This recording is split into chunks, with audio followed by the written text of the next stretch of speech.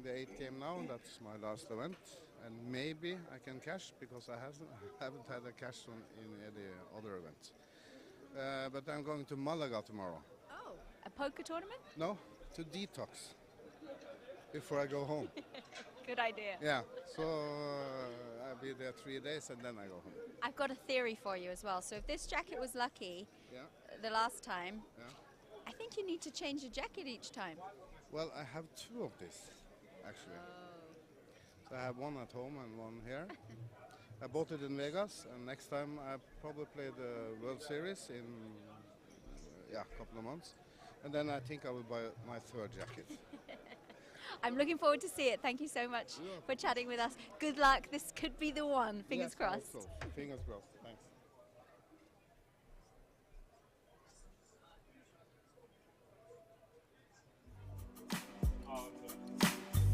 The Irish Open is now in full swing as 4 champions were crowned on the starting day, and day 2's action was fast and furious as we saw the 5k high roller, the heads up and the Hendon Mob Championship all get underway. Bellarmino de Souza officially leads the 41 survivors into day 2 of the 5k high roller, although registration remains open until the end of level 10. Notable names still in the field include former Irish Open champion Ian Simpson, who scooped a satellite seat, Mark McDonough and John Duthie. The winner will be crowned very shortly.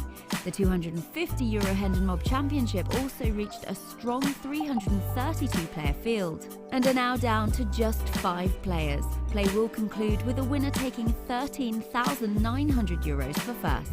The €350 heads-up championship event also got well underway, which will continue to day 2. 64 players have been whittled down to 8, with some very familiar names in the field from day 1's 6max championship being sent to the rail, including David Lappin, Dara Davey and winner Leo Lombardosi. With satellites still going on throughout the next few days, there's plenty of time to get involved in the main event, which kicks off shortly. And the poker room looks set to get busier and busier as we heat up for all the action of the Irish Open here in Dublin.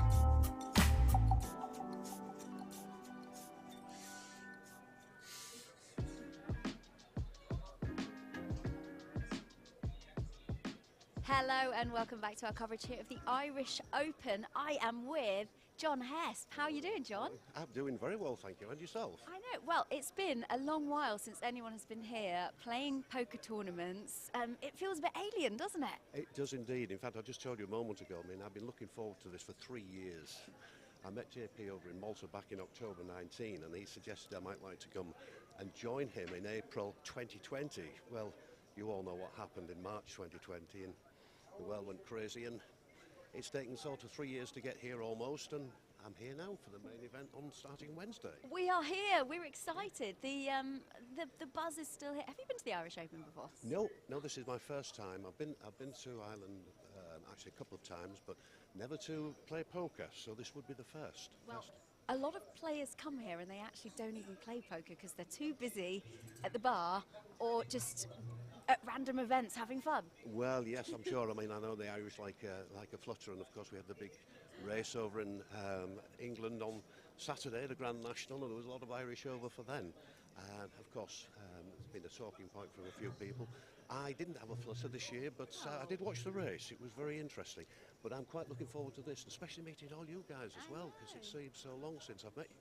So I think we saw each other last in Malta, wasn't it? So how's your poker? Have you been playing a lot online? What's been going on? A little. I've been playing a little bit of small tournaments online, but overall, I think it's just been home games, recreational players, and sort of playing with my friends at home and just keeping in practice. But it's all. It doesn't matter how much practice you get. It's all about what happens on the day, isn't it? Really, and I'm looking forward to getting off to a good start on Wednesday, hopefully. So, are you playing something today? I'm playing a tournament, yes. It starts, well, in about 5 minutes. So. The charity one? Is it? Well, whatever it is. What is it? What is it? What's that one? You tell me. Oh, it's event 3. No, it's a 150 no limit hold'em. It's only a small one, yes, but it's just to get in some practice. You need practice, so yeah. Are you here on your own then, or have you come with your entourage? My entourage? I do not have an entourage. Oh, I don't believe you have an entourage, surely. I think you've got a bigger following than I have. But anyway, listen, it's lovely to see you, and I hope we get to meet up, because I'm here for a week, well, ish. I booked a single flight so in case I bust out early and I might go home early, but fingers crossed I might get through to the last day with a bit of luck. Well, we will continue checking on your progress as the days go on, but best of luck and see you soon. I'm saving my jacket and a hat for the main event, so you'll probably see me dressed. I think we'll match, won't we, if you wear yours and I wear mine. And waistcoat as well, so you can borrow that if you want. Anyway, lovely to see you again. Thank you so much, John Hest. Bye-bye.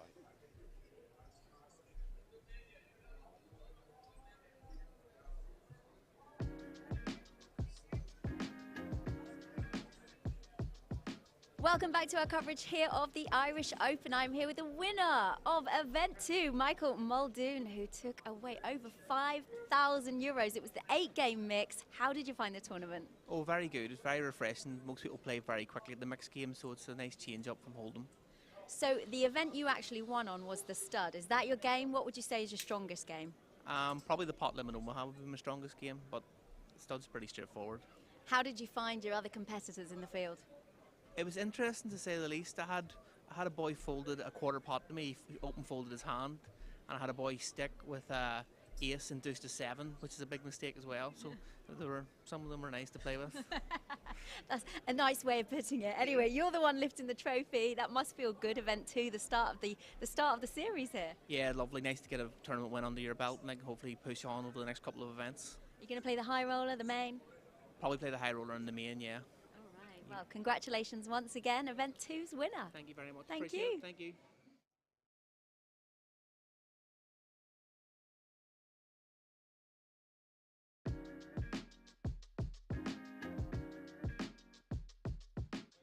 Hello and welcome, I'm Laura Cornelius and we are back for a very busy day here at the Irish Open 2022.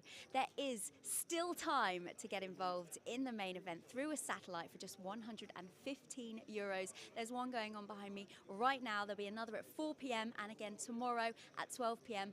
and at 4 p.m. although main event day 1A has officially begun at midday today. We also have the conclusion of the high roller, which will crown a champion, and the conclusion of the heads up event, which started yesterday. We come back with 8 players today to a winner, and the America's Cup has also begun today. So exciting times. Also the live stream and the commentary will begin today with our favorite commentators. Of course, Mr. Emmett Kennedy will be there, as well as Fintan Gavin. So stay tuned, and if you want to catch some blog updates, you can head over to irishpokeropen.com and follow our YouTube channel.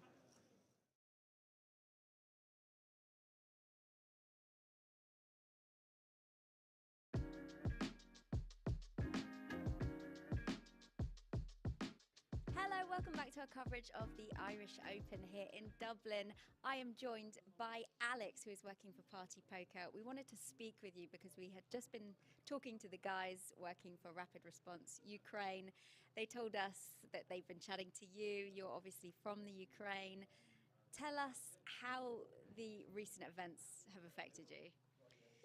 Well, it's been really tough since my whole family's there, my relatives, my grandma, and they're living actually in a safe region called Transcarpathia. It's safe, but the sirens are sounding every day there, so they have to hide. So for elderly people, it's like scary. It's real war for them. So, but yeah, the main thing is that they're safer now, and we're just hoping for the best. That's going to end soon. My parents live in Austria. They're safe, and this is what most important to me at the moment. And you didn't know anything about the charity that had been set up here. You met them here, This yeah? was a big surprise for me. Very big surprise. And I just entered my room and I saw all these flags everywhere, Ukraine, and my heart was breaking. I was crying the moment I saw it all. And the guys just did an incredible job, actually, the stuff they did. I mean, I've met people like this before. There's just help coming from everywhere, from all sides, from all countries. And I did not expect to see it here as well, at the events that I'm doing. It's incredible. And how have you found the poker players here? Have they been generous, and are they talking to you as well? So everyone's asking where I'm from, and like when I say Ukraine, it's like, oh my God, my heart's breaking, I'm praying for you. So of course, it's just very nice, but it's hard to hear as well, because I'm here, I'm not there, and I'm not really it does affect me because my family is there, but I'm here and I feel useless. Like I really want to do something. I'm thinking to go there. I really thought to go and fight. Honestly, it was in my head. I was like, just gonna go and fight because so many friends of mine are there. My brother is there, and I really want to go and fight myself. One thing people can do, obviously, is dig deep into their pockets. Can we give them a plea to come, maybe if they win some tournaments, to donate a little bit of their money? Yes, it would be really nice, really appreciated if every poker player could just come and help, because every little thing it matters. And as everyone knows, Ukraine is a very cheap country, and for little money you can buy there so many supplies for people. So that would be a great help. And how about you in poker? Do you play much poker? Are you able to play any events here, perhaps? No, I don't play poker myself. I just work here. No, don't play. Maybe we can teach you. There's time. That would be great. Thank you so much for chatting with us, Alex. Thank you, And too. I hope we can raise lots of money for the Ukraine. Good luck Thank with you too. everything. Good luck, you too, guys.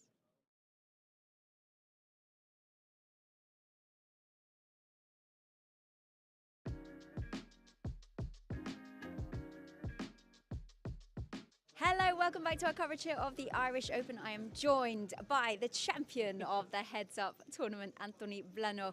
Congratulations. You only just took it down just moments ago. How did it go?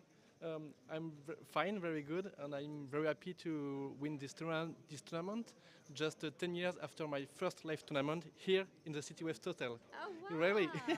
That's amazing. And 5,600, over 5,600 euros for this first place. Do you normally play Heads Up? Um, when I arrived in Ireland, I don't want to play this tournament. And whenever before, I say I'm my friend, I register, I buy in the tournament, and 6 rounds after, I win it, so it's so good. So now you're a specialist in Heads Up. Thanks. Yes. We will see you hopefully in the main event as well. Yes, I will play tomorrow. Okay, well, thank you so much and good luck. Congratulations once again.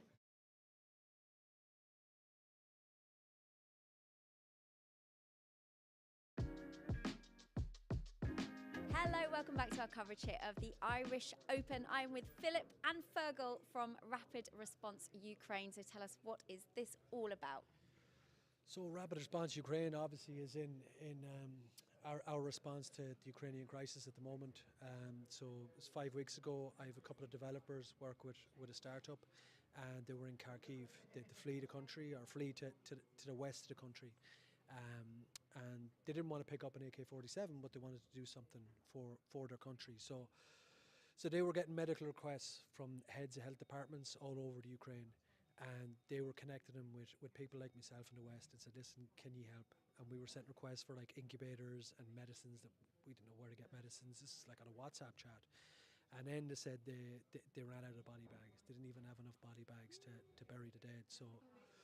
So we were like, look, if that was it. We said, we got to do something. So I found the local funeral director, David McGowan in Sligo, who's like, oh, I've pallets and pallets of body bags. So that was it. Let's get the body bags to the border. That was the simple mission. And then it started out, actually, JP from this festival gave a donation. A mate, Mark Walsh, from the local casino in Sligo, said, I'll come with you.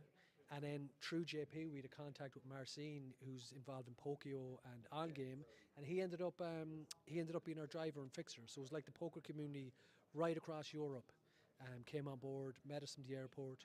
The body bags ended up going into piling medicine around it, piling medical supplies around it, and then we got it to Ukrainian drivers, and 40 hours later we got it to Kharkiv. So we're now have established a supply run where we can get medicines to battlefield towns where the Red Cross and UNICEF can't. So this is a vital supply line. So what we've done now is we just rinse and repeat. We're just raising funds and then just getting the meds now to Ukraine. It's getting better and better, and we're on our 4th or 5th delivery at the moment. So this is what we're doing, and this is why, like, I suppose Philip here is another local poker player, and he's got involved and is helping us out in the fundraising side of things. So that's what we're doing up here. So sort of like a payments operation management coming in here. Just we came in and we got a third-party company to provide us with a digital payment unit that's over there, Tap to Donate, which allows people, if they don't have any cash on them, just come in and tap the card down. Money then goes directly to the charity. They've also kind of absorbed a lot of the fees from it, so we could get as much as we can to the charity. And aside from that, I'm just helping any way I can with Fargal. And look, it's a great cause. It moves me. We met a lovely young woman working at this event here today, and she came up. And I have to say, it moved me because she asked us what we were doing, and she quivered a little bit, and she says, you know, I'm from Ukraine. And she says, my brother is. And I have to be honest with you, I was holding back to connect with someone who was genuinely doing it. A beautiful young person here whose family is there, and that's one person that I've connected with personally. And now I'm getting an idea of the grand scheme of things and how it's affecting people. And this is only motivating me now to want to help more myself and Fergal. And Fergal is doing fantastic what he's done, and all the people, the doctors in Sligo, and all the people that's came in together, and Mark Walsh and Johan and all these guys who's gelled just to get this going. And look, it's amazing. I couldn't help but not get on board. I couldn't. I mean, you've already raised quite a phenomenal amount. You had a charity tournament as well. Yeah. How did that go? Yeah, like special shout out like to JP, Paul, everyone at the Irish Open. And on top of that, like we got the reg fees from that, which came in at like 7.5, and the dealer tips as well. So even the dealers like took out from their tips to give towards this. So like we made 9,500 on that, which 9,500, our weekly loads, we might do a load for about 12,000. So that's the guts of a load going to a town. That's direct from the tournament organisers. So what we're doing now is we're going to hang out here for the week, and we're going to get like donations. People are going to donate a percentage of their potential winnings in the Irish Open, and have more chance of winnings with the good luck here. So they're hopefully going to get donations from players or get some hard cash and match what the tourney operators have done as well. Like. So basically, and it's amazing because it's back to the poker community from the start of it, and the poker community like pumping the funds into it right now, and it's just a real testament to the goodness and the generosity that's in this room here today. It's amazing. You must feel really, really proud. Well done. Thank you so much. I'm going to make sure I'm going to go around and tell everyone to dig deep in their pockets. I'm going to also give a donation. Let's hope we do Ukraine proud. Thank you.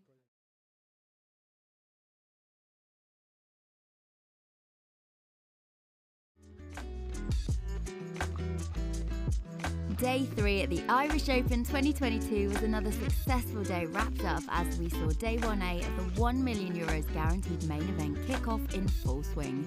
The Coin Rivet 5K High Roller also concluded its play, and the commentary and live stream got well underway with hosts Vinton Gavin and Emma Kennedy. The America's Cup invited all players to join them in the €350 buy-in tournament.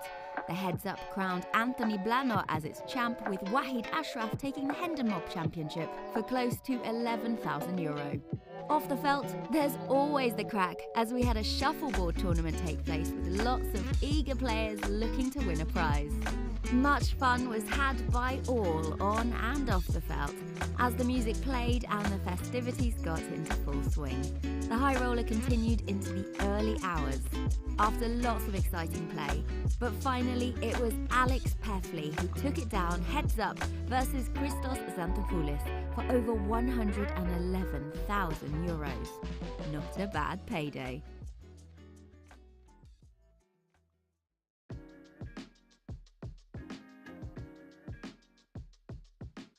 Hello, welcome back to our coverage here of the Irish Open. I'm joined by Wahid Ashraf, champion of the Hendon Mob Championship. You've had a phenomenal start to the Irish Open. Yeah, I've had a really good start. I'm really pleased with myself.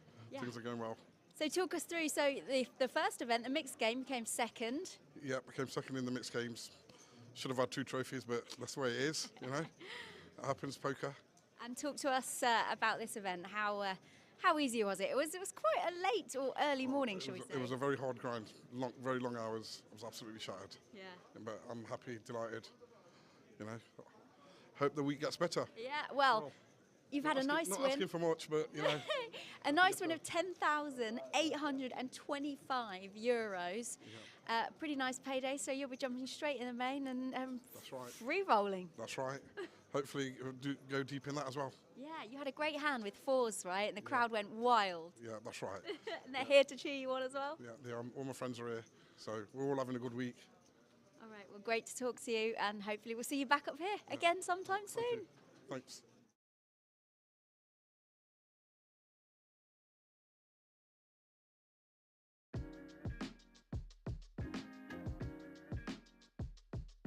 Ladies and gentlemen, we had 2 championship events take place yesterday and today, and we want to make an official presentation to our 2 winners.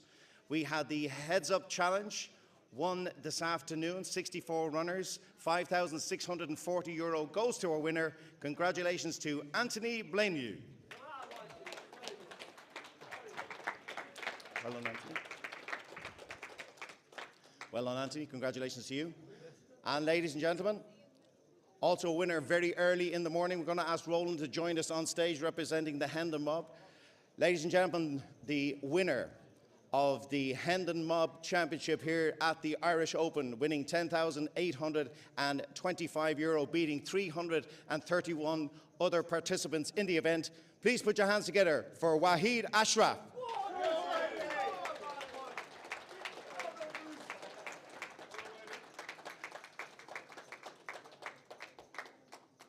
Ladies and gentlemen, congratulations to both our winners. We'd like to invite Fergal Naylan up now. Fergal is going to say a few words as part of our sponsored charity here this week. Fergal has done tremendous work with the UK Relief Project that he has put together with himself, friends and colleagues. Fergal, you have a stand outside for us. Just tell us a little about what you have done for the charity so far. Yeah, so firstly I got to thank JP, Paul Riley and the Irish Open. We got $9,500 from event number 1, from the organisers and from the dealers' tips. So that's $9,500 that goes direct, no wages, not even the price of the stand out there, goes direct to medicine, which goes to battlefield hospitals that Red Cross and UNICEF can't reach right now. So while they're sitting on their hands playing politics, we're doing back roads like the French Resistance, getting the meds that's needed to the people that need it on the ground. So what we're doing, we got to stand outside, we're calling it Do Good and Run Good. So you can donate straight into the bucket or a percentage of main event cash, but every single penny that goes in those buckets gets sent direct to the Ukraine. So I want to thank the staff, the people for having us here this week, Phil, JP, the dealers and all the players have been massively generous. Thanks a million, guys. Slava Ukraini.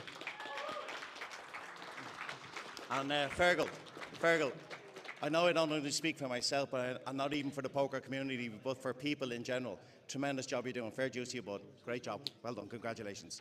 Okay, ladies and gentlemen, once again, our first tables are going to be on break in a little over 4 minutes' time. Best of luck to everybody for the remainder of the championship. And remember, all championship winners right throughout the week will receive their prizes here on our presentation stage. Good luck, everybody.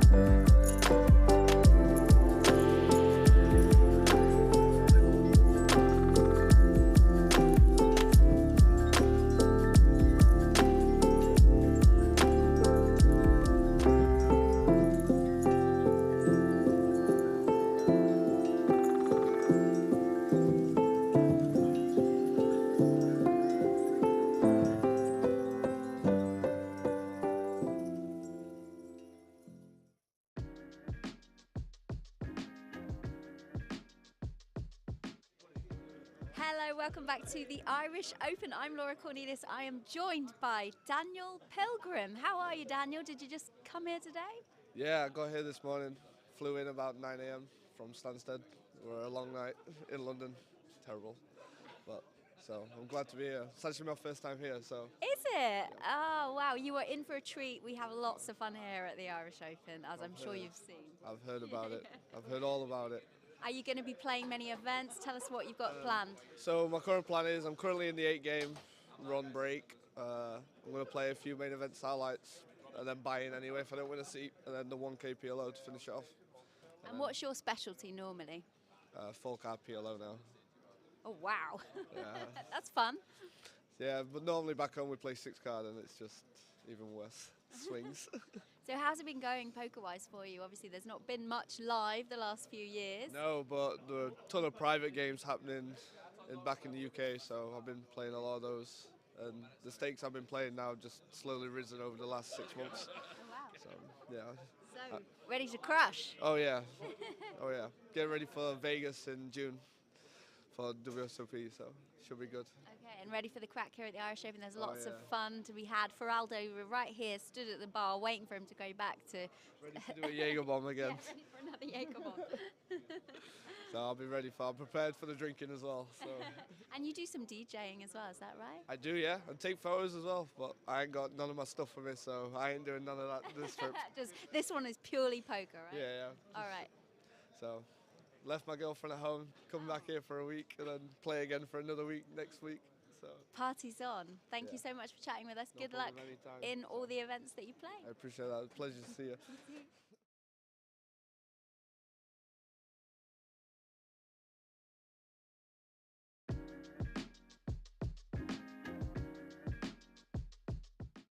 Welcome back to our live coverage of the Party Poker Irish Open. It is day 3 for us. This is day 1C. Fintan Gavin, colour commentator, alongside me, Emmett Kennedy.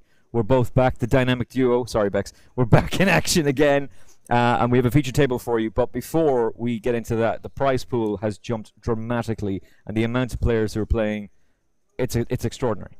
Yeah, we always knew that this was going to be the biggest flight. This is Flight 1C. So a lot of new players arriving into town late last night and this morning. And I'm looking at the numbers. I think it's close on 650 already in this flight. And it's boosted the prize pool up to 1.5 million. So 2 million is very achievable. This is what you've been calling, by the way, since the first night. Okay, I was very adamant and I was going to bet my house on it, but... And this is when we were doing the high roller. We weren't even doing the Irish Open main event at the time. We were doing the high roller. It's going to be very close, Emmett. But either way, the atmosphere is just incredible. I'm meeting people I haven't seen like in 10 years. Don't mind 3 years. It's brilliant. All the players have come out. What a community from the UK that have come over. It's extraordinary. Isn't it brilliant? Do you know, I couldn't sleep last night. I got up at 6 a.m. and I just decided I'll stroll on down and see what the action is. The place was still filled. Yeah. And the amount of UK players that have come to the Irish Open in years before but hadn't been, like in 2014, 2015, that are back is just amazing. It's fantastic to see. Brilliant. And that's it's what brilliant it's all to about. see. A load of Scots. We have Andrew Headley. Yeah. We have Ludo arrived today. Fraser came in last night. Feraldo's here. It's just the place is absolutely buzzing, and it's just going to get better. And we need to mention the amount of Americans and Canadians who have made the journey over as well. They could be anywhere, and they decided we're coming here to the Irish Poker Open, and that's great to see because that was something that had died off a little bit as well. It's fantastic. Well, we have an American on the table, and it's an American familiar with us. It is Arthur Boatman, who we featured on yesterday's live stream. Yep. That's an Irish reg you see on your screen. This is Arthur Boatman, sent to your screen from America, in the healthcare industry, but he goes on poker trips quite often, just back from Amsterdam in the deep stacks there, and he made a stop at the UK IPT in the Hippodrome, and he actually cashed there just last week. So in good form. He was a little bit aggressive yesterday, but he's back again today, firing today. And I have some questions for you about aggression that we're going to see here as well. We didn't get to see what Razar had, but he stepped away. So our table is 47 officially. You can go to irishpokeropen.com for live updates. In seat 1, Owen Mullen on 38k. Michael McGee's in seat 2, 51k. Arthur Boatman, who we just mentioned, about 20k. He's just added to that slightly. Nathan Silver, 48,900 in seat 4. Sandor Clegane from Game of Thrones. It's Sandor Linneroth, 12,800. John Gardner, 12,700, is in seat 6. Razvan is in seat 7. Daniel Oliver in seat 8. And then we got Ditron, who is kind of floating on. He's down to 19k. He is in seat 9. So I met a lot of players who were up way past bedtime. Now for them, 1B is done, so they don't have to come back until tomorrow. Which is great. Yeah. Off. Alex was actually talking about watching back the commentary yesterday Hasn't been on the This is feature. Alex from the 5K. From the feature table yesterday, from Alex. watching us. Okay, yes, yes, He yes. was his friends had come over to us at one point and were Absolutely, waving to yes, us. yes. And he was just saying how much he enjoyed it, how much he loved it, but he wanted to see how certain players had played against him. And he said that he actually spent the last 2 years watching old Irish Opens in preparation for this, in the hope that it was going to come back. And thankfully, the restrictions lifted, and here we are. Brilliant. So it's quite remarkable to see the amount of people that we have in attendance. It's going to get bigger. There is another chance for you to qualify. 1D still to come. Interesting hand there. Viewers, the Irish viewers in particular, will be familiar with Owen Mullins. Actually made a super deep run in the World Series of Poker main event going back 20 odd years ago. He finished like 13th or something like that. That's Owen Mullen, you can see there. He just got three bet there by the young Mancunian and Nathan Slater. And 3-bet pre-flop as well. Yeah, it's just giving us a little indication. This is Nathan. Gives us a little indication of the type of player Nathan is. So Owen decided just to fold with the ace 10 off. Didn't want to get into any raising war. Which I can understand. I can understand why that's the attitude that you're going to take at this particular point. With the blind structure the way it is, you were saying you buy in super late, just the way you play. It's 1 and 3. Yes. Currently. So Yeah. how do you expect this feature table to go? Well, it is still at very early days, and there still is opportunities. Like, as you say, you still have another flight later tonight. The thing about the structure here, right? It starts at 100-100. It's a really super structure. I mean, 100-100 level 1, 100-100 level 2. I mean, it's fabulous. Like, you get a 30k starting stack. I mean, there's no. You're not gonna win the tournament day one. No, Emmett. There's no. But you can chance. lose it day one. Certainly can. So I think the slow and sure gets there. I think you have to pace yourself. I think you have to actually focus your mind, like reset your mind. A lot of players who wouldn't be used to playing 4 or 5 day events, they really have to think about that, because it's a marathon. It's like, and you got to pace yourself. There's always going to be other opportunities. Yeah. So you just maybe avoid the all-in flips with your draws, possibly, depending on the circumstance. Of course, it's all going to play out differently for each player, and many of the most successful players, they don't really have a game plan, because things change depending on your table draw, your seat draw, etc., and how they run. Who's drawn next? I was speaking to. We keep getting her name wrong. I'm so sorry to her. Let's go, shall we? Okay. Now, Krasnikova! Fina, I'm going to go with. Yeah, let's go with Fina. Fina's better, right? Fina. So we actually got a photograph. She was donating to the Ukraine Appeal. Brilliant. This is the ladies' champion, Ladies' by the way, champion, in case the event, viewers are wondering which, who we're talking about. By the way, if you weren't watching the final table Watch last it. night, my God, the standard of play was amazing. But she was laughing with me because she watched it back today, and she was like, "You guys had no clue." I know, yeah. We're brutal. Flush here for the Queen 9, by the way. The 7.5 was destroyed. We got Siri to help us. We got Google Translate to help us. It was all useless. And then she recorded her name for us, and I still butchered it. So, yeah, Flush gets through. Well, actually, that was 2 diamonds. I think that was the Queen of Hearts that was out there. So he actually won it with a pair of 9s, Nathan Slater. And I have a feeling, Emmett, right? You see this guy, okay? Yeah. Now, I've only seen 2 hands, right? But I'm a punter. Okay? Yes, you are. I'm going to predict that this guy is going to run up a massive stack. Okay. Now, obviously, it could go desperately wrong. He could be in the turbo flight later on. But I have a feeling, I'm just getting a feeling from this guy straight away, just from the couple of hands he's played, that he is an active player.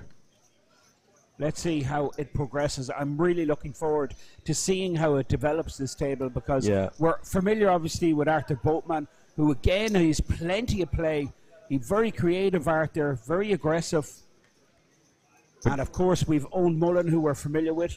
Mick McGee, bit of an unknown quantity from Clonmel in Ireland, but has experience, been on the go for a while. Yeah, but the rec standard has just gone up so much as well. So the Jack 9 has taken the lead here with the flop A7, A7 for Mullen and Gardner. It's a check from Mullen. Now, in the cutoff, this player in the cutoff, what is his name, Emmett? Please tell me. It's Jesus. I'm gonna go with Sailor. Afla Sailor. I'm gonna go with Razvan, and leave it at that. Razvan. I'm gonna go with Razvan. Okay, I like it. So First name. each player has a piece of this. 10 might kill some of the action. It's obviously made it for Razvar. He's now 11 life.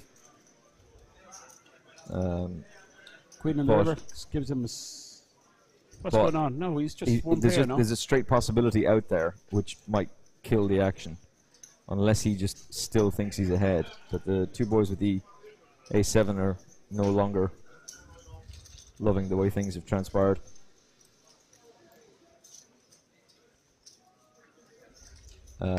But yeah, getting to talk to Fina. Fina, lovely lady, absolutely beautiful girl. She's absolutely stunning in personality and always. And one of the things I got to do afterwards was I was going to do what you did, which is head off to bed. Of course I didn't. I ended up talking to Sarah, the German player. Sarah Link. Yeah, who we lost way too soon. Absolutely. Because Chucky had been sitting here and she was very aggressive. And she was saying that of all the players on the table, I think she's the one who's going to win, because she kept attacking my big blinds. And so when I asked Chucky when she got knocked out, like, Chucky, how do you feel about that? I said, that's what you get. But I went up to Sarah afterwards just to shake her hand. Jenny was with her, and the two of them are sitting beside one another drinking with their partners. And I said, look, it was a pleasure watching you both. And Sarah's so bubbly. Yeah. Turns out that this Ice Queen persona that she had on the table is nowhere near her personality. She's just a lovely, lovely person. But she's nervous about playing the main event. And I'm like, why are you nervous about playing the main? Go play it. Her partner was even saying it. I don't know. I think I'm going to play one of the side events instead. I don't know if I want to do that. I'm like, play the main event. She's got the skills. Like, it's there. It's a big. I mean, I kind of get it, Emmett, in a way. I mean, you take the ladies' event, okay. Not even the buy-in, right? Say the buy-in for the ladies' event was $250. Yeah. Okay. But not only that, the structure of the ladies, right? I mean, okay, it was finished by midnight or something last night, right? Yeah. But it was compared to the high roller, it was hyper aggressive. Yeah, it was kind of fast, But basically, that was a one-day event. Okay. Yeah. So it's one day, and just what I was saying about setting your mind, focusing your mind. It's pretty. I think it's pretty much straightforward for any kind of poker player, regardless of the background, whether they're a recreational player. Ace King's moved all in here for Gardner. What do you do if you're Ditron? He's just got 12k. It's all in. He's called? Call. Yeah, he's called. Okay, 20k pot. Well, I guess he had to. Now he's got the suited ace. He's hit the queen. He's hit the queen. That's pretty sick.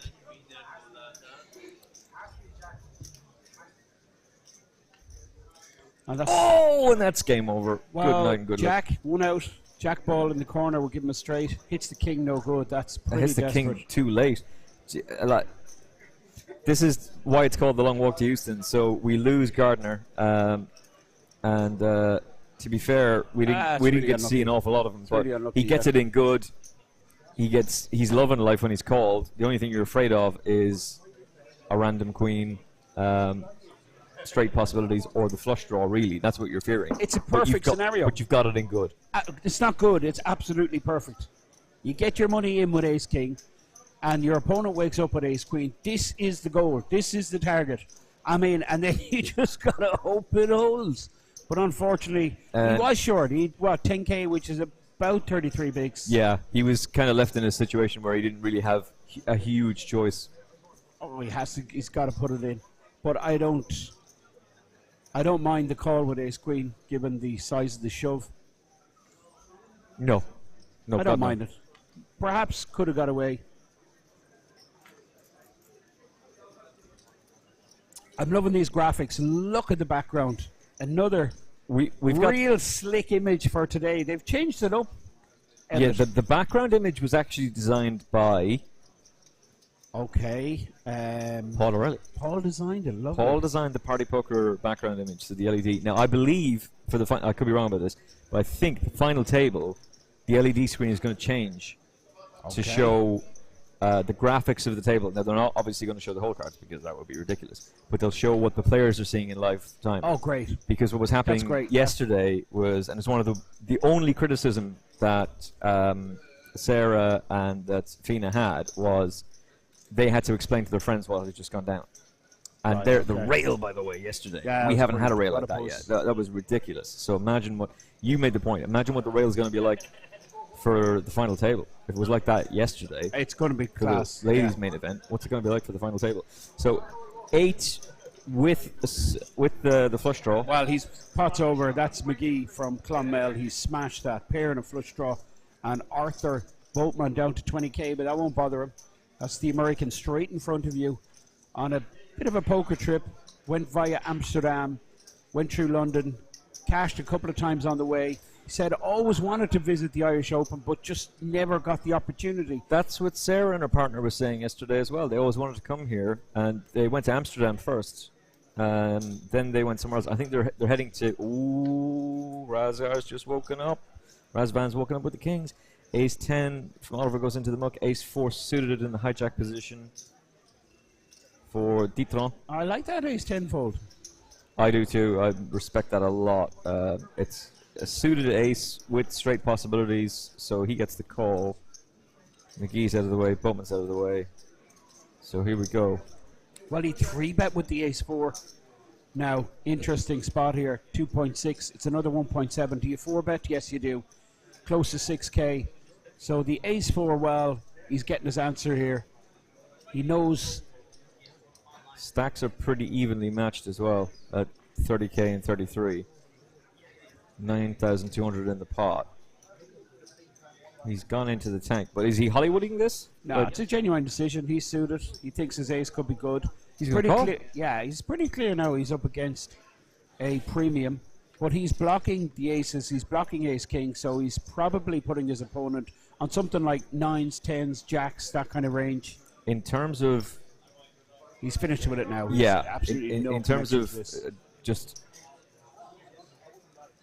being able to save as much as he possibly can, that's the best he could hope for.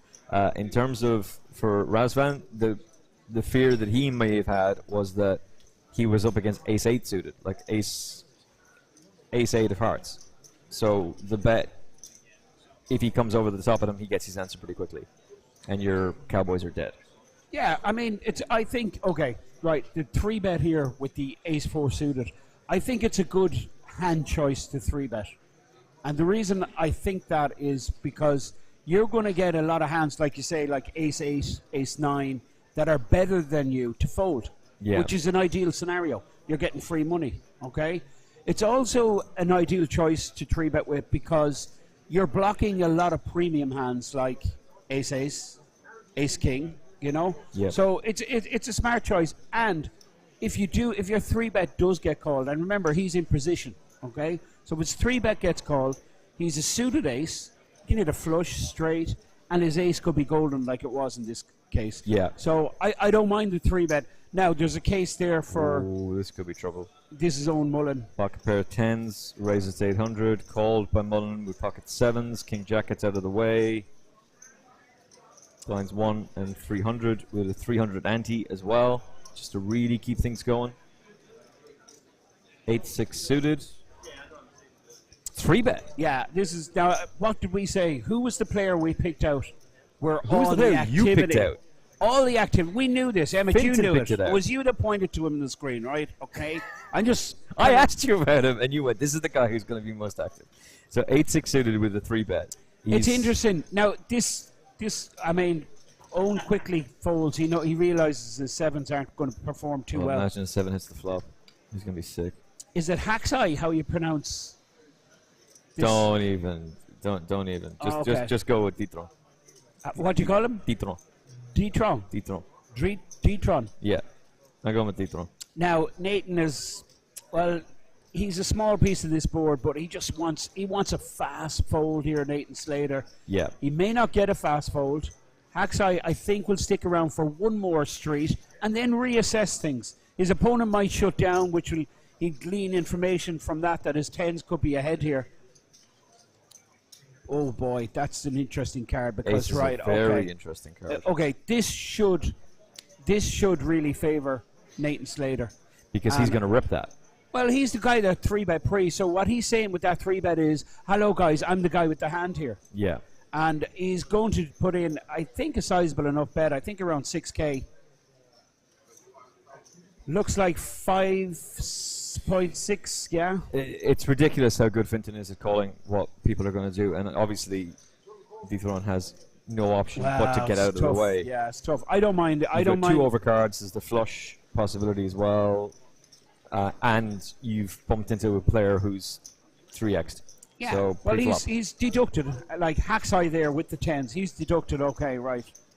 2 overcards, 2 cards that he's thinking, right, this is likely to have hit his opponent. Yeah. Because that's the power of the 3-bet pre-flop. It's just what it is. This when you take control, and that's what this young guy is doing. We've seen him doing it against Owen Mullen on the very left-hand side of the screen there. He did it with I think it was a weaker Owen at ace 10. He did it with ace 7 or something like that. But he's entering the pot. He wants to be in control. And then straight away you're giving yourself the advantage. You're going to be favoured to win that pot. I think I'm going to shut up for a while, Emmett. Am I talking too much? No. This is the thing that I love about Finton, because like the Irish poker players will come. Finton is beloved in the Irish and European poker community, but there's players will come up and they'll go, oh yeah, Finton, he'll talk about the box. Finton is absolutely aces. Very balanced comment there from. He's absolute aces in terms of with all the commentators I've worked with over the years, and I've worked with some really high-class commentators. I cannot remember sitting alongside somebody who 90% of the time is right. There was a hand yesterday where I said, this person it was actually the ladies' main event, and I said, she's gonna shove here with the 3-4. It was Jenny. And you went, no, she's not, no. And she did. And straight away you went, well, fair play to you. I don't know how you called that. It was the one time I got it right. Every other time you've been on the ball. Bet sizing, what a player's going to do, the aggression that they're going to show, folding where it might look as though, with the benefit of hindsight of 2020, where we've got access to the whole cards, which, by the way, how many Irish Opens did I commentate on where we didn't have access to whole cards? This is fantastic. We're on a 15-minute delay. Feature table is a good bit away from us, so they can come over and see, and they can learn 15 minutes later what went down. But everybody's happy with that, and this is how it's done. It's done at the WSOP. It's done in the major poker tournaments now, and it's what the players want. The vast majority of them, anyway, that I've spoken to, this is how they want to see it. They also want to watch it back. That's what I was talking about with Fina. Fina wanting to watch back how it went last night. And as I was talking to Fina, Grace was heads up with her. So Grace ends up being second. Fina gets the trophy. We took a photograph outside with Fergal Nealon's Ukraine appeal. Fergal will chat to us about that a little bit later on. She was making a sizable donation to that. He's king for Boatman here. But I'll just make this point that as Grace comes along, I said, look, either one of you could have won it. But I'm going to be honest, when it was 5 out, both Finton and I pointed at Fina and said, this is the girl who's going to take it down. And that's no disrespect to you, Grace, because you would have been a great champion either. She did brilliant. And she criticised the hand she played. She criticised herself big time. But when I, at the end of the event, and I walked past the bar and I met her brother and herself, and Una was there, her sister. She knocked out her own sister on the final table. Killed your sister in cold blood. But she came up to me. Didn't care. She said, Finton, I played so bad there. And I goes, what are you talking about? No, you didn't. I was like, you're crazy. I was like, she played brilliant. She had a strategy. Yeah. Her strategy, right, I have a big stack here. I'm going to preserve my chip stack, and I'm going to go heads up and let these two aggressive players just clash against each other. Let them kill each other, and that's what happened. I'll take on, Jenny and Fina. And you called that. And it could have been anyone. Could have been Jenny, could have been Fina. It really was exciting to watch. It was really class stream. 6-5 makes the straight with the 8. So Ace King is a dead man walking here. And he's checked his straight. I love this. But you see, this is the problem with Arthur. He's like, well, like he really is super aggressive, and he bets sizable here. It's 1,600. Yeah, it's about into 55%. a now 4,400 baht. 55%. Do you flat call? Bet. You've the nuts against raising the hijack. You've the nuts here. You just flat call? Of course. Well, he's announced raise. Has he? Yeah. Oh no, flat call. Come on, mate. Yeah, he's announced raise. Flat call and just take him to the cleaners. He definitely gets another bet out of Arthur if he flats there. I think Arthur, depending on the river, I think Arthur fires again. One of the things that I found interesting, and I'll share a story about ONOD from yesterday as well, was that Grace said to Fina and I, legitimately, I couldn't get a read on you. I couldn't figure out what you were doing. I didn't know whether you were hyper aggressive. She then said, "Are you a pro?" She genuinely asked her, like, "Are you a professional player?"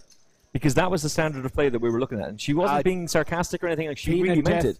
Fina definitely is. Fina has, she knows what how to play. She knows exactly what to do. But she was saying that, well, I was short stacked for a long time, so I just had to just shove. I was like, no. There were times where you could have shoved, and you just went, nah, this isn't the moment. You read your opponents each time. I said, the way you moved through the gears. And she said, I heard you say that, actually. I did hear you say that on the commentary. And she heard us say when there was five-handed, this is butchering her last name, Fina's going to take it down. But the standard of play there was fantastic. Also, later on tonight, we get to do something pretty special.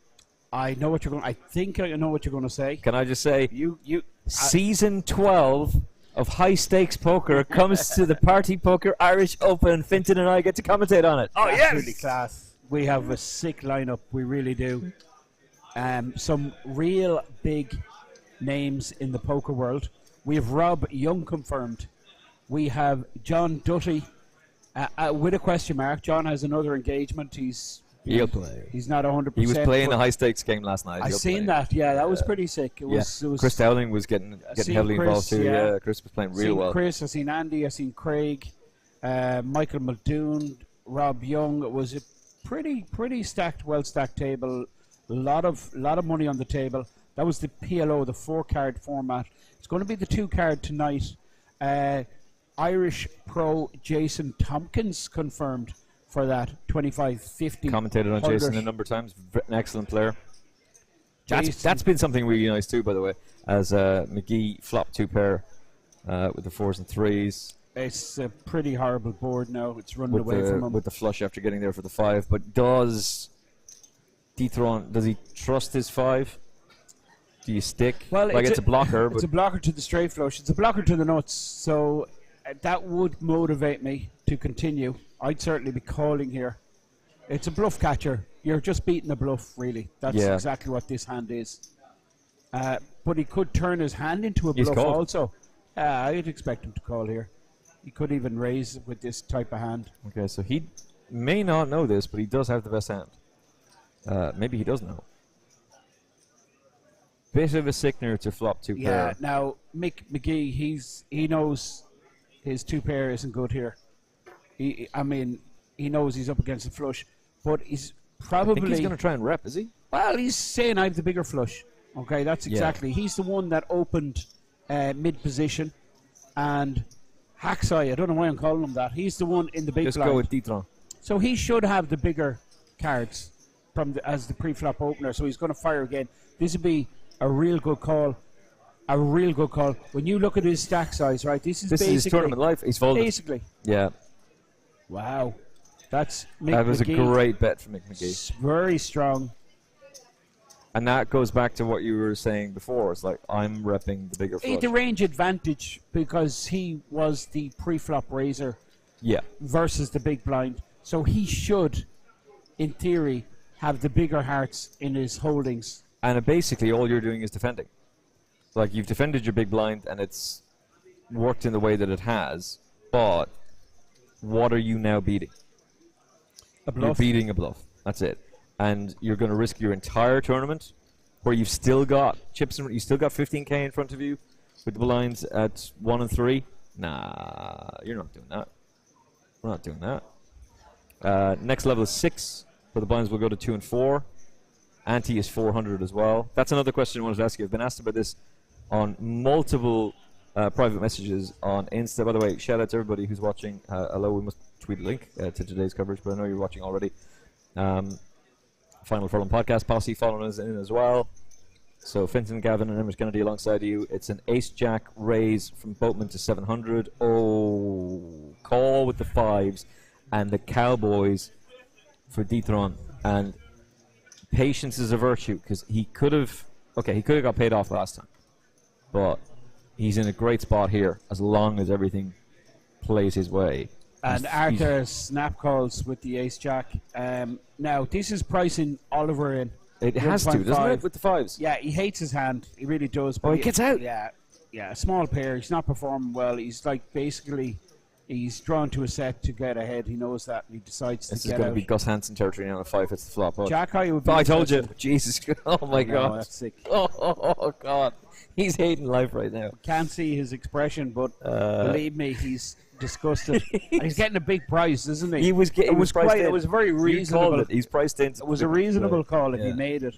But I get the fold. He figured he was behind. He's correct. He gets rid of the 5s. And now Arthur check. He's gonna fold. Yeah, he folds. He folds. Dithron gets a 7,800k pot. It's not really going according to plan for Arthur so far. No.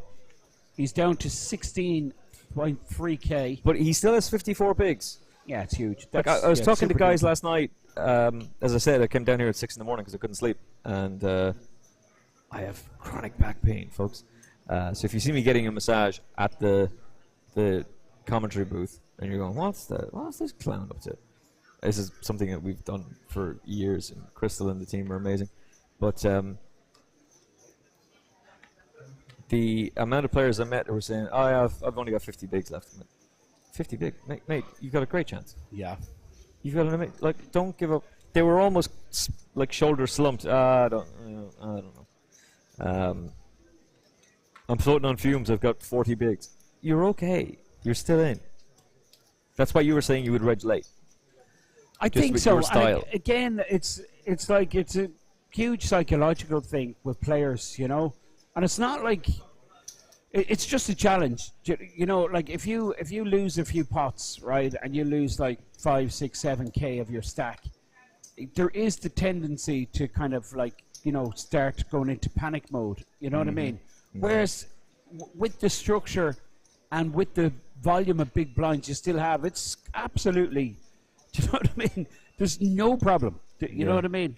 But it's just focusing correctly, just setting your mind just to understand how deep you are, how many bigs you have, and that this is a marathon. It's drawn over 5 days. You know, I mean, what happens in level 2, 1 or 2 or 3 or 4 even, you know, it's really not that significant. Well, if it is, if you go bust, right? But I mean, even a double up in the first 3, 4 levels, it really doesn't mean anything. Yeah. You know? No one cares if you're chip leader on day 1. Like ESPN make a big thing out of it. Oh, Finton Gavin, chip leader, the World Series broker. Finton's going, I don't care. This all changes tomorrow. The antes go up, the blinds go up, the whole thing changes. Also, if you are coming down to the City West, tip the masseuses, tip the bar staff, tip the people who are working in the service industry. They're working extremely hard. And you are lucky to be here. So, In Touch Massage have a fantastic team. Samantha runs it. And make sure to look after them. And the bar staff are amazing. There's actually one of the guys working here is an actor who was in Game of Thrones. He was in Vikings and Game of Thrones. And he got down to the final 3 to be Hodor. He almost was. Hold the door. Spoilers for a show that ended 3 years ago. Hold the door, Hodor. Which was kind of heartbreaking when you find out that's why he kept saying Hodor for all those years. But yeah, he got down to the final 3 for that. He's been in Doctor Who. Amazing stuff. He's playing the main? He's a barman. Oh! Does it just for the crack. His wife is in a mega job, and he was up in Belfast working with Kit Harington as part of the Night's Watch. And he was then part of the Night King's battle on the House of Stark as the undead come to try and kill them all. And he was saying he has to sign an NDA each time he's in a show. Because, like, he can't go, Arya's going to kill the Night King. She's going to sneak up from the shadows. All that skills that she's learned, she's going to sneak up from the shadows. And she's going to use the Valyrian blade dagger that her brother gave her, which he probably foresaw, and use that wicked move to stab him in the stomach and kill him.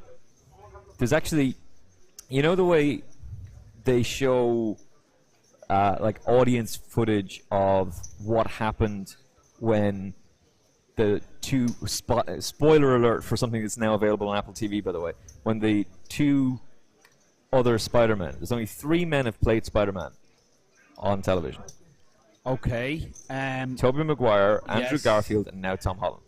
And Really? they brought back Tobey Maguire and Andrew Garfield, and they were interviewed countless times, and they all said, "I don't know what you're talking about. This, look, I haven't even talked to Marvel. This has not happened. They'd already shot the scenes. They'd gone back and done reshoots, but they had to lie because they'd signed NDAs." And there's reactions when Ned opens a portal, goes, "I wish I could see Peter," and it's the Andrew Garfield Peter who comes through, and they're like, "Oh, Pete!" And he takes his hat off and, "Okay, I'm not your Peter." And Zendaya's like throwing stuff at him, going, "Catch it! Do you have the Peter tinkle? Like, you know, I don't catch bread. What are you talking about? Prove it!"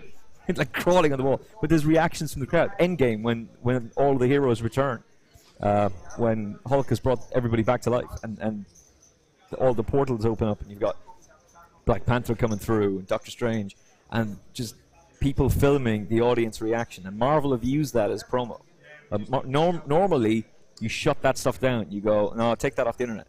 Marvel went, the power of the cinema is this, and showed actual live audience reaction of people Brilliant. in India, America, UK, Ireland, all going, "Oh my God!" It's roaring and shouting. I love it. It's amazing. This is Owen Mullen just making a decent fold there. Called on the flop when he was ahead, but went behind when that queen hit. And Dreeton. And quite rightly got out of the way. Yeah, Dreeton bet with the 2 overcards, got lucky. But yeah, you can meet a legit Game of Thrones actor behind the bar here. So tip the bar staff, tip the masseuses. They're all doing extremely hard work. Mickey's here taking photographs, by the way. Jesse Mays, better half by far. And love you, Jesse. And the screens, just to set the scene for those who have just joined the Party Poker Irish Open live stream. So there's the normal screens that you had every Irish Open. There's then this Borg cube-like setup in the very center of the room. If you look in under it, it looks like the Borg. It's class, yeah. The setup is really all LED top-notch. screens. We're looking at Crystal staring at us from it now, from In Touch Massage. And the largest indoor LED screen is over the final table, the feature table. And behind us, we got a big LG screen here at our commentary booth as well. So it's Paul O'Reilly, JP, the entire team. In the old days, no bar in the poker room. That's out the window. There's a bar here. Plenty of cash action if you want. There's 42 tournaments in total. 14 of them are championship events. It's off the hook, and the atmosphere is amazing. big numbers for today's 1C. Did expect this to be the biggest flight, and it's proved so. There's 716 players, so over 1.5 million in the prize pool, and there's still another flight later tonight. So we're going to get very close to that 2 million mark. Outlandish prize pool when you think it's just for a 1K event. But this is the Irish Open main event, and live poker back, that is for sure.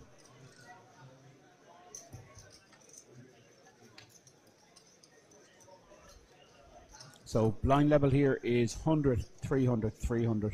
starting stack is 30,000. So even if you're edged here, level 5, you're still getting 100 big blinds. And in fact, players can late rage right up until the start of day 2. I understand that once the clock starts on day 2, that's the end of registration. So we won't have the final figures until tomorrow, because we'll definitely have we'll have a flurry of late registrations. The blind level is 500,000. Last blind level, I'm sure that's what it is, 500,000. I'll just confirm that now, because that's an interesting. It is, yeah, 500,000 is the last blind level. And the level actually we're in now is level 800, 300, 300. Big blind ante. So already 7 levels played. This is level 8. Last level of the night is level 15. 500, 1k. So players can come back with the big blind at 1200. Get a 30,000 stack. As long as they reg before the clock starts tomorrow. Now, we're looking at a pair and a good shot versus the 2 overs.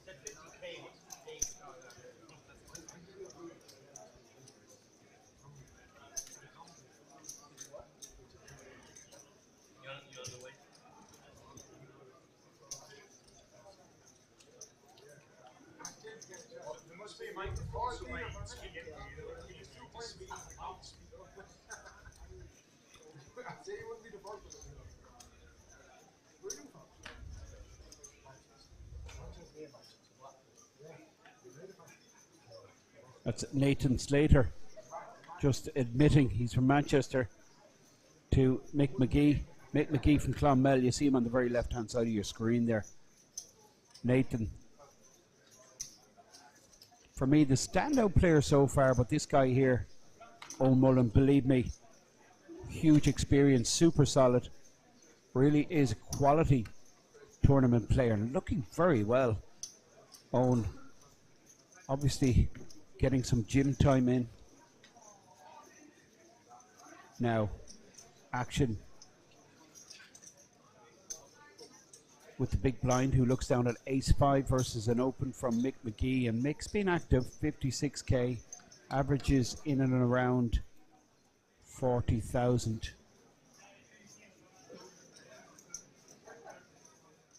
Now, Mick will continue, has the backdoor diamonds, backdoor straight possibility, backdoor and of course he's going to rep that ace. Fires 800. And Daniel Oliver, of course, going to be check calling with top pair. He's under rep this ace, given that he just flatted in the big blind position. Now 7 on the turn, 3 hearts.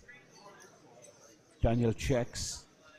I think Mick, well, I think he should be checking back here, but if what we've seen of Mick earlier does tend to be very aggressive, does check back now. Daniel Oliver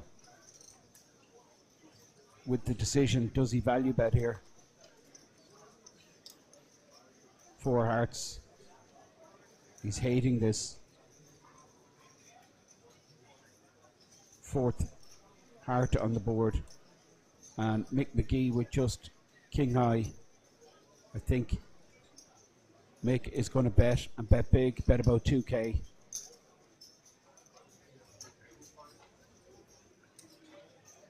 Well, he goes even bigger, 2,500. This is tough. That fourth heart. Obviously of concern to Daniel Oliver. But this is a pretty big proportion of his remaining stack, 2.5k. It's 1/6 of his stack.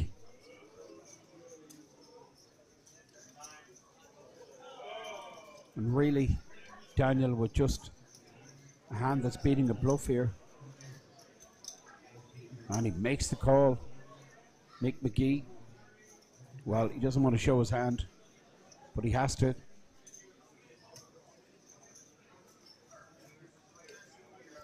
King high. Daniel Oliver wins a very sizable pot, gets his stack up to 22,000. Mick takes a hit, leaves him on 53k. This is the Irish Open main event. It's day 1C. This is the third of 4 flights.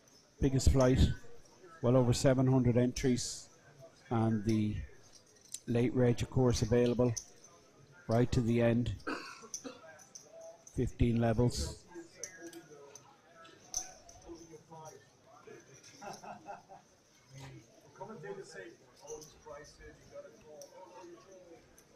Mick McGee from Clonmel, center of your screen.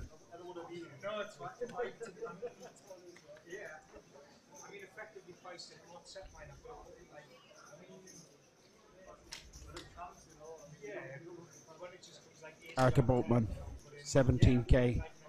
Not a great start. Slater has done well. He's folding the nut low here, 3 deuce, but action moves to Oliver. Now that's interesting. Raising the button from Raz Van with the ace jack. Suited king folds in the small blind and big blind with 5-4 diamonds. Makes the call and flops, trips. Big blind player.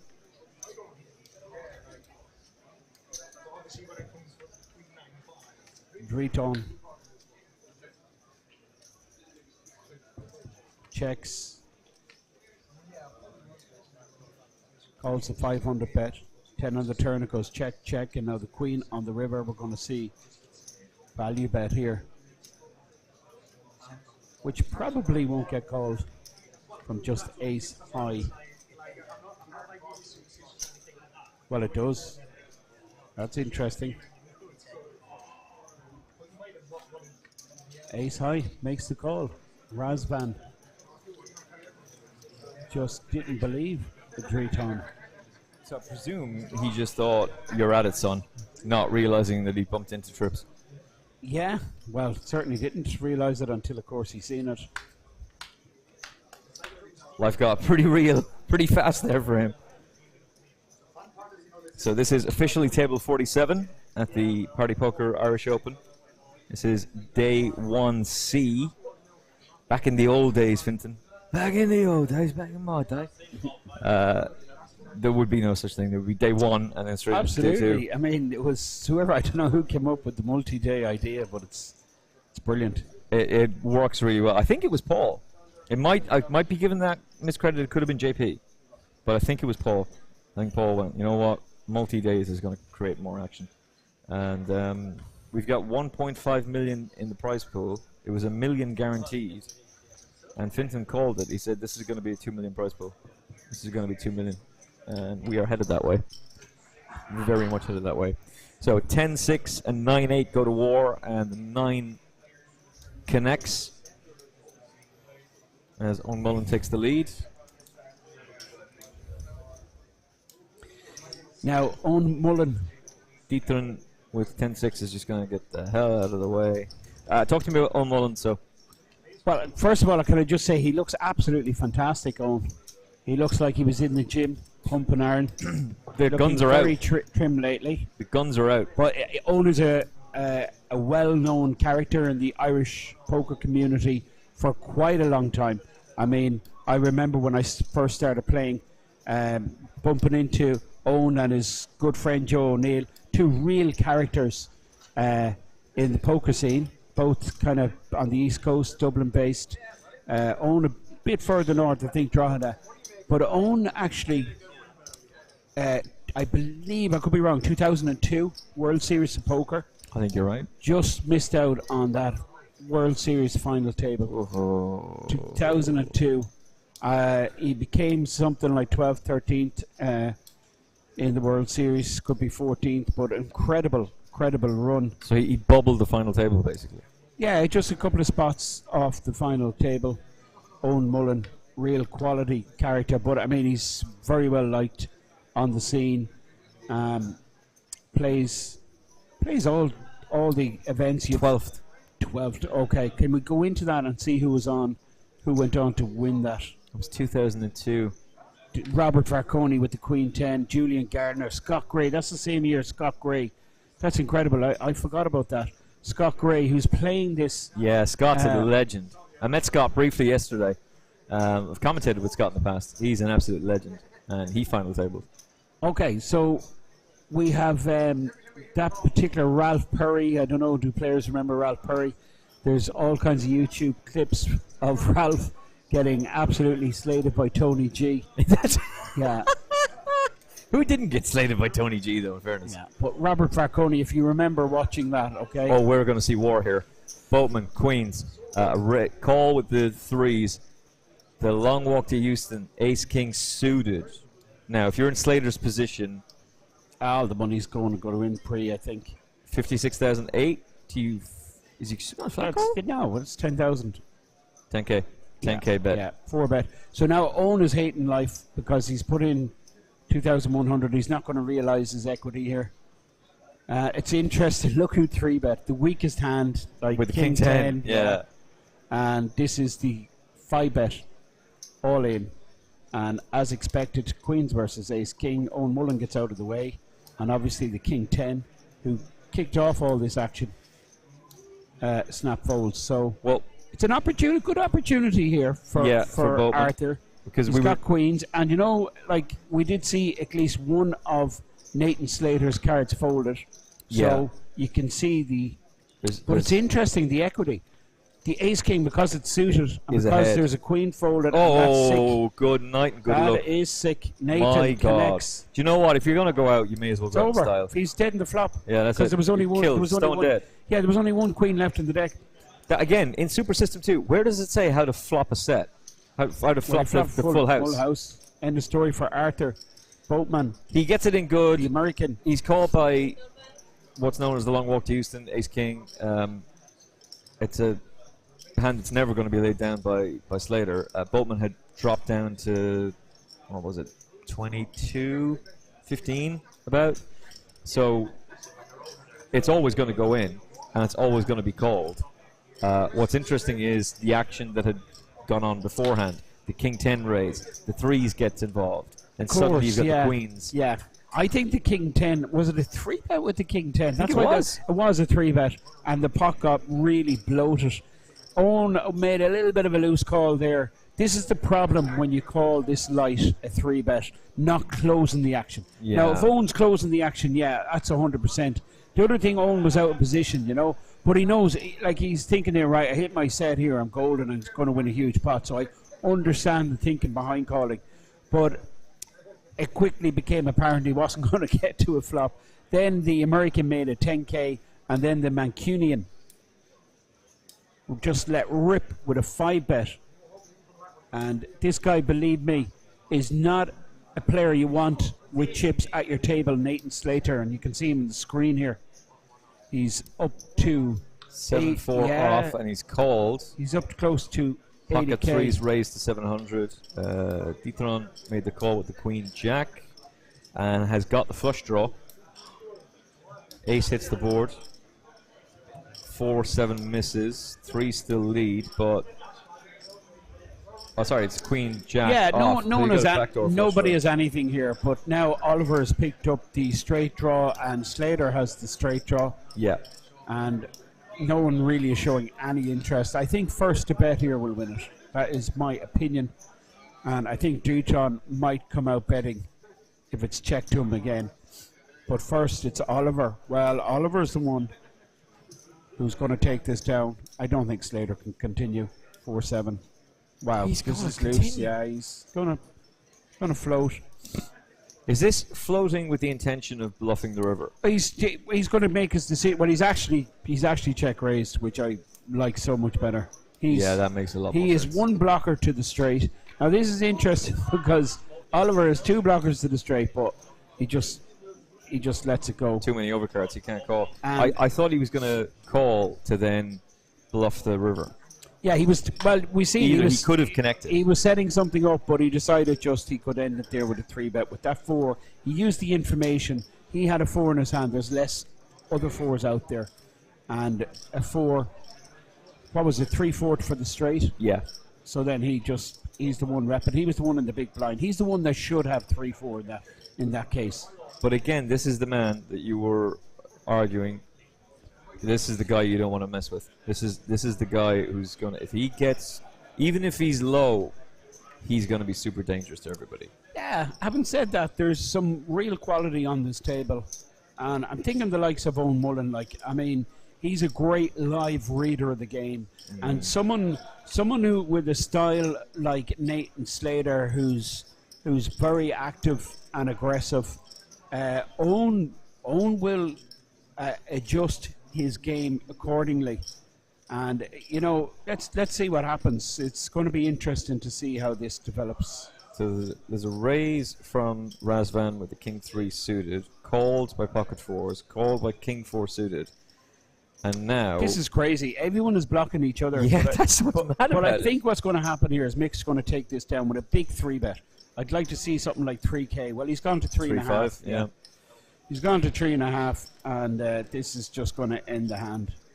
I'm not calling here with a small pair.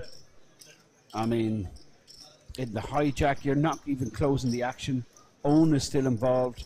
You have no idea what Owen's going to do behind you. Exactly. So if you set mine, you still don't know what's going to Yeah, happen. you're not guaranteed to see a flop. That's Yeah. that's the question. But it's huge. 2.8 with small pair. Good luck. Gone.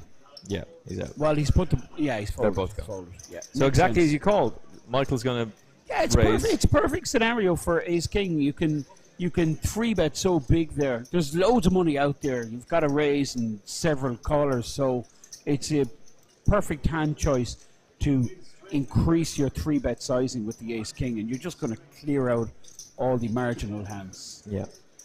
And even if you do get called, you're most likely to be up against something like Ace Queen, Ace Jack, that you're actually ahead of, and you can continue post flop. Quite confident. It's been tremendous fun so far. The caliber of players. This kind of goes back to the conversation I had with Owen yesterday, with Owen OD. So I said, you've commentated it on the Irish Opens with me. There's always a donk at a feature table. There's always a clown where we just got to call them a moron for what they do. but here's the yeah. thing, though, that's interesting, is that I said there was none of that. Nobody was making a mistake that there were things you could critique. Yeah, but I want all these clowns and donks and morons that you're talking about. I want them all to come back. Where are they? I want these. How come I never get on a table with these people? Well, hang on. This is what never Owen happened was to me, saying, Emmett. right? Owen, never happened to you. Aces, by the way, for McGee. 6s for Slater. Now, 3-bet pot. Now, this is one of the downsides for a player Slater's style. like Slater. I mean, okay, this is Oh, this is class. cool. I'm really glad to see that he's got like the fold button and he has a little bit of discipline. There's no point in getting involved there. Why get involved? He's got the massive chip stack, and with a small pair, 3-bet pot, he's out of position. Just get rid of it. Now, the Ace-5 did call. Yeah, so I don't like this. Ace-5 off. Doesn't know where he is. Queen Hits his 3, ace. 8. So Ace is miles in front. There's no piece of this for the Ace-5. There's a bit of history between these two guys. There is. And Dreton, and now I'm starting to understand why why Dreton called with the ace-5 pre. It was dependent on the player. It was like Mick's table image, not so good after that bluff with the king-3 of diamonds that he had to show down. But it's earned him extra money here. He's got the 3-bet pre-call, and he might even get called again. But he's none of this, Dreton. He's absolutely nothing going on. And he's not really deep enough to be floating here out of position, I don't think. So I reckon the hand is over. But you can see Dreton, I mean, he just does not believe Mick McGee. It's a great spot for Mick. If Dreton had any piece of this at all, he would continue. And it looks like he is going to make a move. Look at this. Oh, my goodness. I mean, he's just... You see, Mick is... Now, Mick needs to just clear the mind. He's buzzing here. This is a dream scenario for Mick McGee, okay? So it's 3-6 from the call. The raise is to 5-4. So... He's in position, Mick, so he can just flat here. And the benefit of flatting, okay, is you're keeping all your opponent's bluffs in there. Yeah. Do you get what I'm saying, Emmett? Absolutely. If he reshoves here now, I mean, it's a big mistake. Well, let's recap. Detron raised beforehand. McGee then 3-bet. 3-bet, yeah. And he called. Detron flat checked by Detron on the... And he's check raised, yeah. He's check raised. Check raised. Yeah. So action with Mick McGee now. McGee's mind, he's going, wait, are you sitting there with like a suited yeah, of course. Mick wants to get the money in. That's for sure. He'll want the money to go in. But you want the flat call, though, don't you? You want 3-6. Flat call and keep all the bluffs in there. That's the perfect play. And he's done it. Action. Like this, Action. like 4-betting there, you're only getting called by a better hand anyway. Yeah. Now, the 9 on the turn, this is an action killer because... Jack 10. Well, it produces the straight, and something like Jack 10 is not out of the ordinary for Mick McGee just to be calling the check raise or even pocket 9s.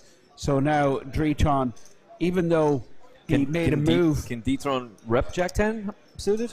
Not really. It wouldn't make sense to check raising with Jack 10 on that board. Maybe Jack 10 of hearts and he's looking to get it all in, maybe. But probably Jack 10 wouldn't go with a check raise. He might go with a check call. But Jack 10 wouldn't make too much sense. So I think Mick is confident that he still has the best hand. He's ahead. Yeah, he's confident he's ahead. And so what bet do you put in to find out? He's going to go. He's going to go about 7K, I think. He has put a bet in, and it's an insta fold. 8K, and an insta fold. Now we just seen there. What we've seen there, Emmett, right? Okay, is people's perception of you. Yeah. At the table, and Mick, of course, couldn't help himself when he bluffed off with the king 3. Last orbit. But he was smart enough to take advantage of that. Like, he knew that the table knew that he's a bit of a loose cannon, and Mick has turned that information to his advantage. And you can see there, Mick's up. Even after losing a couple of sizable pots, he's in profit. Nick Slater, of course, the most profitable person. This is a cumulative winnings graphic, which is cool, because it tells you how much they're up and down since the beginning. Something that we haven't had before, by the way. By the way, that graphic just describes their pluses and losses since the beginning of the stream. Obviously not since the beginning of the tournament. Yeah, just since they sat down at this feature table and since we began covering them. So if you didn't get to see, the chip count now stands with Lithrith from Germany. Apologies. He's in trouble. 28 bigs. He still has 28 bigs, to be fair, but 8,500. Detron is on 49 bigs after that hand. 14.9 for him. For Oliver, it's 19,800, 66 big blinds. Our Scandinavian friend is on 98 bigs. Mullen, 98 bigs as well, both on 29.6k. Big 3-bet here from Slater with Big Slick. But I expect Mick just to fold this.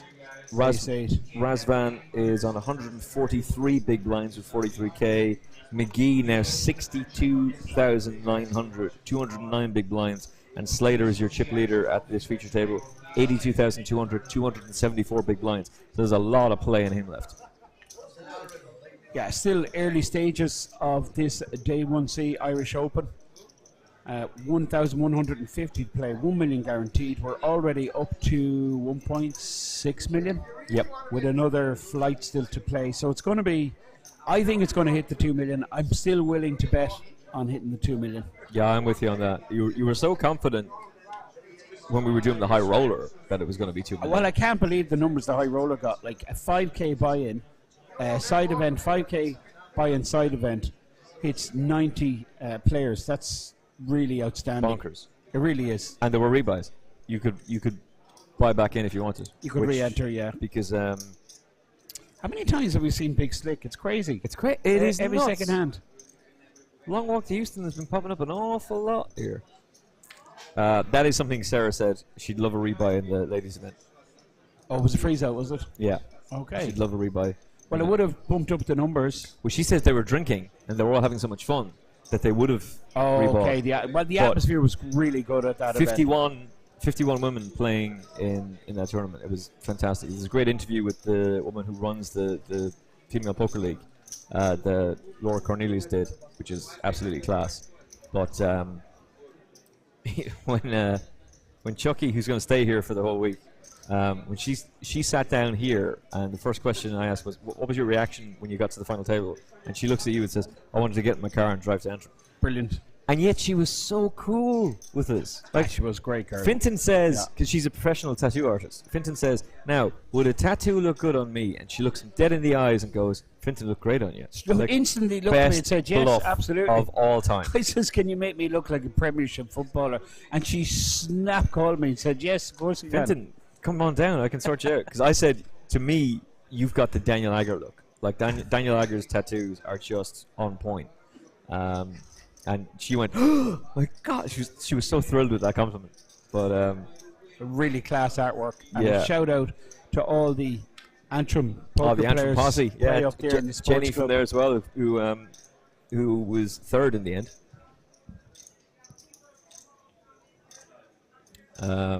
Class act.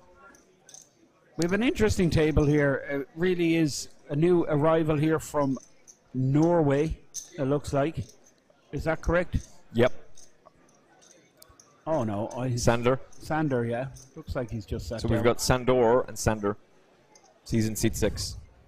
Interesting. About 30k.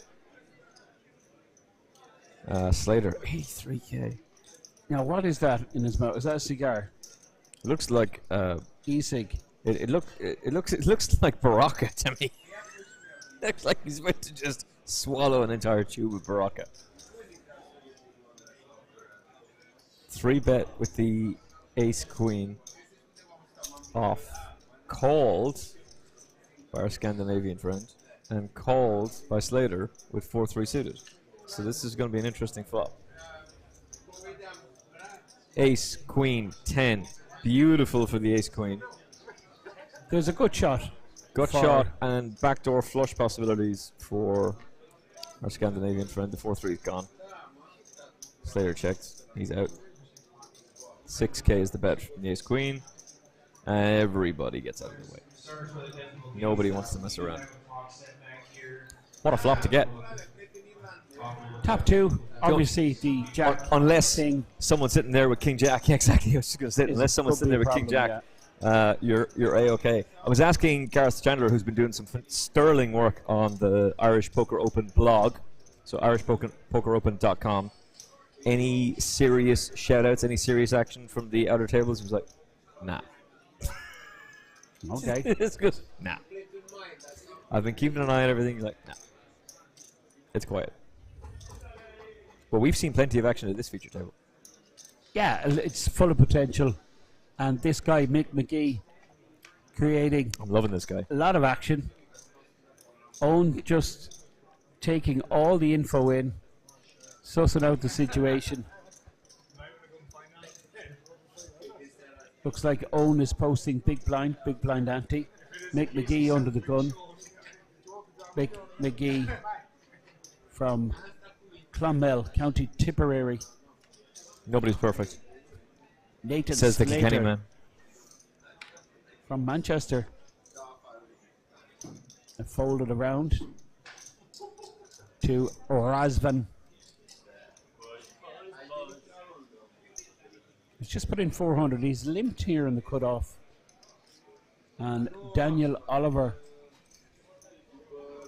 on the putting position has made it 1.5, close to a 4x sizing. Razvan makes the call.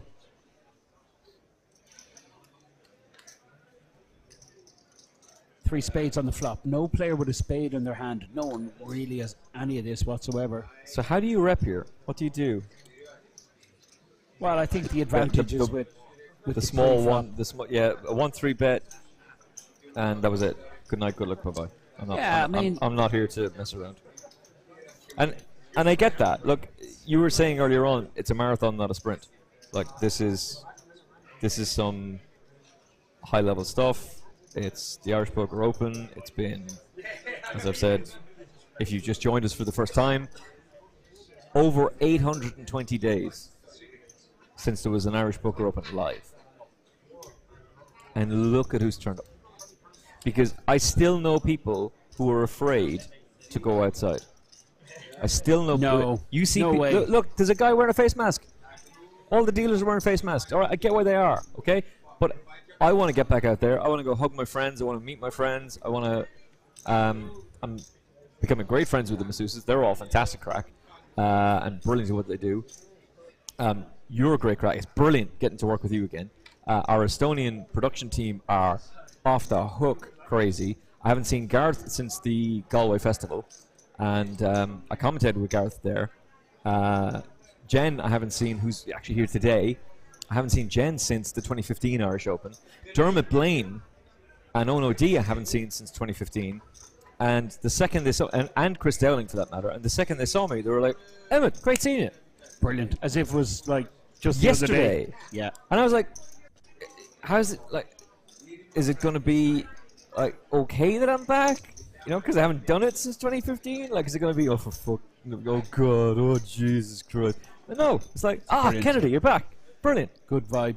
Good vibe. But the vibe all around is just great. Like, it's just, obviously there's going to be one or two bad eggs, and you can't do anything about that. But the staff are loving it. The staff are fantastic. Paul has put up an incredible setup. There was a band playing last night. In the end, the music was really good. Live music. Sarah and Jenny were busting moves in there after the ladies' main event, and it was Crystal's birthday, so there was the In Touch massage team sorted her out with Prosecco, which is pretty dope, and there was a cake for her as well, and there's just loads of people who arrived very late. I'm going to stop you, Emmett, because it was an action flop here with two players who had the gut shot, and Owen had a pair and a flush draw, and he's hit his flush draw. But unfortunately for Mick, he has hit a straight, and he has a redraw to a bigger flush. So he's certainly going to be continuing 1.6. Just calls here. No point in going crazy. Now, can you be... Okay, you got a piece of the board. You've got the flush. Well, both have a made hand. Both have a full hand here. But can you be confident with this? The six comes down. Can you be confident with the six high flush? If I think so. If, now if the McGee decides to rep. Okay, but what's he repping? That's the question. Okay. But we've seen him do it. You were mentioning the King 3 earlier on. We've seen him do it. Yeah, Owen is checked here. The board is paired, but he's blocking a lot of the full boats. So Owen has gone. He knows. You see, this is the quality of someone with Owen's experience.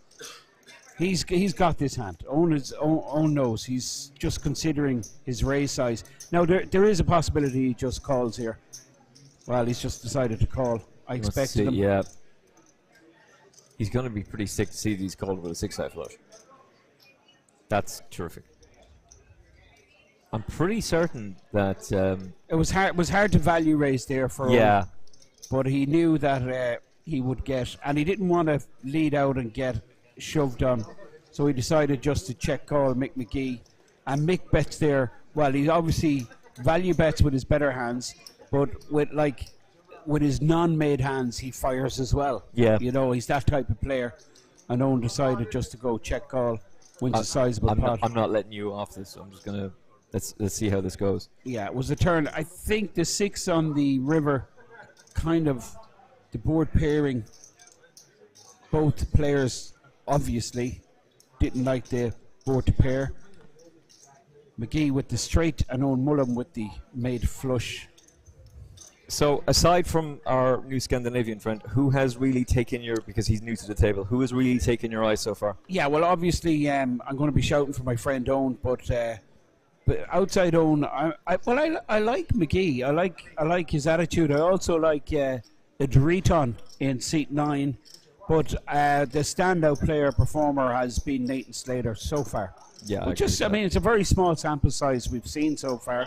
Just basically seen just over a level and a bit. But yeah, this guy he's shown a lot of quality.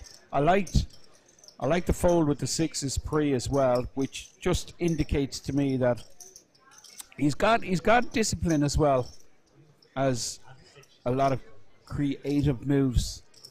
He's in the big blind defending, another attribute of a seasoned player.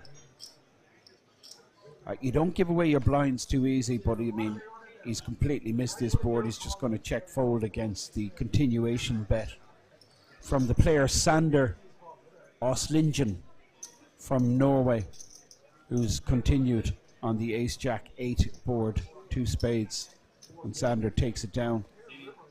Irish Open main event. Day 1C. Biggest flight so far.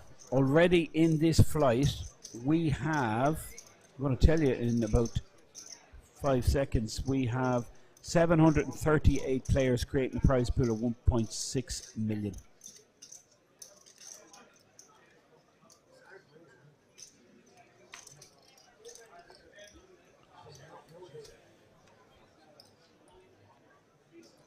Sander Oslingen, the Norwegian pocket pair, just playing around starting stack. He makes it 800, but it's Razvan with the real hand here, ace queen. He decides to 3-bet 2.6. Owen gets out of the way. Now Mick just needs to fold this king 9 suited, not get involved. Slater will fold, and action will move back to Sander. As a pair, decides to get sticky, is out of position.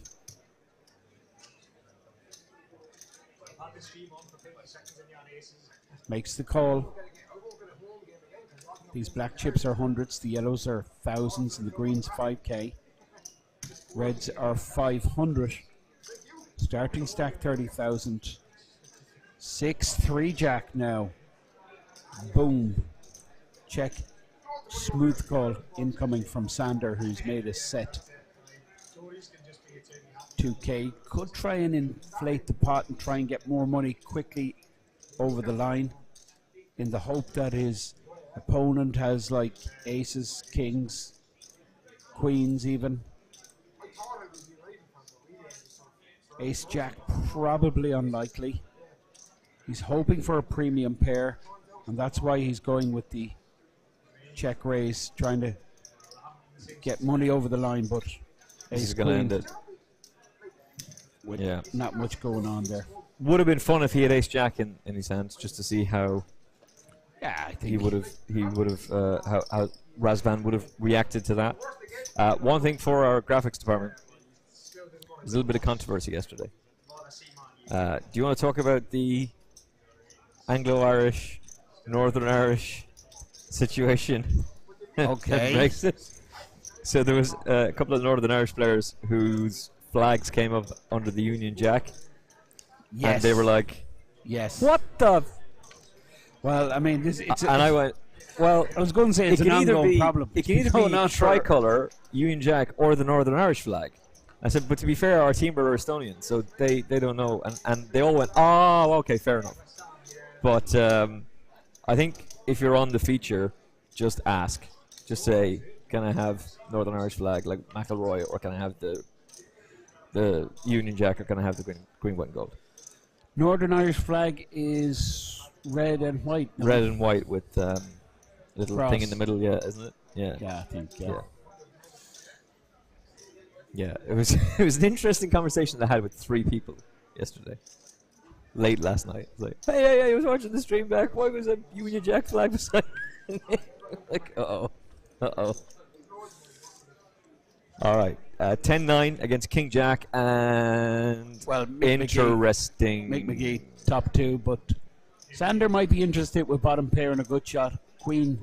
I don't see how he gets away. It particularly, so he's astray. checked. What does McGee do here? Well, McGee's going to continue. Well, he checks back. He's disguising the strength of his hand. It was a raise from McGee pre-flop to 800. They've checked. Ace hits the turn, which probably ends it. I think so. For I think Sander is going to check fold here. It's likely that his opponent. Yeah, McGee's bet has a 800. piece of this, given that It was an interesting bet. 800 into a 3K pot. He was trying to size him out, really. Yeah, well, I mean, he's just hating life if he gets check raised, but a player like McGee probably calls the check raise in the hope that he can extract more. Well, in the hope that he can redraw. Well, if he gets check raised, he thinks he's up against a straight, but then he has the redraw to the full boat with 2 pair.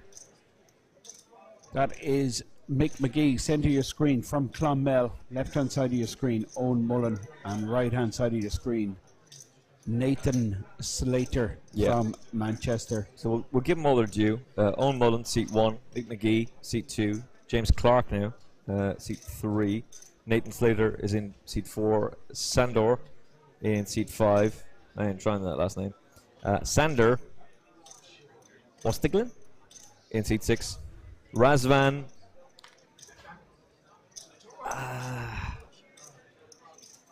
You want me to do it, so I'm going to do it. Aflasler. Razvan Alflassiker. Alflassiker.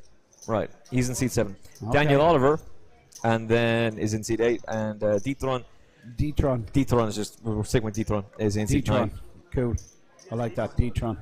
Slater folds, and now, well, it's the first hand. Oh, hey, by the way, I've just been given a very important message here by our producer, Oliver. Estonians love Northern Ireland.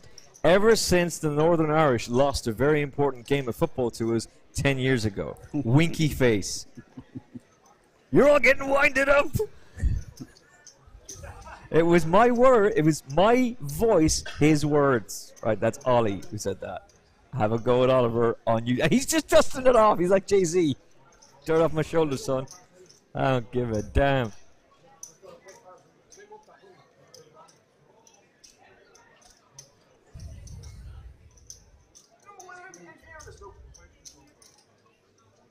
But it is tremendous to see so many players. Some are on break, by the way. But fantastic to see so many players back in action at the Irish Poker Open. Brought to you by Party Poker. Have we confirmed Mr. Duthie for the cash game tonight? His name is on the list, and it's an interesting list, just to give you a heads up. Yeah, we're doing high stakes poker tonight. It's a good Irish representation, mainly in the form of Jason Tompkins and Pádraig O'Neill. Pádraig O'Neill recently had a nice bonus in the mystery event in Vegas, where his mystery bounty that he picked out, like, you know, these mystery bounties, you pick out the envelope. Yep. Opened up his envelope, and it was 6 figures, 100,000, 100K bonus. Happy days. Yeah, nice score. So we have Pádraig O'Neill, we have Jason Tompkins, and I was going to say 2 of the younger Irish pros, but I mean, that's not really applicable. These guys have been around for quite some time now. Both Pádraig and Jason, seasoned veterans of the Irish poker scene, and also established themselves abroad with some huge scores. We have the high stakes UK-based businessman Paul Newey, who we featured on the 5K Rivet Coin event. He made the final table. Also had him on the main event stream yesterday. He's going to be on the stream tonight in this cash game. Of course, we have Rob Young, who is known all over the world in all poker communities for the great work he's done online and both live. 100%. And Rob, one of the partners in this event here with the Party Poker Live brand. So Rob, of course, plays at the very highest level. Rob Young. I mean, like, I've seen him play 1,000, 2,000 blind games. We also have confirmed Ian Gascoigne from the UK, Greek Fish, and we have Alex Kulov, who's from Bulgaria originally, but now based in Ireland. Alex, up-and-coming online player, and has some very substantial live scores as well. And to make up that, we have John Dutty, who is the president of Party Poker? Well, he's the most senior guy, I'm told, in Party Poker. He is the gaffer. What a gentleman, John Dutty. He's a legend. He's the most, he's just so not formal, John. He's just so down to earth. He's very well liked. Very popular. Rightly so, by the way. Done so much for the poker community. Of course, he's the founder of the EPT. European Poker Tour. Yep.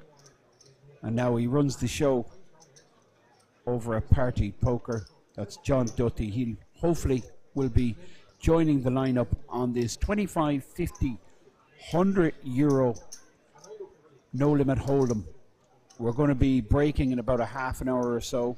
Yeah. Take a short break, and then we're going to be back for the cash game. So stay tuned. Fasten your seatbelts.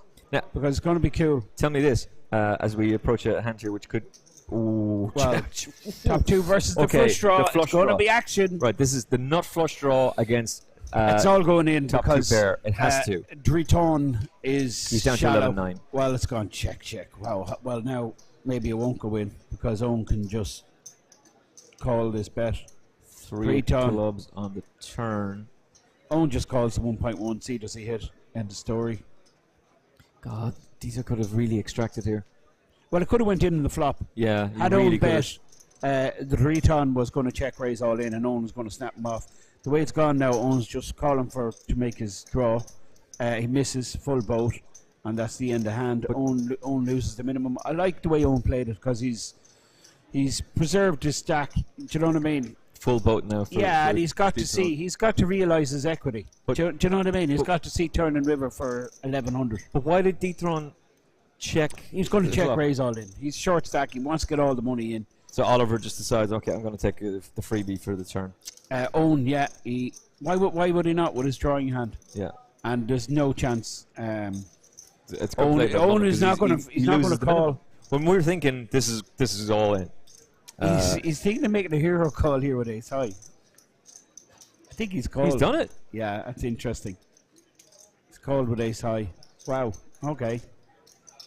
And unfortunately, Owen, he had the absolute nuts. The stone cold, solid moral nuts. Owen goes, oh yeah, whatever. Well, all right. Was either full boat or nothing. I mean, you bumped into a boat. Fair enough. Yeah, I get it because he checked flop, right. And then the 3 came on the turn. Then he bet, and then, ace high can be good there sometimes. But 3 ton, flop top 2, and then river the boat. Owen pays off a value bet in the river. Not a whole lot you can do in that situation other than just smile and nod and just go, okay, all right. I kind of like the hero call. I kind of like you know what? Maybe you're at it. Why didn't you bet on the flop? Why didn't we have more action?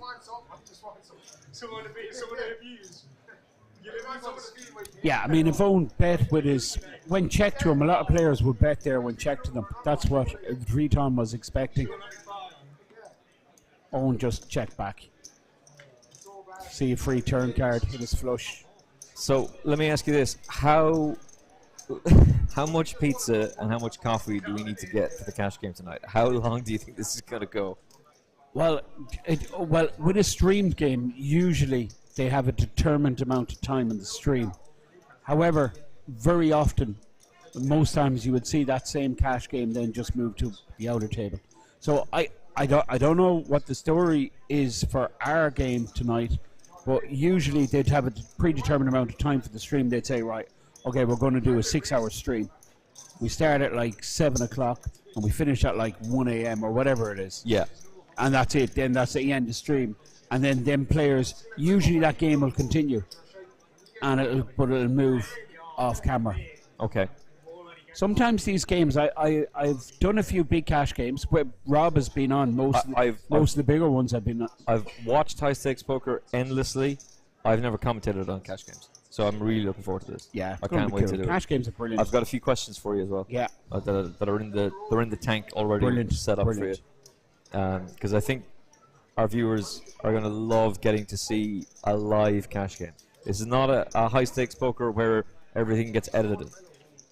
You know, it's absolutely. You're seeing it raw. Actually, I rewatched the Gus Daniel pocket fives, pocket sixes hand where they both flop a set, and then it's the quads on the turn, and which obviously gives Daniel a full house. And the thing that I forgot is later on things don't go so well for Gus. There's a few hands that he loses, but then he gets it back again. Hasn't gone too well for Gus in the last couple of years. Yeah, he really kind of dropped off the radar. I commentated with him in Galway. You and I did in Galway. Yes. And it's great to see. We were walking down the street. Do you remember walking down the street? And it was like middle of the night. We ended up going to like Eddie Rockets because there was nowhere else open. And there's this guy standing outside a nightclub, and he goes, "Oh, Gus Hansen! I know. Lost his mind." What was actually cool about that was the hotel in Galway, the Harbour Hotel, has a big, like, you know, the gable end of the hotel, big, huge thing. And Full Tilt actually put just one massive mural of Gus Hansen. And it was crazy to see in your hometown. You drive around the docks and you just look up. Now, when I say massive, it was like, it must have been like 50 feet by like 10 feet or something like that. Easily. Absolutely huge, like. Easily. And I remember it was race week, so it was really busy and the traffic was busy. Yeah, because they brought, Bex brought some of the players down to the races, and she asked me to come with them because a lot of the players that were there repping Full Tilt had actually never been to the races before, even though they're professional poker players. Sure, of course. And they loved it. But the Galway Festival is just kind of like that. Okay, so we got pocket eights, Jack 9, 9, 8, and the flop comes down 4, 5, 6. Yeah, the eights, obviously, this is a great flop for eights. They're the overpair, good shot. And interesting, all three hands blocking each other, of course. But the Jack 9 is finished with this. It's gone check all around. But now it gets a bit interesting. That's a spicy card because it gives Oliver top pair and it gives the flush draw and the straight draw to D-Tron. So there's going to be money in this pot for sure. Mick might lead out here. I'm surprised he didn't lead out in the flop with the overpair and good shot. First to speak, Mick in the tank here, but he decides to check. He's finished now because it's going to kick off between Oliver and D-Tron. Oliver with top pair makes it 3.1, and D-Tron, of course, continuing with this big combo draw, puts in the 3,100. I think Mick is finished. I think he's missed his opportunity on the flop. Does have a draw. He knows his eights aren't good here. So we're just waiting for Mick actually to fold his hand, I think. That makes sense.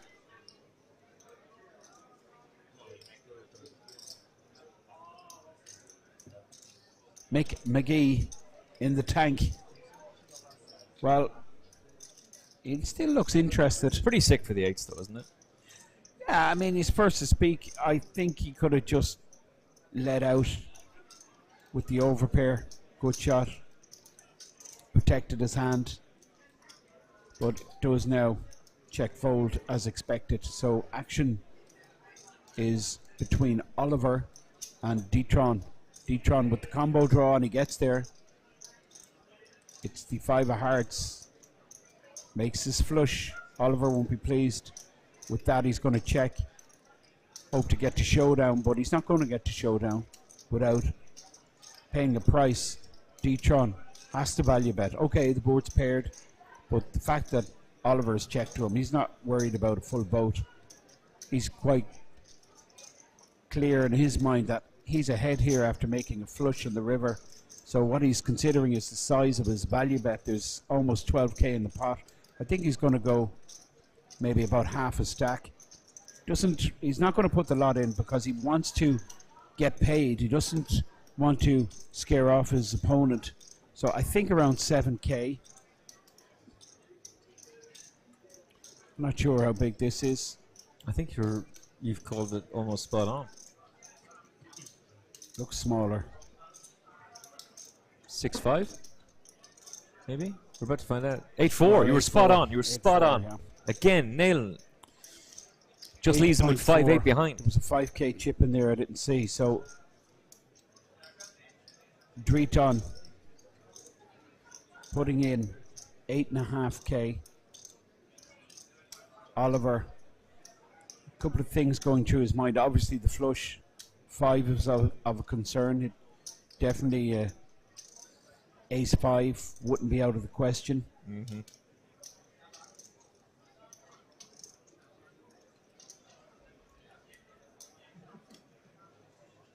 Trying to think what hands would call turn and outbet this river. The obvious one, of course, is the flush, is what he has. And great fold there. That was impressive.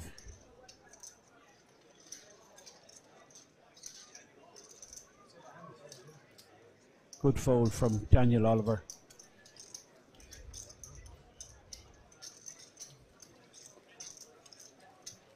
Dreton wins a very sizable pot.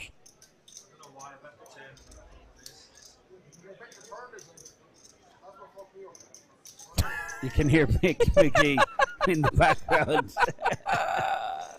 But, it's a live stream, folks. yeah. It's the internet. I'm not even apologizing for that one. We're going to drop a few F-bombs later That's on. Brilliant. You can be sure about that. The turn bet, he says, that's what F me up. For I don't mind Oliver's turn bet there whatsoever. No, I thought it was fine. He's top pair. There's no interest shown from his opponents.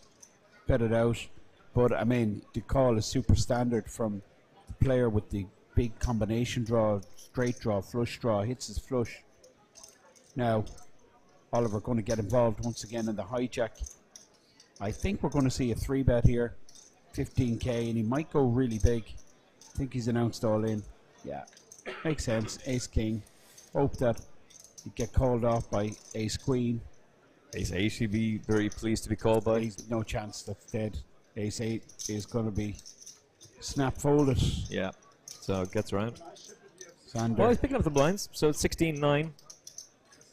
Back into him. He would have obviously liked a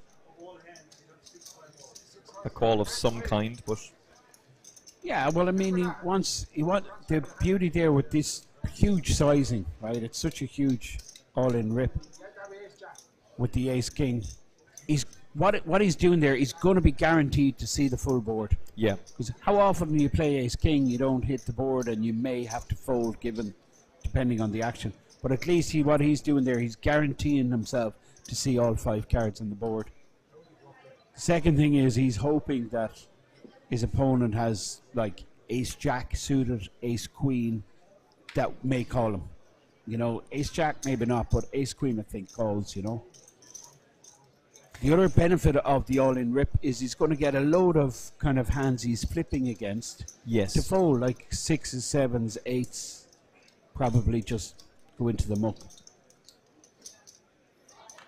which, when you put it that way, makes an awful lot more sense. This is table 47, and we're coming towards the end of our coverage of day 1C of the Party Poker Irish Open main event.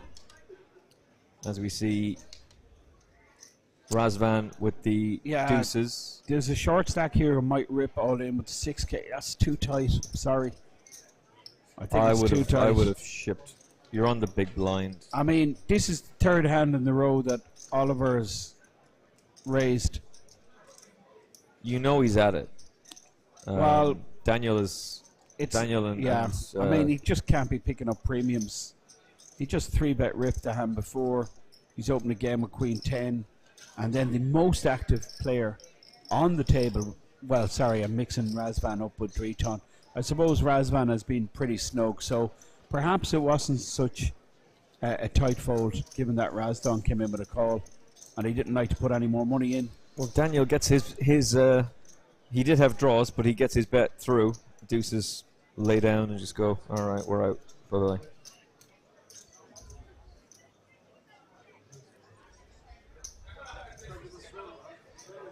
You've just tuned in and you're wondering what you are watching. This is the Irish Open main event. You might ask, what is the Irish Open?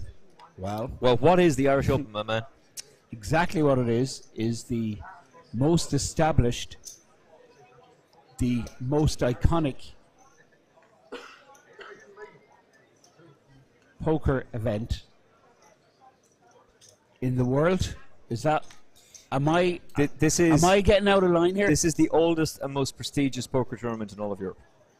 In Europe, okay, we're going to go with Europe. And I would then say, with the current state of the WSOP, it's now the oldest and most prestigious in the world. Okay, can I just tweak what you just said there? Go. Okay. Right, we're agreed it's the most iconic, prestigious event in Europe. You're saying, okay? I'm gonna tweak that by saying not only Europe. I'm going to include Australia, Africa, Asia, South America. I like how you're doing this. I like how you're doing this. I like the way you're going. Do you get what I'm saying? Yeah. Yeah. And players are coming. And 51 states in North America. 51st state. The 51st state. Do you see what I'm doing here, man? Yeah. But the current state of the WSOP is a problem. You know, like massively. But look, I'm not. Listen, the hotel went. I'm not going to put down another brand in order to promote the Irish Open, because the Irish Open is so big and so strong. Yeah, it doesn't. We don't need to do that. We don't need to slag off anyone. We don't need to belittle. No chance. And even though we know how strong we are. No, but it's interesting. Outside that WSOP Vegas event, the Irish Open. I mean, the history behind it's phenomenal. If you're not familiar with it, just go online. It's all there. In fact, the Irish Open website, the new website, gives you a complete background. Yeah, it gives a great history. It really does. Yeah. Just how important Liam Flood was to it. How important Noel Furlong was back in the day. Obviously the Don. The beauty about the Irish Open, Emmett, all the players, like not only the high profile iconic figures you're speaking about, but like the Irish Open is about all the Irish players, because they're the ones that kept it going for the last 30 odd years, or almost. Yeah. So and I think this is how the new people behind the Irish Open, I say new, they have it for quite some time now, but the organisers and owners of the Irish Open, what they did was they came out with a just genius idea. They just says, do you know what? We're just going to lower this buy-in and make it inclusive for everyone, so that like Johnny in Belmullet and Peter the farmer in Mallow and Johnny Sixpack down in Carlow. Yeah, and Tommy the plumber in Darndale. Yeah. All these guys can come. We got an all-in call here, by the way. Ace-5 is ahead pre-flop. King-Jack has been called by Dieter, and it takes the lead with the Jack. So he's only got the aces for the out. 6 hits on the turn. And there's no Barry Greenstein, no ace on the river. Yeah, the 8 would have given him a straight also. But you see, I think he's going to look back and go, you know what, I missed an opportunity there with that King-Queen perhaps. Yeah, I think You're 100% right about that. And look, it's very easy for us to be in this position, but when you're playing tournament poker, you can't just sit there and let your chips dwindle. No. You're in the big blind. No. You're looking at a player who's been very, very active. Yes. You're reading what's going on. You know what's going on. So, shove. It's perfectly fine for you to shove in that position. I think it was a shove. I really do. It's not a good position to call, but it's a good position to shove. I think it was give yourself I think it was a good multiple hand, options of winning. I think it's a good hand choice to shove, because even if you run into like a big hand like Ace 10 suited, Ace Jack, you're still massive equity against it, you know. But you're going to get a load of hands to fold, you know, that you're flipping against, and even some hands that have the slight edge against you. But it's, as you say, like Emmett, you can't sit back. It's the same old story. Time marches on. Time waits for no one. So, as we were discussing the fact that we're going to be switching to the cash table, yes, which is high stake, proper high stakes high poker stakes with some cash action. Stay tuned. Talk to me briefly about the beginning of the Irish Open and Terry Rogers. So Terry really got the idea from going over to the WSOP and going, why don't we do this in Ireland? Yeah, well, obviously I wasn't there, so we were both too young. I wasn't born. But actually, I know I was in school with Terry Rogers' nephew, Jumbo Brennan. Oh, cool. Who's a top soccer player in Galway, and Jumbo used to bring me down to his hotel, the Rockland in Salthill. And I remember as a kid, and the cards, they were Terry's cards. Terry used to do a game there during race week every year. And Jumbo would bring out the cards, right? And they were the real quality cards you get now. Yeah. Like they were the large, actual casino. 100% plastic, large index. I've never seen them before. Not ones that, like, class, one of your scumbag friends, like paper marks, like just does a little thing to that you don't see for a while. Yeah. So like he took it to another level then. Even then. Yeah. Oh yeah. Terry was obviously legendary in the sports betting world. And he was a bookmaker by profession. Yeah, and his and a damn Terry, good one. Yeah, Terry Rogers' brand still alive. His nephew, I believe. Yeah, I think you're right. Still running the business, but Terry was the original person behind the Irish Open, and he found out about the game from the Binions in Vegas when he went to Binions. They used to run the World Series. The World Series started in the 70s. Do you know how you'd win the World Series? They used to vote for you. What? Yeah. They'd vote who the best player was. So, hang on a second. You get to a final table. No, it was only like one table of players that you know. And the players they'd say who's voted. the best player, and they say, right, well, that's the World Series winner. World Series of Poker. Wow. So that's when Terry was exposed to Texas Hold'em, the game Texas Hold'em. And he actually invited a load of old school players like Doyle and Chip and all these big names who actually came over to Dublin. Yeah, Doyle was here even in 2009.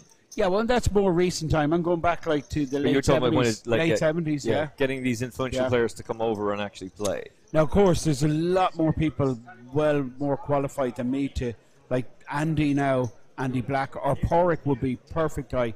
It'd be great to get Porrick in the commentary at some stage. But he knows all about the Irish Open. He's great history. And encyclopedic knowledge of it. He was there, do you know what I mean? From the very start, you know. I'm like, some people would say, Fitton's been around a long time. But I'm like a new old school. Whereas that's a good description. Andy and Porrick and Dunica and these guys, they be old school. Do you know what I'm saying? But yeah, no, really, that's the history of the event. Straight makes it here for the Ace-7, by the way. So he was behind with the Ace-8, but gets it now. Mullen with the straight on the board, which obviously Razar is going to be concerned about. Yeah, well, he's a double gutter, so he might stay interested. Unfortunately, the 2 won't be any good for him. Well, the 2 would be a disaster. Yeah, he'd think he's chopping. He's only calling for a chop. Yeah. So I think he just folds this. He's not going to, you know. Well. So it's a flat call? I think he's raised. Yeah, it doesn't make sense to call. Trouble. And the reason Trouble on 4th Street. The reason for he's raising Razvan. here, he's raising because of that 8 in his hand. He's a blocker to the nut straight. I'd love a flat call. And yes, oh, I love this. I love this Yeah, so but much. Owen, that's what Owen's going to do. He's just going to, and he's going to check here because it's possible he's up against 7-8, and it's a great check because it's keeping his bluffs in there, but he checks back. I check back. Owen wins a decent pot. He Like does. That's 21,800. 21,800. Nearly 22k in the pot.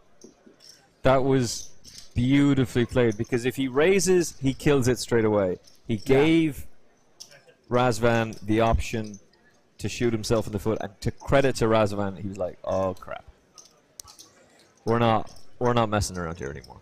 We're Now I have a press release for you. let's go." Breaking news. Unfortunately, the president of Party Poker has got a prior engagement. What the fuck? I'm going launching a massive debate right now. John Duthie, how dare you? What are you doing, John? It's all right, John. Now we have an interesting player, Keith Leher. Do you know Keith Leher? I know the name. I know the name. Heads up UK player, old school. I'm going to say a heads up champion at the World Series of Poker, and probably came. I'd say he's cashed in the heads up World Series maybe 3 or 4 times. That's what I think that's the guy. That's the guy I'm thinking. Keith Lehr. I call him Lehr. How are you?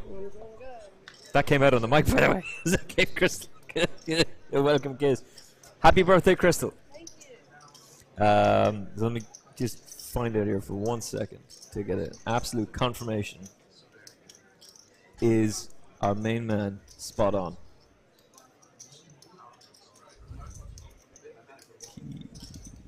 Come on, Kay. Come on, Kay. Let's go. Let's go.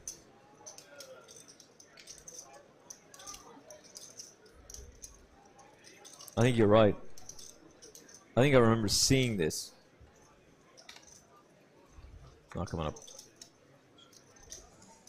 Yeah, I think he's actually Charles Keith. On You the hand got now. it, baby.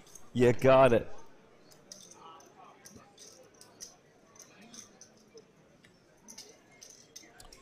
So we're going to keep going with this table for a little bit.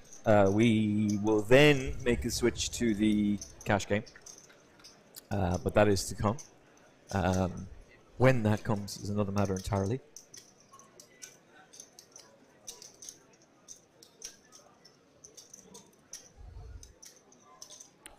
If you've just tuned in, it's the Irish Open. And I've just spotted a really interesting character in the room.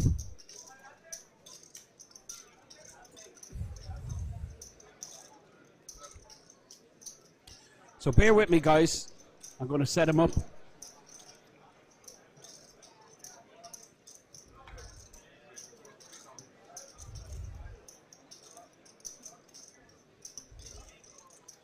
So what you're watching is the Irish Open main event.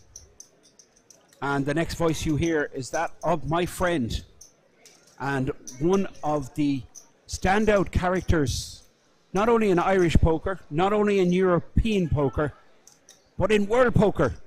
Dara O'Kearney, how are you, sir? I just want to make sure that your sound is coming through. So give me 1 sec.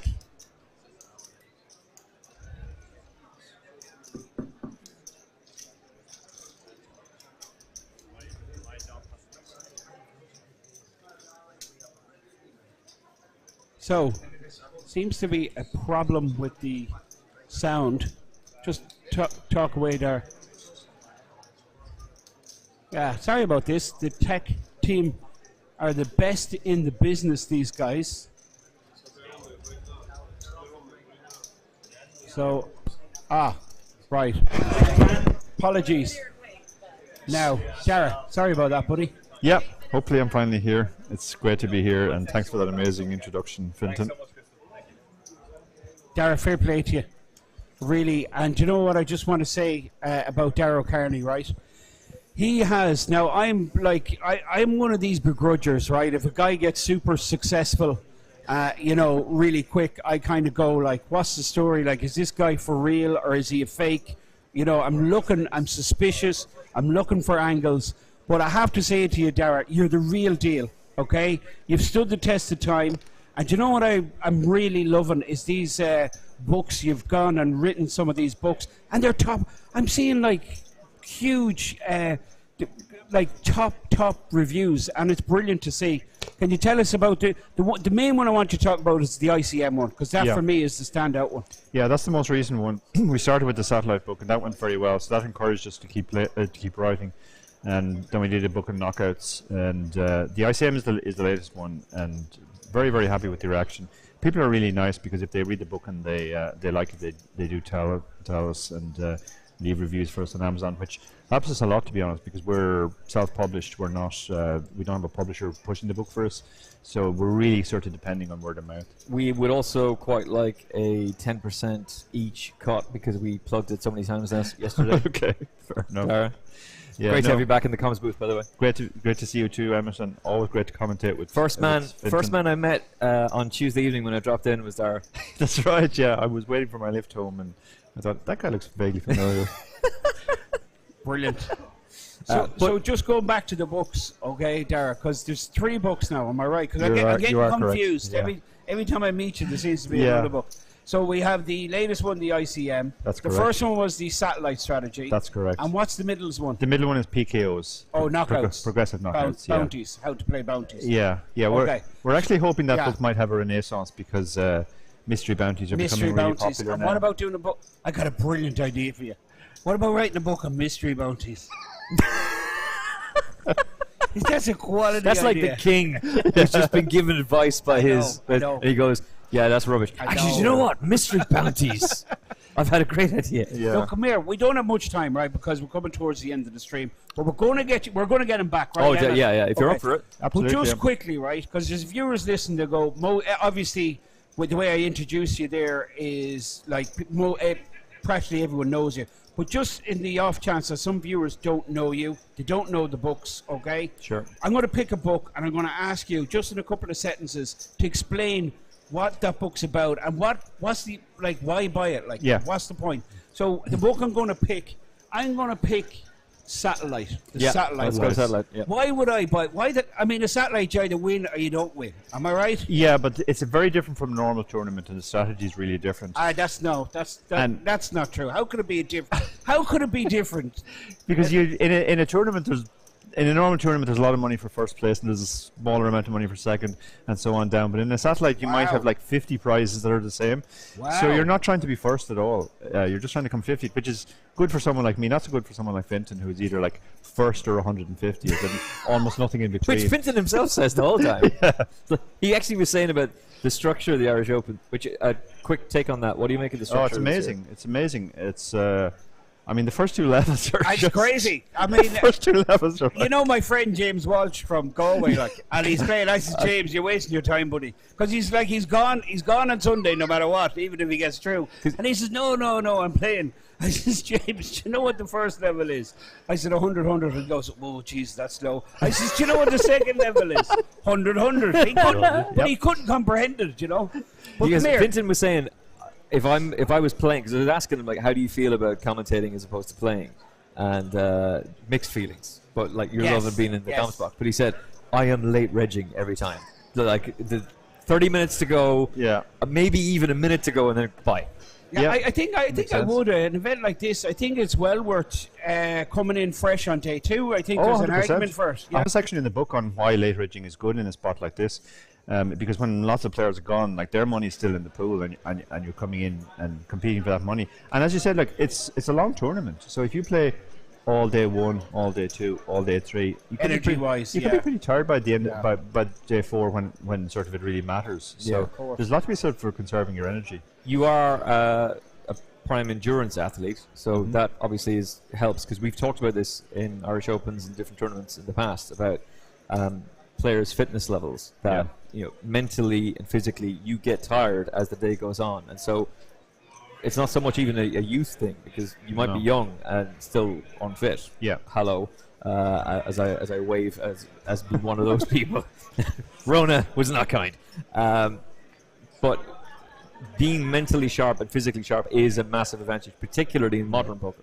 Yeah, and for me, I found that they kind of go hand in hand. When I started in poker, I was coming to the end of my competitive running career, but I kept the training up, but it sort of tapered off.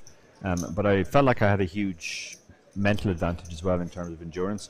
But to be honest, after 5 or 6 years, that started to dim a bit, and I thought, what can I do to sort of get it back? So I started training more seriously again.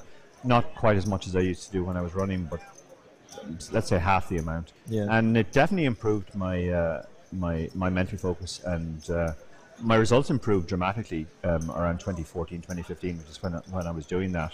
So I think it's vital. I mean, it's obviously personal, and some people are fine with their own routine. But for me, the run is really important, just to get the blood flowing, just to get my mind sharp. And if I go long periods without running as well, I get sort of depressed. And yeah, no, I get that feeling. I'm the same at swimming, because Finton was asking me about that yesterday with the back problems, and I used to love running. Yeah. I used to compete in marathons and stuff like that. They were mainly charity ones, but you just do it. I never had a chance of winning it, but I love doing them. And once the back went, you're screwed. That's tough. Yeah, and it does mess with your head. But it's fascinating to see the amount of age range of players who are heading to the gym in the morning before coming out here. Yeah, they're getting the endorphins pumping. Yeah, I see a lot of older guys. A lot of older guys. Yeah. I mean, I played with some guys in the Mammoth recently, and there was one guy. He was about my age, and he was in incredible shape. And he was talking about how he was running, and he was in the gym, and he was still doing trail races and all this sort of stuff. So age isn't really a barrier anymore, so long as you keep yourself in shape. Shouldn't be an excuse either, right? No. No. Yeah. But just a quick one, Dara, right, as we come to the end of this level.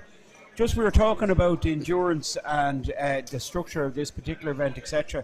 Just in particular tournaments that you choose to play, do you actually go for longer or shorter, or is that a consideration? It depends on the buy-in level. If it's a big buy-in tournament, I prefer it to be a well-structured, fairly slow tournament. But if it's a side event, smaller buy-in, I don't really. I prefer it to be fairly fast, basically, to be over in one day. Yeah. Okay. And finally, just before we wrap up, and we're going to head to the camera now, because as you can see, the players are starting to stroll away. So here we all are: Finton, Dara, Emmett himself. Emmett myself. What the hell? Yeah, I am. We know who you are, Emmett. It's okay. Is it a mental schizophrenic? I'm not schizophrenic. You are. The podcast. Well, quick word on the podcast, because that's been huge. Yeah, the podcast has gone from strength to strength for us. We started back in 2015, and we were an Irish-only podcast, and we got really good reaction to it. But the company that commissioned us to do it went out of business, so we kind of shelved it. We brought it back after about 2 years, when myself and Dave signed to Unibet, and they were like, well, what can you do for us apart from your blogs or whatever else you do? And we said, well, we used to have this podcast, maybe we could do that. So we brought it back, and since then it's kind of grown and gone from strength to strength. 2019 we won the GPI award for Best Poker Podcast. Brilliant. And the numbers have grown every year we've been doing it. At the start of lockdown, we launched a new sort of side shoot of that called the Lock-In, which goes out first of all on YouTube. It's just myself, Dave, and somebody else chatting about whatever's current in poker. But it also does go up on the Chip Race channel on iTunes and SoundCloud, and that's been very popular as well. Not quite as popular as the Chip Race, obviously. The Chip Race is still very much our flagship product, let's say. But we've been very, very fortunate with the guests we have. We really struggled at the start to get guests because well, it's the who's who of poker in the last 5 years. Absolutely. I mean, all the biggest names. But now we have so many people come to us and say they want to be on the podcast. There's actually a backlog now of people. So you can actually choose who you want, which is the best position to be in. Yeah, that's great. And pretty much everyone we ask. There are some people who just don't do podcast, period. And some don't want to share their strategy. They just don't want to. Yeah. That's what it. Yeah, I mean, some people just don't like the publicity or the public. Or they're not that type of person. They're not that type of person. But everybody who does podcasts, let's say, when we ask them, they always say yeah, and we've been very lucky with that. I'll give a shout out to Jennifer Tilley on that. Jennifer was really the game changer for us. We were really struggling to get guests because people would just look at the previous guests and go, I don't know who those people are. And then Jennifer said she would do it, and Huge from that point profile. on, we were able to say to Americans like, well, Jennifer's been on the podcast, so and that made it much easier. She got Phil Lack for us as well. She got Antonio Asfindiari, so she was a massive help to us. Yeah, and you remember the first time I did the Irish Open? I was saying this to Fintan earlier on. The second person I commentated with was Phil and Jen. Yeah, and it was meant to be for 20 minutes, and just Ross O'Malan, who was with PP at the time, he just kept on sneaking in Heineken to them, so they just stayed on. But we were talking about like the universe and how your thoughts work, and like if you say, Phil was saying, like, if you say no king, the universe doesn't hear no or yes, it just hears king. So if you say no king, the king comes. This is his belief, and this kind of stuff like that. I was like, why do you put your shoes on as you've gone all in? Like, why are you like walking away? It's just fascinating stuff to listen to. But Chip Race, Final Furlong podcast. Subscribe to both Spotify, Apple Podcasts. You can get it on every podcast platform. And Dara's going to join us again later on too. I want to hear more about your books. Yeah, we're definitely. Because I didn't learn too much there, I'll be honest. Oh, for goodness sakes! Says 1.6 million in live tournament earnings. Fintan Gavin. Right, that's the end of our coverage of the main event. When we come back, it's high stakes poker at the Party Poker Irish Open. Fintan Gavin, Emmett Kennedy, Dara. We'll be back with you a little bit later on. Be safe.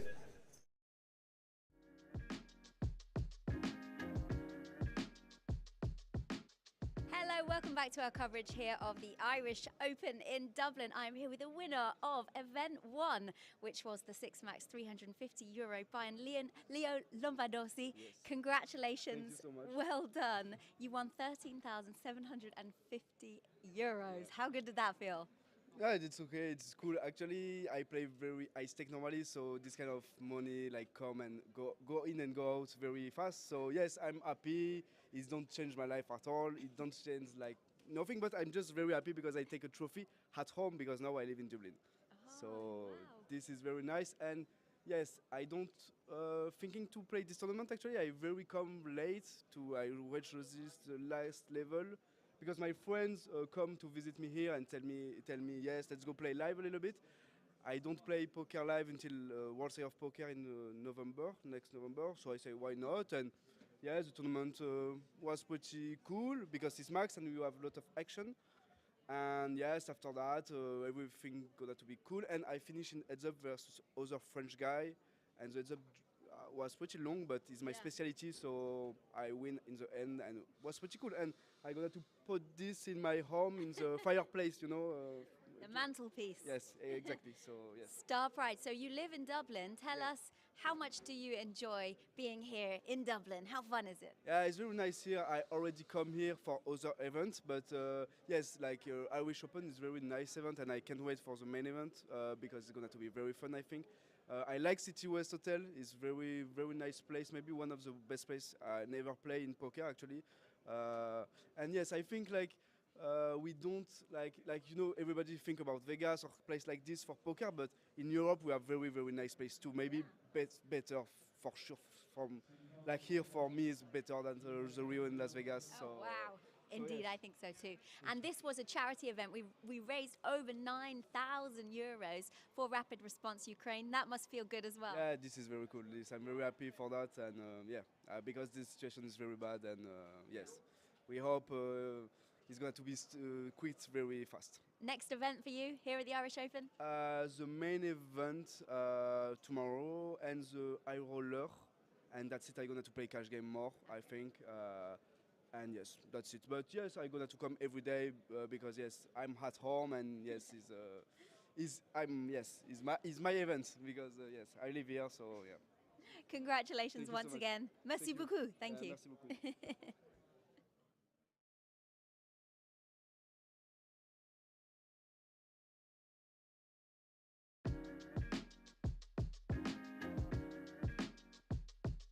Ladies and gentlemen, good evening to you all. And on behalf of JP McCann and Paul O'Reilly, I'd like to formally welcome you to the Irish Open 2022. In the last 24 hours, we've had 2 championship games won by 2 players. And I'd like, first of all, to invite the first championship winner of the event up on stage to receive his prize. He won €14,000 in the Six Max charity event run yesterday with 186 runners. This charity event was run for Rapid Response Ukraine, and this event raised a fantastic €9,411 for the charity. Well done to JP and for Paul for running this fantastic event.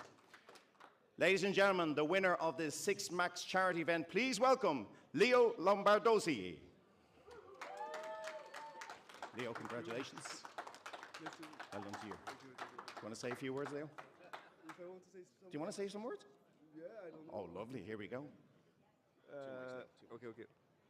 So I want to say thank you to my luck, because I was fucking lucky for winning this tournament, obviously. And yes, my first trophy in live, and I hope not the last. Thank you.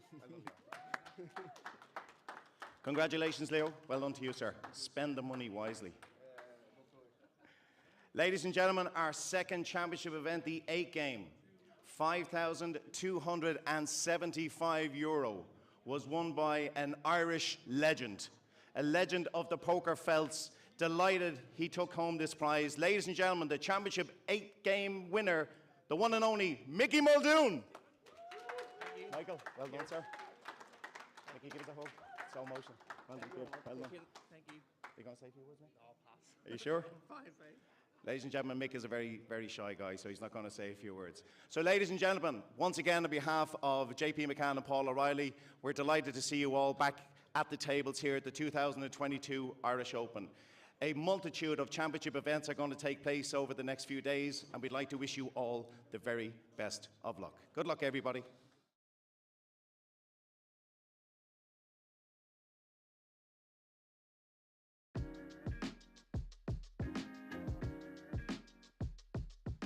Hello, welcome back to our coverage here of the Irish Open. I'm Laura Cornelius, joined by Ian Simpson, former Irish Open champion in 2013. It's a long while ago. 9 years now. Yeah. So how are you enjoying the Irish Open this year? We've been away for a little while. Is it good to be back? It's very good to be back. 2 years with no live cards was sad. Necessary, but sad. And now it's back, and it's like it hasn't changed. It's fantastic. Everyone's full of beans. Everyone's having fun. They're taking my money, so everyone's in good spirits.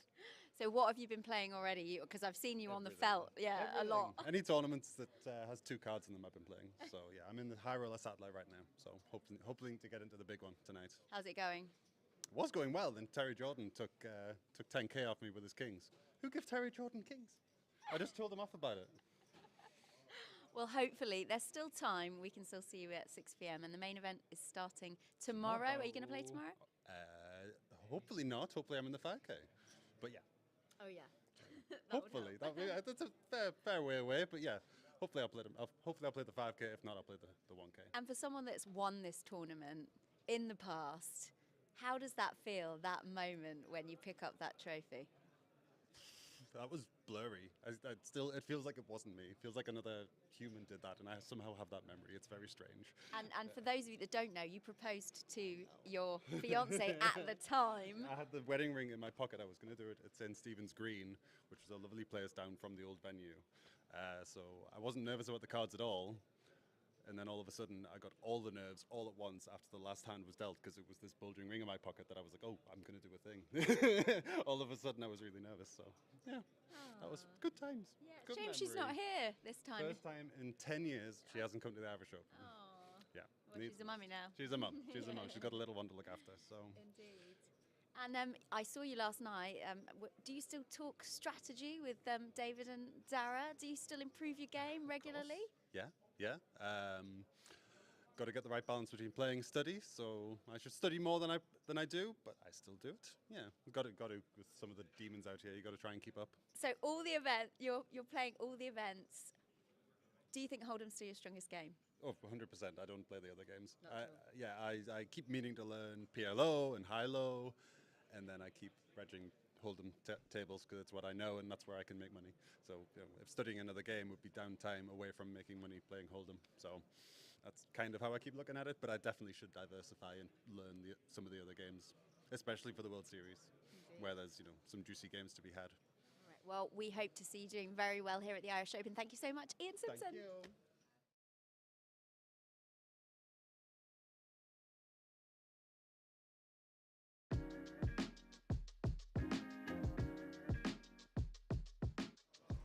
welcome back to the Irish Open here at the City West Hotel. I'm with Gogan, who has been here all week. Yes, I've been here a very long time. But I'm leaving tomorrow. Ah, Yeah. so you've been here for the Norwegian Poker Championships, right? Yes, Can you tell us a little bit more about that? How did it go for you? Nothing much to tell, I'm afraid. I lost at everything I played, but I won the party. Well, I can tell you won the Yes. party because, yeah, this is very noticeable. Yeah, Do you wear? Is this the lucky or the not so lucky jacket? It was lucky the last time I was here. Oh. Then I won an event in the Irish Open. But this year, no luck. But still, it's the social thing that is the most important for me. The poker is kind of secondary. Yeah. Everybody says this about this place. Yeah, it's a fantastic place. And how do you see the difference from when the Norwegian Championships ends and the Irish Open starts? Does it get more fun? It's a little bit less people now, but this is the start of the Irish. So I guess it will become more and more people, and then it will probably be the same. Yeah. It's just much people in the Irish as in the Norwegian. And on Wednesday, Thursday, Friday, it should be totally chaos here. Yeah, Party for everybody. I'm looking forward to it. Yeah. So. But yeah. you're going in 2 days, so you Yes. won't be playing the main event of the Irish No, Open. I'm playing the 8th game now. That's my last event, and maybe I can cash because I haven't had a cash in any other events. But I'm going to Malaga tomorrow. Oh, a poker tournament? No, to detox before I go home. Good idea. Yeah, so I'll be there 3 days and then I go home. I've got a theory for you as well. So if this jacket was lucky Yeah. the last time, Yeah. I think you need to change your jacket each time. Well, I have 2 of this, actually. Oh. So I have one at home and one here. I bought it in Vegas, and next time I probably play the World Series in a couple of months. And then I think I will buy my 3rd jacket. I'm looking forward to see it. Thank you so much for chatting with us. Good luck. This could be the one. Fingers Yes, I hope crossed. so. Fingers crossed. Thanks.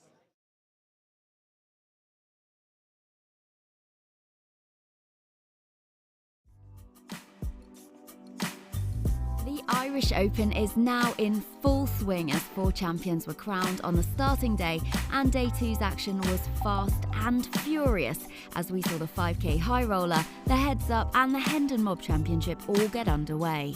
Bellarmino de Souza officially leads the 41 survivors into day 2 of the 5k high roller, although registration remains open until the end of level 10.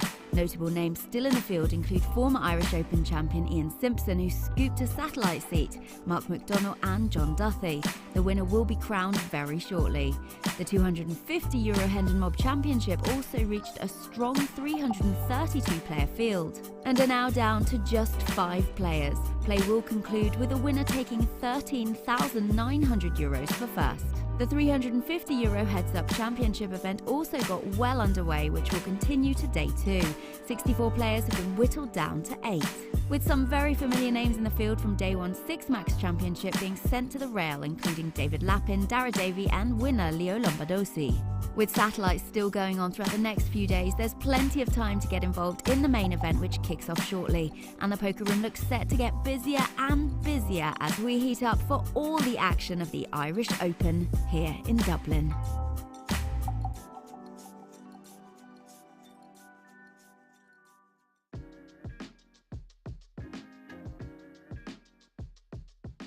Hello and welcome back to our coverage here of the Irish Open. I am with John Hesp. How are you doing, John? I'm doing very well, thank you. And yourself? I know. Well, it's been a long while since anyone has been here playing poker tournaments.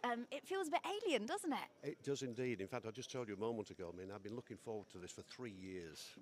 I met JP over in Malta back in October 19, and he suggested I might like to come and join him in April 2020. Well, you all know what happened in March 2020, and the world went crazy, and it's taken sort of 3 years to get here almost, and I'm here now for the main event on starting Wednesday. We are here. We're excited. The buzz is still here. Have you been to the Irish Open before? No, this is my first time. I've been to Ireland actually a couple of times, but never to play poker, so this would be the first. Well, a lot of players come here and they actually don't even play poker because they're too busy at the bar or just at random events having fun? Well, yes, I'm sure. I mean, I know the Irish like a flutter, and of course we had the big race over in England on Saturday, the Grand National, and there was a lot of Irish over for then. And of course, it's been a talking point from a few people. I didn't have a flutter this year, but I did watch the race. It was very interesting. But I'm quite looking forward to this, especially meeting all you guys as well, because it seems so long since I've met you.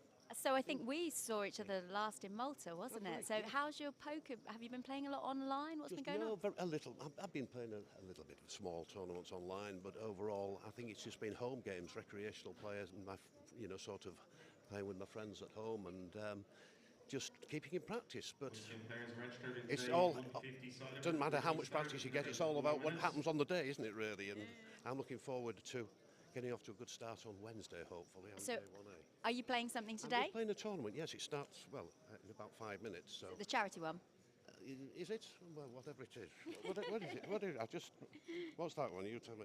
Oh, it's event 3. No, it's a 150 no limit hold'em. It's only a small one, yes, but it's just to get in some practice. You need practice, So yeah. Are you here on your own then, or have you come with your entourage? My entourage.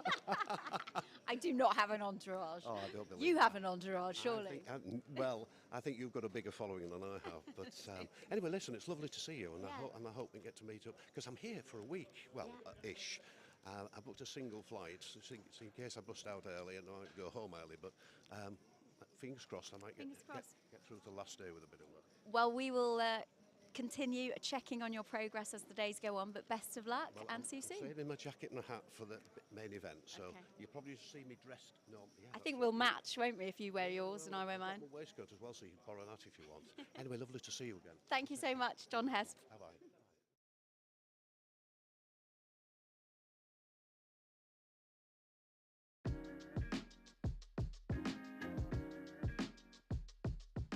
Welcome back to our coverage here of the Irish Open. I'm here with the winner of Event 2, Michael Muldoon, who took away over €5,000. It was the 8-game mix. How did you find the tournament? Oh, very good. It's very refreshing. Most people play very quickly at the mixed game, so it's a nice change up from Hold'em. So the event you actually won on was the stud. Is that your game? What would you say is your strongest game? Probably the pot limit Omaha would be my strongest game, but stud's pretty straightforward. How did you find your other competitors in the field? It was interesting to say the least. I had a boy folded a quarter pot to me, open folded his hand, and I had a boy stick with ace and deuce to 7, which is a big mistake as well. So some of them were nice to play with. That's a nice way of putting it. Anyway, you're the one lifting the trophy. That must feel good. Event 2, the start of the series here. Yeah, lovely. Nice to get a tournament win under your belt, and I can hopefully push on over the next couple of events. You're going to play the high roller, the main? Probably play the high roller in the main, yeah. Well, congratulations once again, Event 2's winner. Thank you very much. Thank Appreciate you. it. Thank you.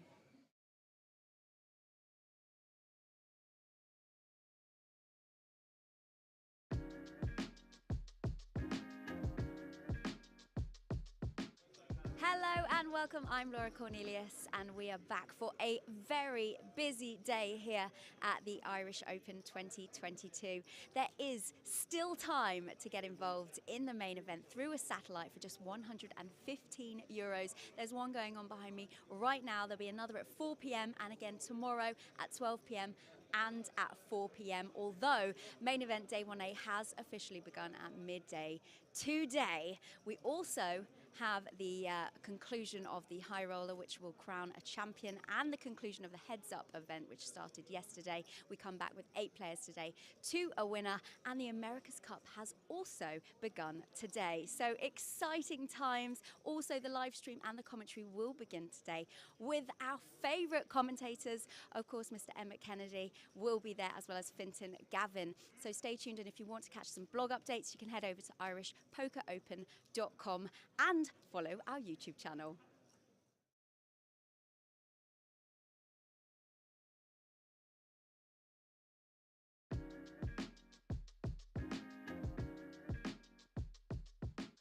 Hello, welcome back to our coverage of the Irish Open here in Dublin.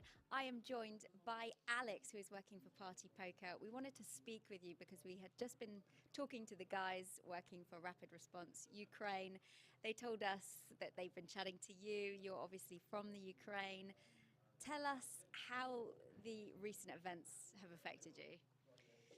Well, it's been really tough since my whole family's there, my relatives, my grandma, and they're living actually in a safe region called Transcarpathia. It's safe, but the sirens are sounding every day there, so they have to hide. So for elderly people, it's like scary. It's like it's real war for them. So, but yeah, the main thing is that they're safer now, and we're just hoping for the best. That's gonna end soon. My parents live in Austria. They're safe, and this is what most important to me at the moment. And you didn't know anything about the charity that had been set up had here. no You met them idea. here, This yeah? was a big surprise for me. Very big surprise. And I just entered my room and I saw all these flags everywhere, Ukraine, and my heart was breaking. I was crying the moment I saw it all. And the guys just did an incredible job, actually, the stuff they did. I mean, I've met people like this before. There's just help coming from everywhere, from all sides, from all countries. And I did not expect to see it here as well, at the events that I'm doing. It's incredible. And how have you found the poker players here? Have they been generous, and are they talking to you as well? So everyone's asking where I'm from, and like when I say Ukraine, it's like, oh my God, my heart's breaking. I'm praying for you. So of course, it's just very nice, but it's hard to hear as well, because I'm here, I'm not there, and I'm not really. It does affect me because my family is there, but I'm here and I feel useless. Like I really want to do something. I'm thinking to go there. I really thought to go and fight, honestly. Wow. It was in my head. I was like, just gonna go and fight because so many friends of mine are there. My brother is there, and I really want to go and fight myself. One thing people can do, obviously, is dig deep into their pockets. Can we give them a plea to come, maybe if they win some tournaments, to donate a little bit of their money?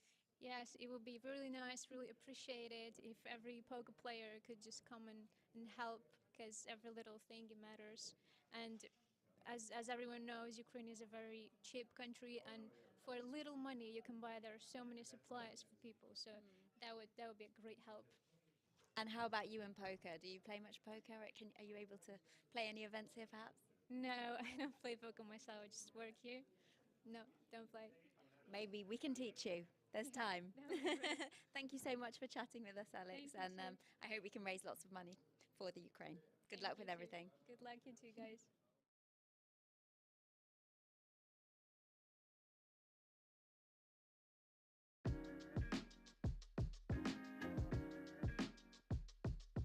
Hello, welcome back to our coverage here of the Irish Open. I am joined by the champion of the Heads Up tournament, Anthony Blano. Congratulations. You only just took it down just moments ago. How did it go? I'm fine, very good, and I'm very happy to win this tournament just 10 years after my first live tournament here in the City West Hotel. Oh, wow. Really? That's amazing. And 5,600, over 5,600 euros for this first place. Do you normally play Heads Up? Um, when I arrived in Ireland, I don't want to play this tournament. And whenever before, I say I'm my friend, I register, I buy in the tournament, and 6 rounds after, I win it, so it's so good. So now you're a specialist in Heads Up. Thanks. Yes. We will see you hopefully in the main event as well. Yes, I will play tomorrow. Okay, well, thank you so much, and good luck. Congratulations once again.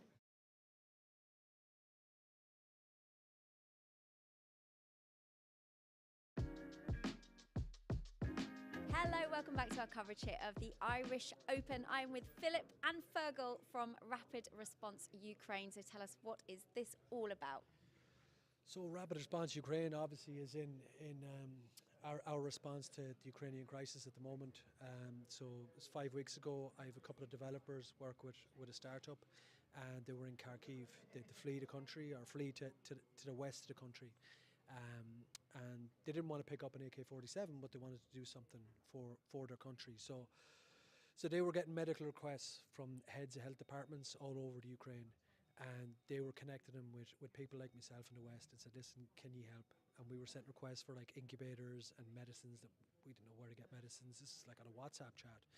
And then they said they ran out of body bags. They didn't even have enough body bags to bury the dead. So So we were like, look, that was it. We said, we got to do something. So I found the local funeral director, David McGowan in Sligo, who's like, oh, I've pallets and pallets of body bags. So that was it. Let's get the body bags to the border. That was the simple mission. And then it started out, actually, JP from this festival gave a donation. A mate, Mark Walsh, from the local casino in Sligo, said, I'll come with you. And then through JP, we had a contact with Marcin, who's involved in Pokio and On Game, and he ended up being our driver and fixer. So it was like the poker community right across Europe came on board, met us from the airport. The body bags ended up going into piling medicine around it, piling medical supplies around it, and then we got it to Ukrainian drivers, and 40 hours later we got it to Kharkiv. So we're now have established a supply run where we can get medicines to battlefield towns where the Red Cross and UNICEF can't. So this is a vital supply line. So what we've done now is we just rinse and repeat. We're just raising funds and then just getting the meds now to Ukraine. It's getting better and better, and we're on our 4th or 5th delivery at the moment. So this is what we're doing, and this is why, like, I suppose Philip here is another local poker player, and he's got involved and is helping us out in the fundraising side of things. So that's what we're doing up here. So sort of like a payments operation management coming in here. Just we came in and we got a third-party company to provide us with a digital payment unit that's over there, Tap to Donate, which allows people, if they don't have any cash on them, just come in and tap the card down. Money then goes directly to the charity. They've also kind of absorbed a lot of the fees from it, so we could get as much as we can to the charity.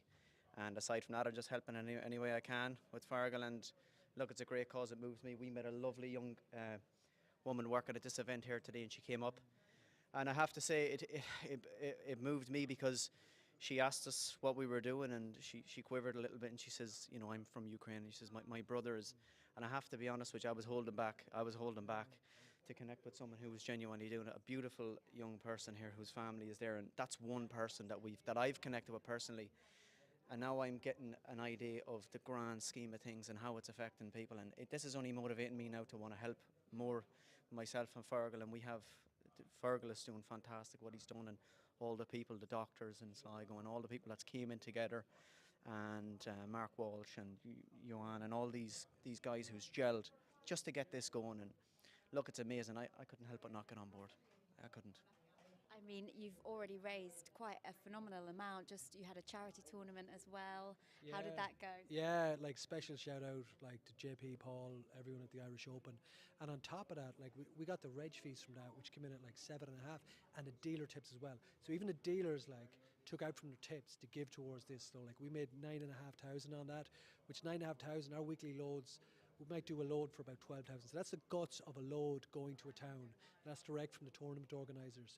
So what we're doing now is we're going to hang out here for the week, and we're going to get like donations. People are going to donate a percentage of their potential winnings in the Irish Open, and have more chance of winnings with the good luck here.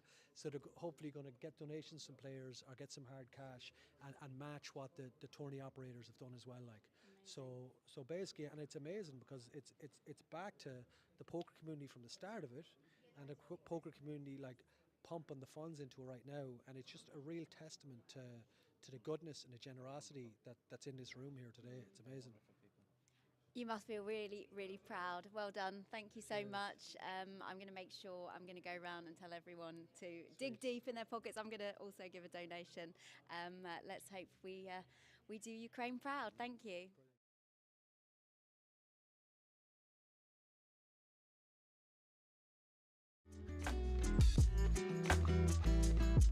Day 3 at the Irish Open 2022 was another successful day wrapped up as we saw Day 1A of the €1 million guaranteed main event kick off in full swing. The Coin Rivet 5K High Roller also concluded its play, and the commentary and live stream got well underway with hosts Vinton Gavin and Emma Kennedy. The America's Cup invited all players to join them in the €350 buy-in tournament. The heads-up crowned Anthony Blanor as its champ, with Wahid Ashraf taking the Hendon Mob Championship for close to €11,000. Off the felt, there's always the crack, as we had a shuffleboard tournament take place with lots of eager players looking to win a prize. Much fun was had by all on and off the felt as the music played and the festivities got into full swing.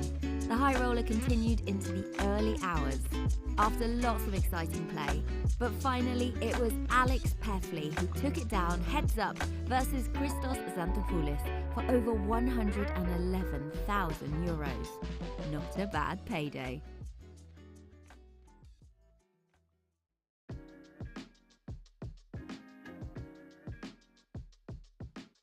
Hello, welcome back to our coverage here of the Irish Open. I'm joined by Wahid Ashraf, champion of the Hendon Mob Championship. You've had a phenomenal start to the Irish Open. Yeah, I've had a really good start. I'm really pleased with myself. Yeah. Things are going well. So talk us through, so the first event, the mixed game, came second. Yeah, became second in the mixed games. Should have had 2 trophies, but that's the way it is, you know. It happens, poker. And talk to us about this event. How easy was it? It was quite a late or early morning, shall we say? It was a very hard grind, very long hours. I was absolutely shattered. Yeah. But I'm happy, delighted. You know, hope the week gets better. Yeah. Well, you've had a nice Not win. asking for much, but you know. A nice win of €10,825. Pretty nice payday. So you'll be jumping straight in the main and That's right. free rolling. That's right. Hopefully, go deep in that as well. Yeah, you had a great hand with 4s, right? And the crowd went wild. Yeah, that's right. And they're here to cheer you on as well. Yeah, all my friends are here, so we're all having a good week. All right, well, great to talk to you, and hopefully we'll see you back up here again sometime soon. Thanks.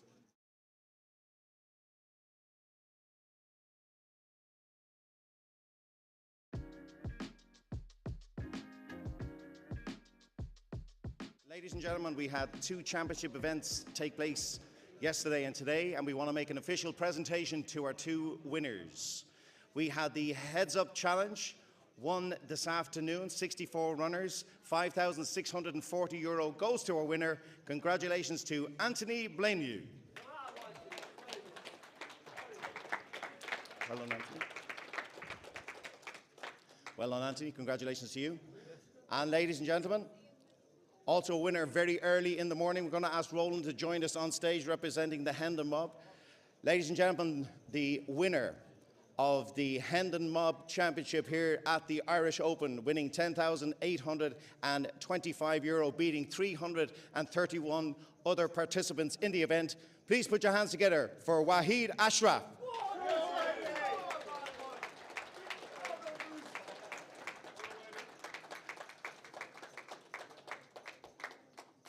Ladies and gentlemen, congratulations to both our winners. We'd like to invite Fergal Naylan up now. Fergal is going to say a few words as part of our sponsored charity here this week.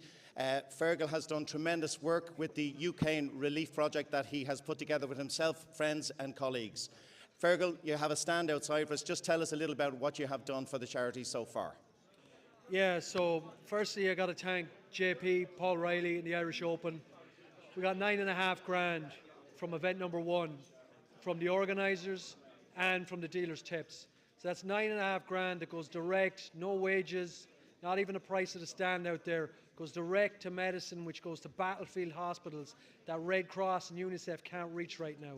So while they're sitting on their hands playing politics, we're doing back roads like the French Resistance, getting the meds that's needed to the people that need it on the ground.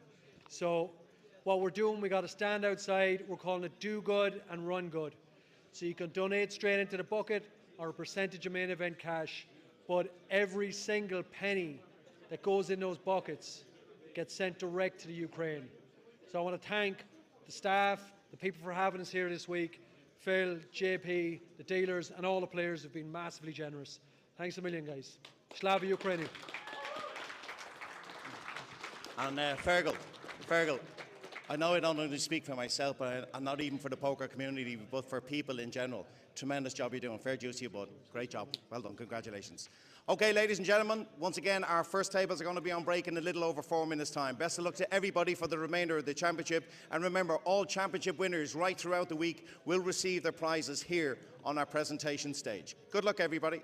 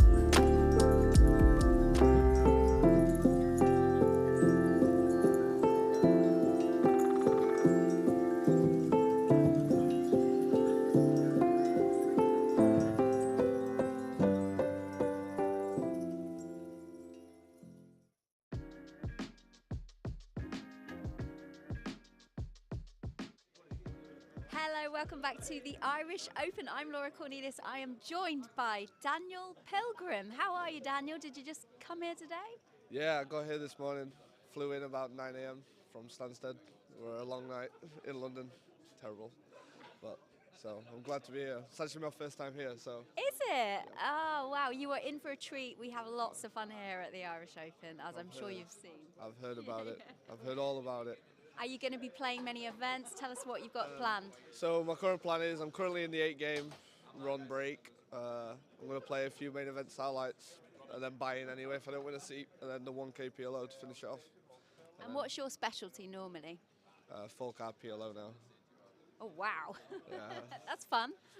Yeah, but normally back home we play 6 card and it's just even worse. Swings.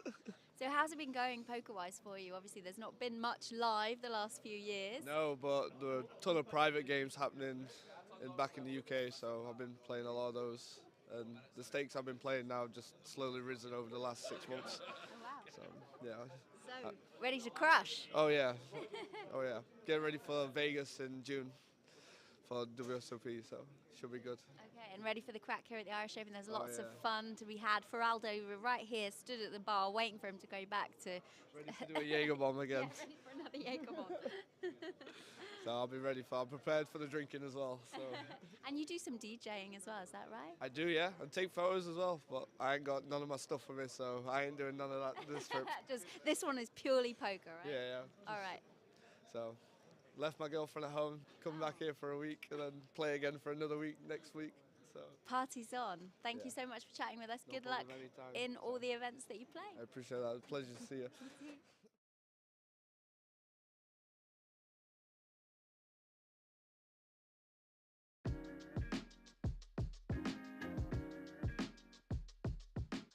Hello, welcome back to our coverage here of the Irish Open in Dublin. I'm here with the winner of Event 1, which was the Six Max €350 by Leo Lombardosi. Yes. Congratulations. Thank you so much. Well done. You won €13,750. How good did that feel? Yeah, it's okay. It's cool. Actually, I stake normally, so this kind of money like come and go in and go out very fast. So yes, I'm happy. It don't change my life at all. It don't change like nothing, but I'm just very happy because I take a trophy at home because now I live in Dublin. So this is very nice. And yes, I don't thinking to play this tournament. Actually, I very come late I reach the last level. Because my friends come to visit me here and tell me yes, let's go play live a little bit. I don't play poker live until World Series of Poker in next November. So I say why not? And yeah, the tournament was pretty cool because it's max and we have a lot of action. And yes, after that everything gonna to be cool. And I finish in heads up versus other French guy, and the heads up was pretty long, but it's my specialty, so I win in the end, and it was pretty cool. And I got to put this in my home in the fireplace, you know. The mantelpiece. Yes, exactly. So yes. Star Pride. So you live in Dublin. Tell us, how much do you enjoy being here in Dublin? How fun is it? Yeah, it's very nice here. I already come here for other events, but yes, like Irish Open is a very nice event, and I can't wait for the main event because it's going to be very fun, I think. I like City West Hotel. It's very nice place. Maybe one of the best places I never play in poker actually. And yes, I think like we don't like you know, everybody think about Vegas or place like this for poker, but in Europe we have very nice place too. Maybe better for sure. From like here for me is better than the Rio in Las Vegas. Oh, So wow. Indeed, yes. I think so too. And this was a charity event. We raised over €9,000 for Rapid Response Ukraine. That must feel good as well. Yeah, this is very cool. I'm very happy for that, and because this situation is very bad, and yes, we hope it's going to be quit very fast. Next event for you here at the Irish Open? The main event tomorrow and the high roller, and that's it. I'm going to play cash game more, I think. And yes, that's it. But yes, I'm gonna to come every day because yes, I'm at home, and yes, it's my event because yes, I live here, so yeah. Congratulations Thank you once so much. again. Merci beaucoup. Thank you. Merci beaucoup.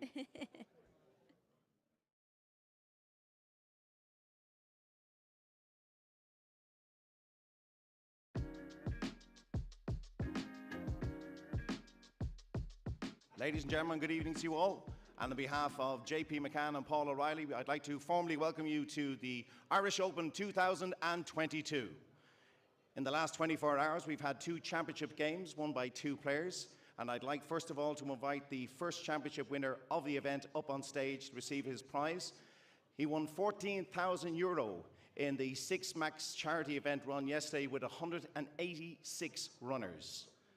This charity event was run for Rapid Response Ukraine, and this event raised a fantastic €9,411 for the charity. Well done to JP and for Paul for running this fantastic event. Ladies and gentlemen, the winner of the Six Max charity event, please welcome Leo Lombardozzi. Leo, congratulations. Well done to you. Want to say a few words, Leo? If I want to say Do you want to say some words? Yeah, I don't know. Oh, lovely. Here we go. Okay. So I want to say thank you to my luck, because I was fucking lucky for winning this tournament, obviously. And yes. Congratulations, Leo. Well done to you, sir. Spend the money wisely. Ladies and gentlemen, our second championship event, the 8 game, €5,275 was won by an Irish legend, a legend of the poker felts. Delighted he took home this prize. Ladies and gentlemen, the championship 8 game winner, the one and only Mickey Muldoon. Michael, well done, sir. Mickey, give us a hug. Slow motion. Well done, good. Well done. Thank you. You going to say a few words, mate? I'll pass. Are you sure? Fine, mate. Ladies and gentlemen, Mick is a very, very shy guy, so he's not going to say a few words. So, ladies and gentlemen, once again, on behalf of JP McCann and Paul O'Reilly, we're delighted to see you all back at the tables here at the 2022 Irish Open.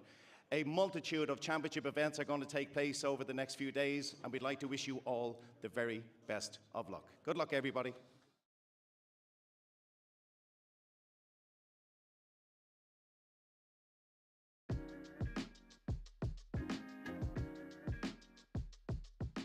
Hello, welcome back to our coverage here of the Irish Open. I'm Laura Cornelius, joined by Ian Simpson, former Irish Open champion in 2013. It's a long while ago. 9 years now. Yeah. So how are you enjoying the Irish Open this year? We've been away for a little while. Is it good to be back? It's very good to be back. 2 years with no live cards was sad. Necessary, but sad. And now it's back, and it's like it hasn't changed. It's fantastic. Everyone's full of beans. Everyone's having fun. They're taking my money, so everyone's in good spirits. So what have you been playing already? Because I've seen you on the felt, a lot. Any tournaments that has 2 cards in them I've been playing. So yeah, I'm in the high roller satellite right now. So hoping to get into the big one tonight. How's it going? It was going well, then Terry Jordan took 10k off me with his kings. Who gives Terry Jordan kings? I just told him off about it. Well, hopefully, there's still time. We can still see you at 6 p.m. and the main event is starting tomorrow. Are you going to play tomorrow? Hopefully not. Hopefully I'm in the 5k. But yeah. Oh, yeah. Hopefully. That's a fair way away, but yeah. Hopefully I'll play the 5k. If not, I'll play the 1k. And for someone that's won this tournament in the past, how does that feel, that moment when you pick up that trophy?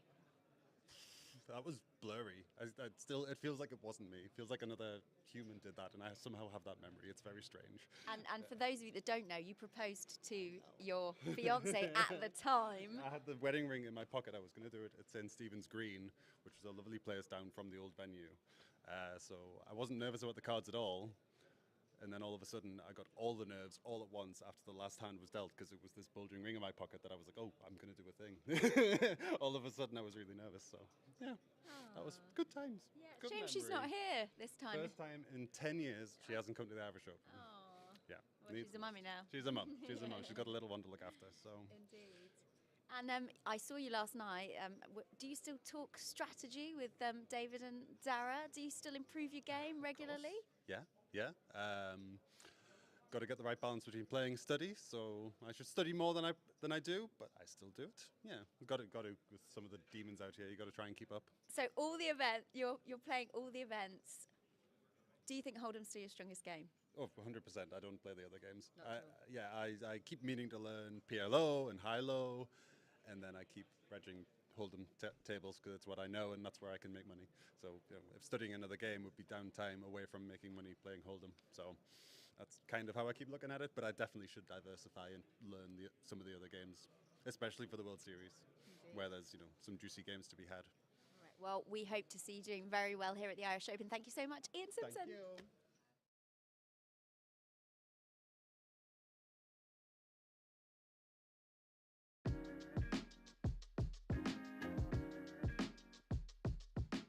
Hello, welcome back to the Irish Open here at the City West Hotel. I'm with Gogan, who has been here all week. Yes, I've been here a very long time, but I'm leaving tomorrow.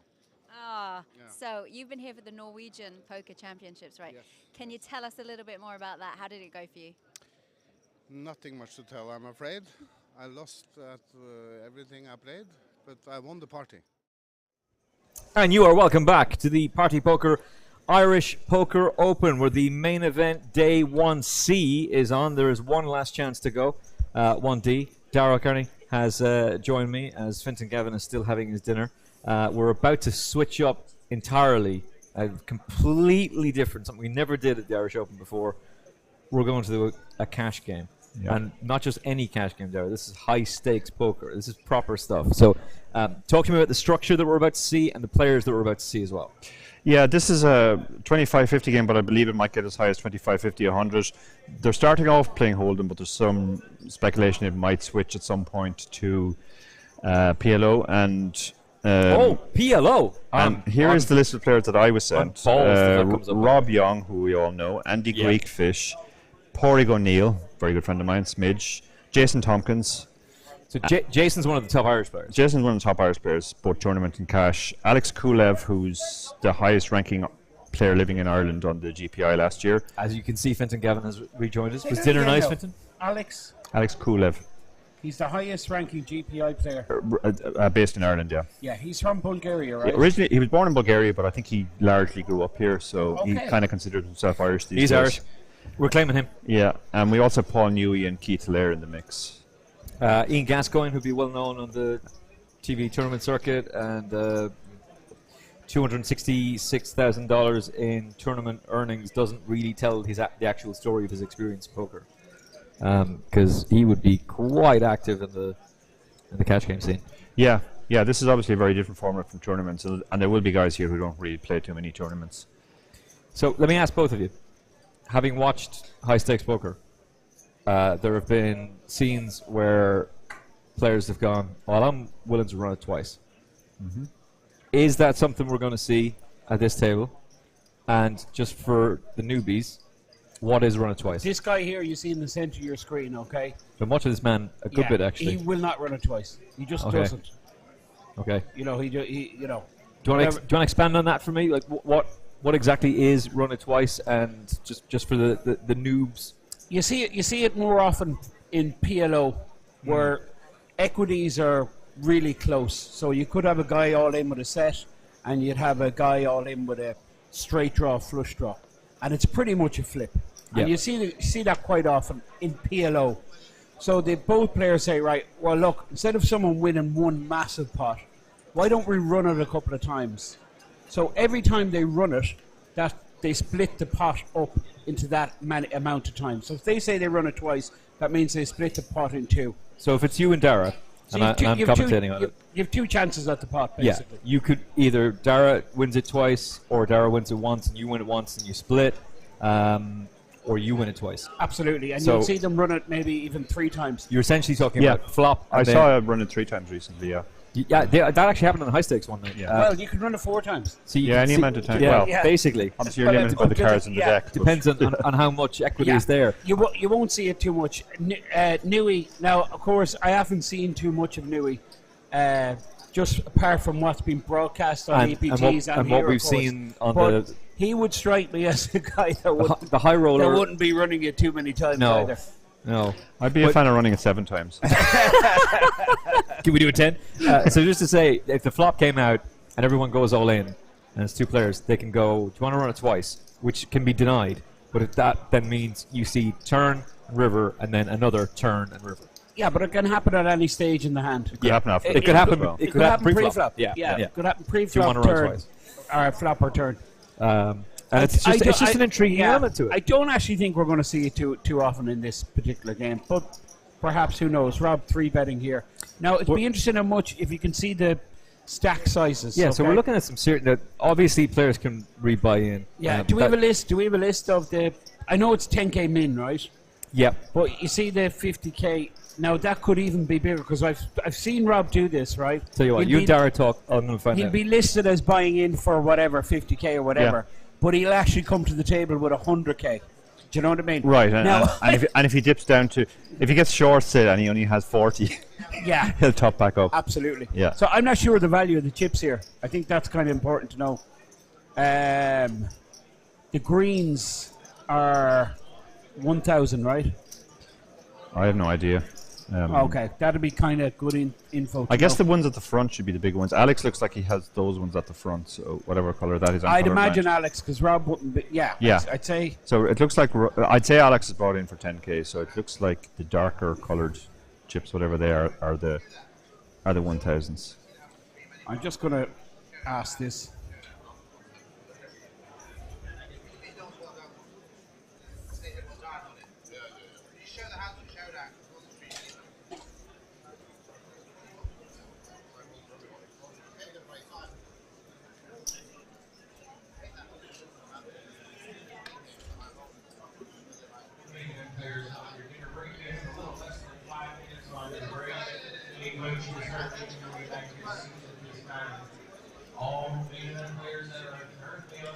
So the blind level here is 25, 50, 100. You see it described there on the bottom of your screen.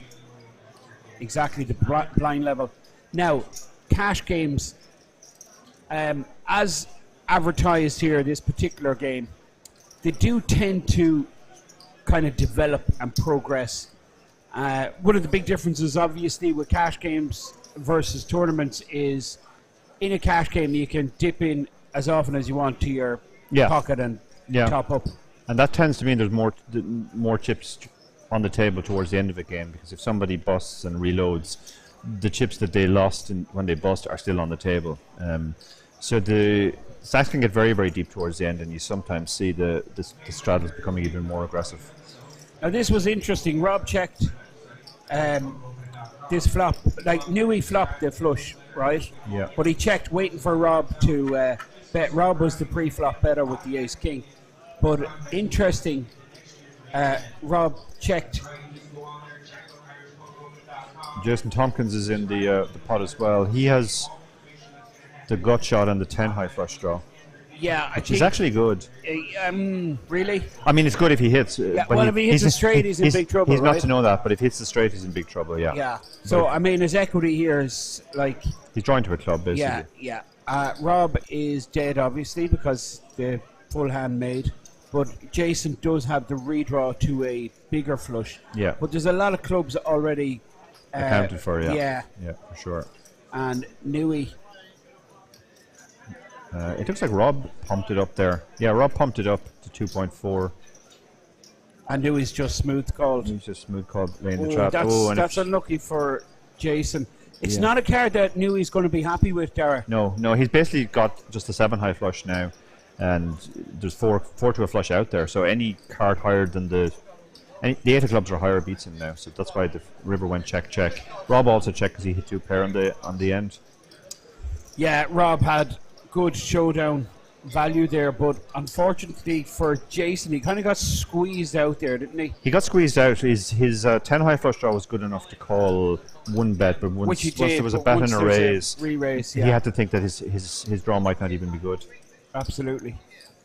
Okay, interesting. So basically, we are looking at a high stakes cash game, and I say it's a high stakes cash game. The reason I say that is because I know that 2 players at least here are sitting down with 50k, and in my opinion, in my experience, that would be classed as a high stakes game, Dara. Oh, 100%, yeah. This is high stakes for sure.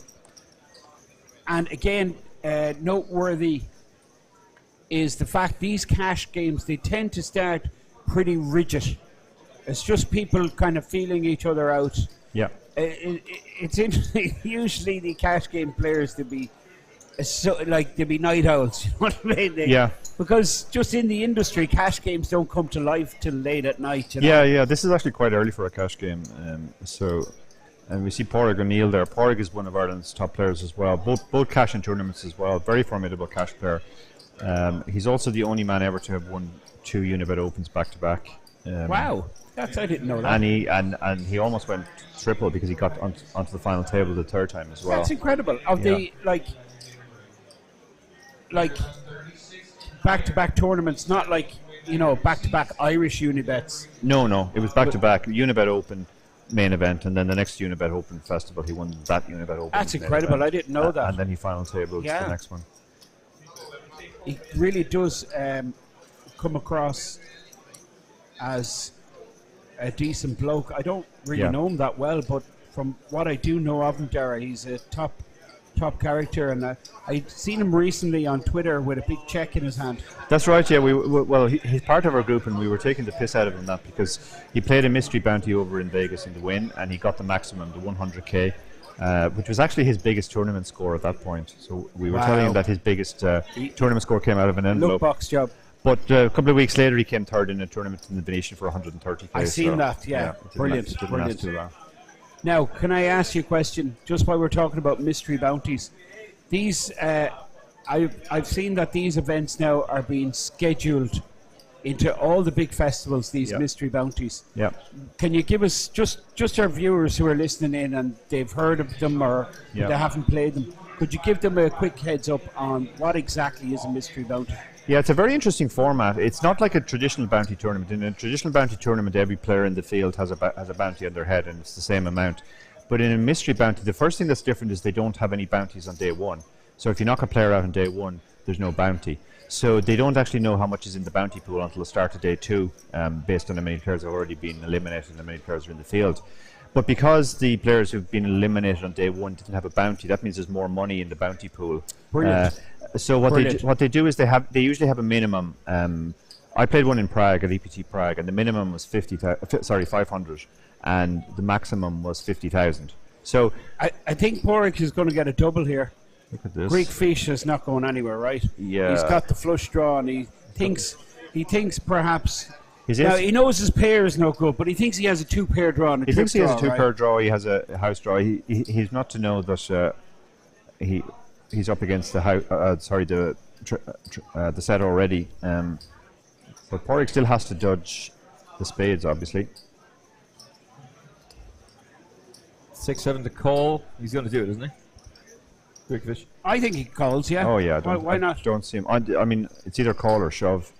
If he thinks he can get Pádraig to fold something. Well, no, Pádraig's all in. Oh, Pádraig is all in. Yeah. So the action's on Greek Fish. Okay. And it's 6.7. He's going to call. He doesn't think he's up against a set here. Yeah. So he thinks his trip draw and his 2-pair draw could be really good.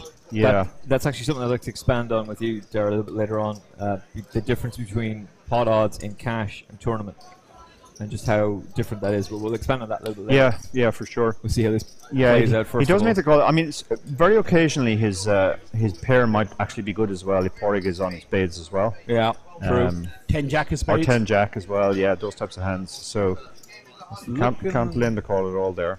And looking like a double up, but there are 6 outs. And that was a not scary colour. But it was, yeah. For a second there, I'd say, oh my God. Pádraig winced for he a visibly split winced. second. Yeah. He goes, okay. I'd have winced too, and I might have done a little bit more, to be fair. Yeah. That's it. Listen, like to buy in for 10k, right? And after one orbit, get your stack up to 25k. That's like in a game like this that's going to go super big. Now, I don't know what kind of bankroll Pádraig plays off, but I do know he's not on the same bankroll as one or two of these players. For sure. Do you know what I mean? For sure, yeah. So if he goes broke a few times, there's no such thing as reloading for 100 grand. Like no, it's fair to say that Pádraig has probably committed maybe 2 to 3 buy-ins to this game. So this is a really essential kind of pot to win for him. Yeah, to get that start. And I mean, now he's at the position that if he doubled up again, say through Rob, he would actually have a huge stack in front of him, and it could turn into an amazing night. And the thing about Pádraig is he's super experienced. So a lot of tournament players, when you see them in cash games, they won't know what to do 200 big blinds deep because it's just not their game. But Pádraig plays at least as much cash as he does tournaments. Where does he play cash, Derek? He travels around to all the festivals, and when he's not playing the tournaments, he plays the cash. Okay. He plays a lot of cash in Vegas during the WSOP every year. In fact, most years he goes over and he plays more cash than tournaments. A lot of Irish players are like that, actually. Yeah, they prefer to do that instead. Yeah, I mean, I think from a purely mathematical point of view, you're expected to earn, if you're just playing cash in Vegas, is greater than if you're playing tournaments. Obviously, you can always bink a really big score, and that's why people like the tournaments. But somebody told me that, in fact, it was actually Pádraig who told me he worked out once how much an hour he thought he would make in Vegas if he played tournaments versus cash, and I think cash came to about twice as much. Oh, so no offense to our American viewers, and there are a lot, by the way. The standard idea amongst the Irish poker scene is the level of play of Americans who are just wrecks in the casinos is far lower than it is here. Yeah. So unless you get unlucky, you can dominate. In terms of the players that we've got, so it's a 10k min buy-in. Chips are green 25, blue is 100, yellow 500, purple is what you want to see. They're worth 1k. You can see the different varying chip stacks. And Nui, who we're becoming very familiar with, he's just coming onto all the feature tables. He's got 50 big bags. There's 46k here now for Young, who's a player that we were highlighting earlier on. Kuslev, Queen 6. Gets out of the way, 9-7. But the range, and this is open to both of you, so I'm going to go to Fintan first of all. The range of opening hands in cash becomes very, very different to tournament poker. Well, I'm going to make a prediction, right? I'm going to say... And your predictions have been spot on. just say, right, we would do a 4 to 6 hour stream on a tournament, okay? The percentage of flops we see would be less than 50. Okay, depending on what stage of the tournament it's at. Probably earlier stages, the percentage is higher, but it's less than 50. I'm going to actually ask one of you to do a little bet with me. Okay. All right. Well, this is double or quits for us because I'm down. Okay, 20 I'll do a already. 20 with you. Yeah. Okay. I'm going to say to you, we're going to see 90%, 95%. I'm going to go as high as, depending on what price you give me. 95% of hands, we're going to see a flop. Oh, I was actually going to agree with that, so I can't argue it. I was totally going to agree with that. Yeah. I mean, I'd be surprised if we see nothing but flops tonight. I know, there's going to be a few gonna hands. be one but it's only going to be one or two. One or two, maybe. Yeah, there's going to be a few cold 4-bets with someone. Yeah, okay. Yeah, that's a good point. Yeah. There's not going to be any walks though. No. And there's not going to be many button raises that get through either. And so, then for you, Dara, the range, how it changes and how it switches, as we see Jack 6 Rob has drawn dead. completely dead. Yeah.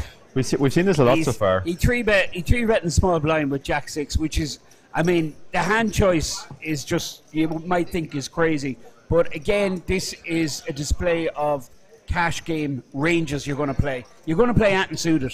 Yeah. And particularly if you're Rob Young and the bankroll. And if you've got paint, suited and paint, you're gonna call. Nice soft double for Keith. Now, do you know this guy, Keith? I don't actually. Somebody's I know him from Heads Up in the World Series of Poker because he keeps making semi-finals and finals in the 10K Heads Up. Seen him somewhere. Yeah, we were actually chatting about this game on our group before because Jason and Smidge are both, Pádraig are both playing, and I'm told Lair is a very high stakes tournament player with 3.6 million in cashes. Yeah, a lot of that from the World Series and a chunk of it from Heads Up. He's a real Heads Up expert. I think I could be mixing him up with someone else, but I'm sure it's him. Yeah, no, that would make sense given he has so much in cashes. There was actually an interest. I'm going to tell you a quick one about Keith. If it's the same guy. Yeah, go. Do you remember a couple of years back in the World Series, and they had the World Series or the World Series? The WSOP, right? They had these decks of cards that the players were complaining about. Yeah. And there was some European guy who was playing really weird. Yep. Do you know what I'm I remember talking it was about? in the heads up. And it was in the heads up. Yeah. And he kept beating these top regs. Yeah. And your man was an absolute nobody. And someone rightfully said, well, look, this is just not plausible. Something's going on here. And then they looked at his play more, and he was looking really weird. He kept looking over at the table at his opponents. And he was wearing special glasses And as he was well, as I wearing remember. glasses. But He really couldn't have made it much more then obvious. he came up against this guy, Keith. Yeah. And there was just no way. Keith, of course, been around the block and some, okay? Yeah. And he just couldn't. Just yeah. cover the cards. Keith just, yeah. Yeah. Keith actually knocked him out. Oh, was it Keith who knocked him out? Yeah, I'm pretty sure. Okay, that's- yeah. But the moral of that story is, though, he was marking the cards, as I remember, with some sort of ink, which he needed the special glasses to see.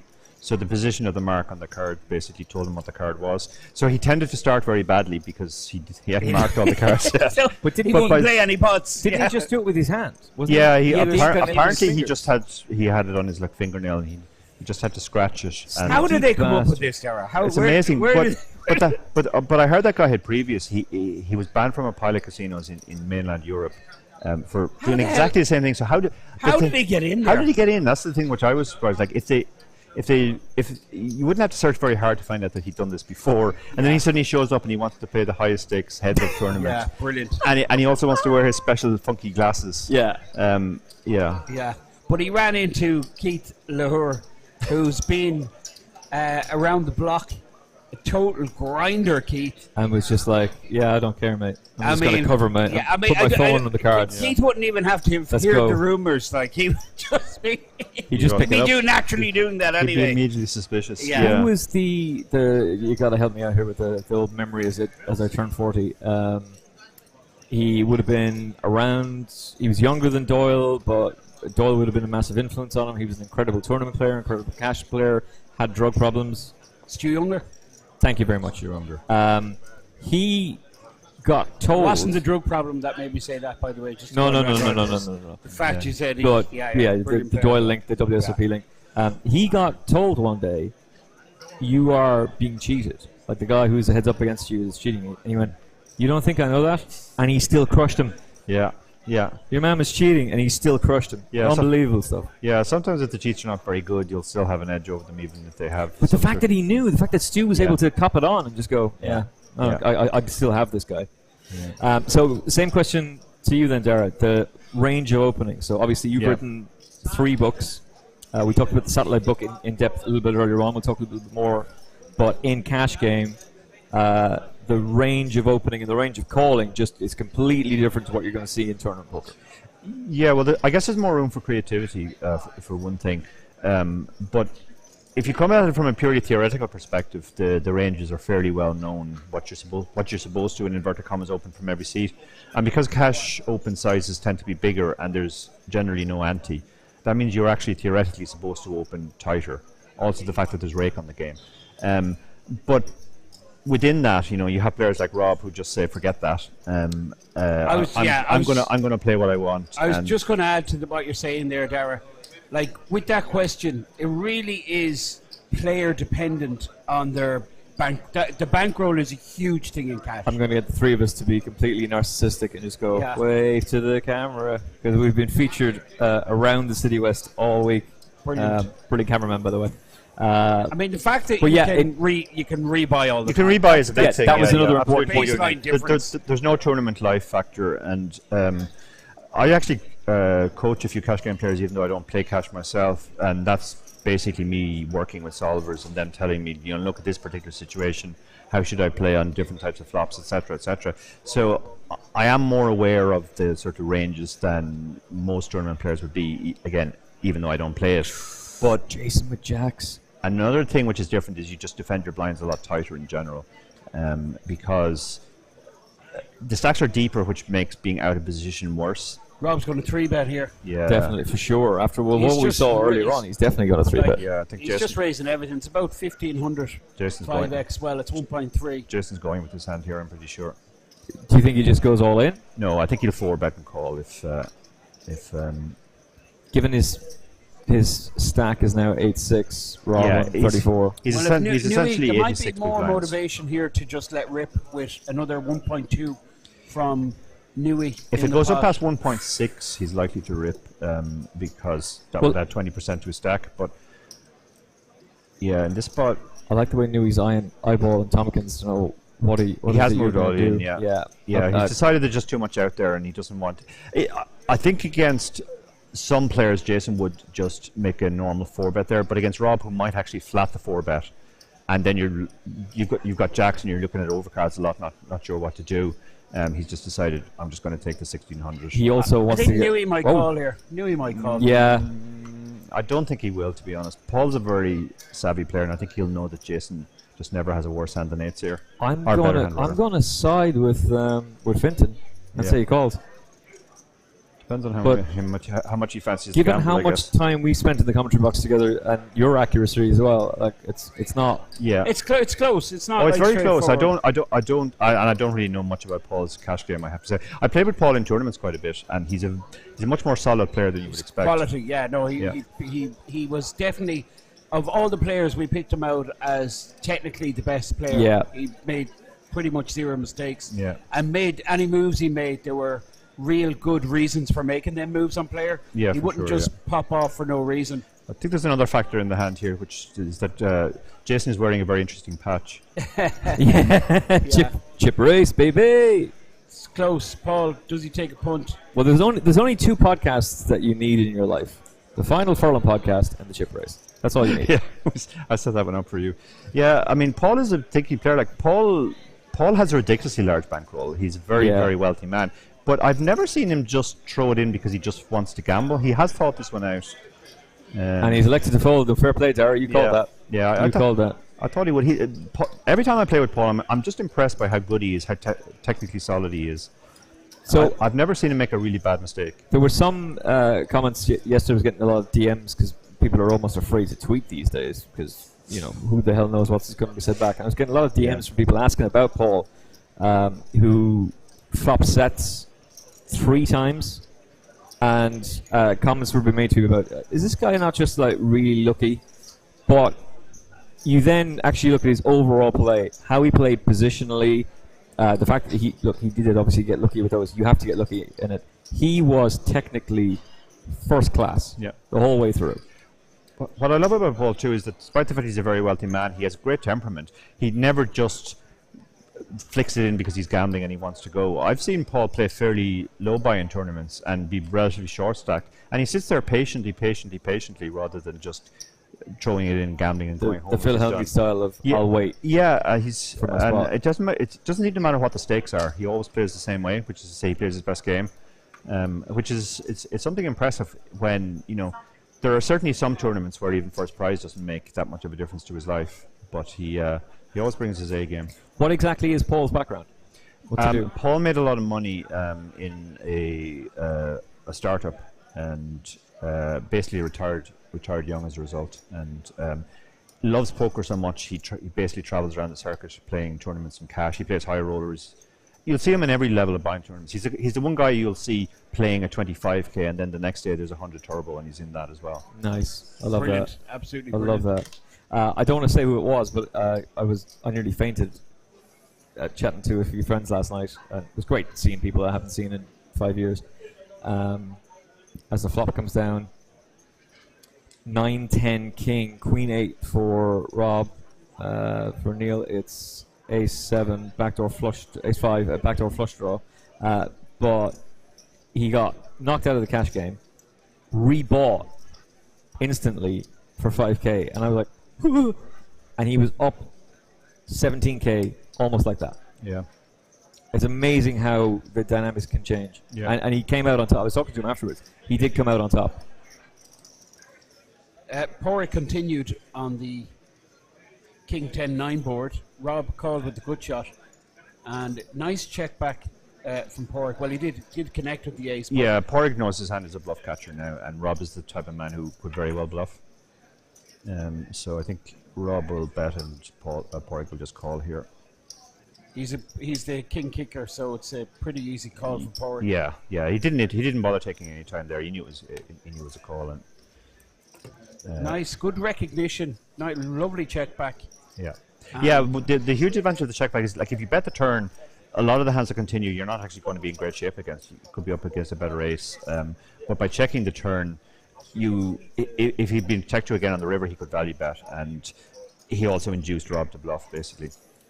So the Irish guys, Porrick and Jason, doing pretty okay. Good start, very good start for Porrick O'Neill. Who's particularly good start for Porrick, yeah. He's up close to 20k. Yeah.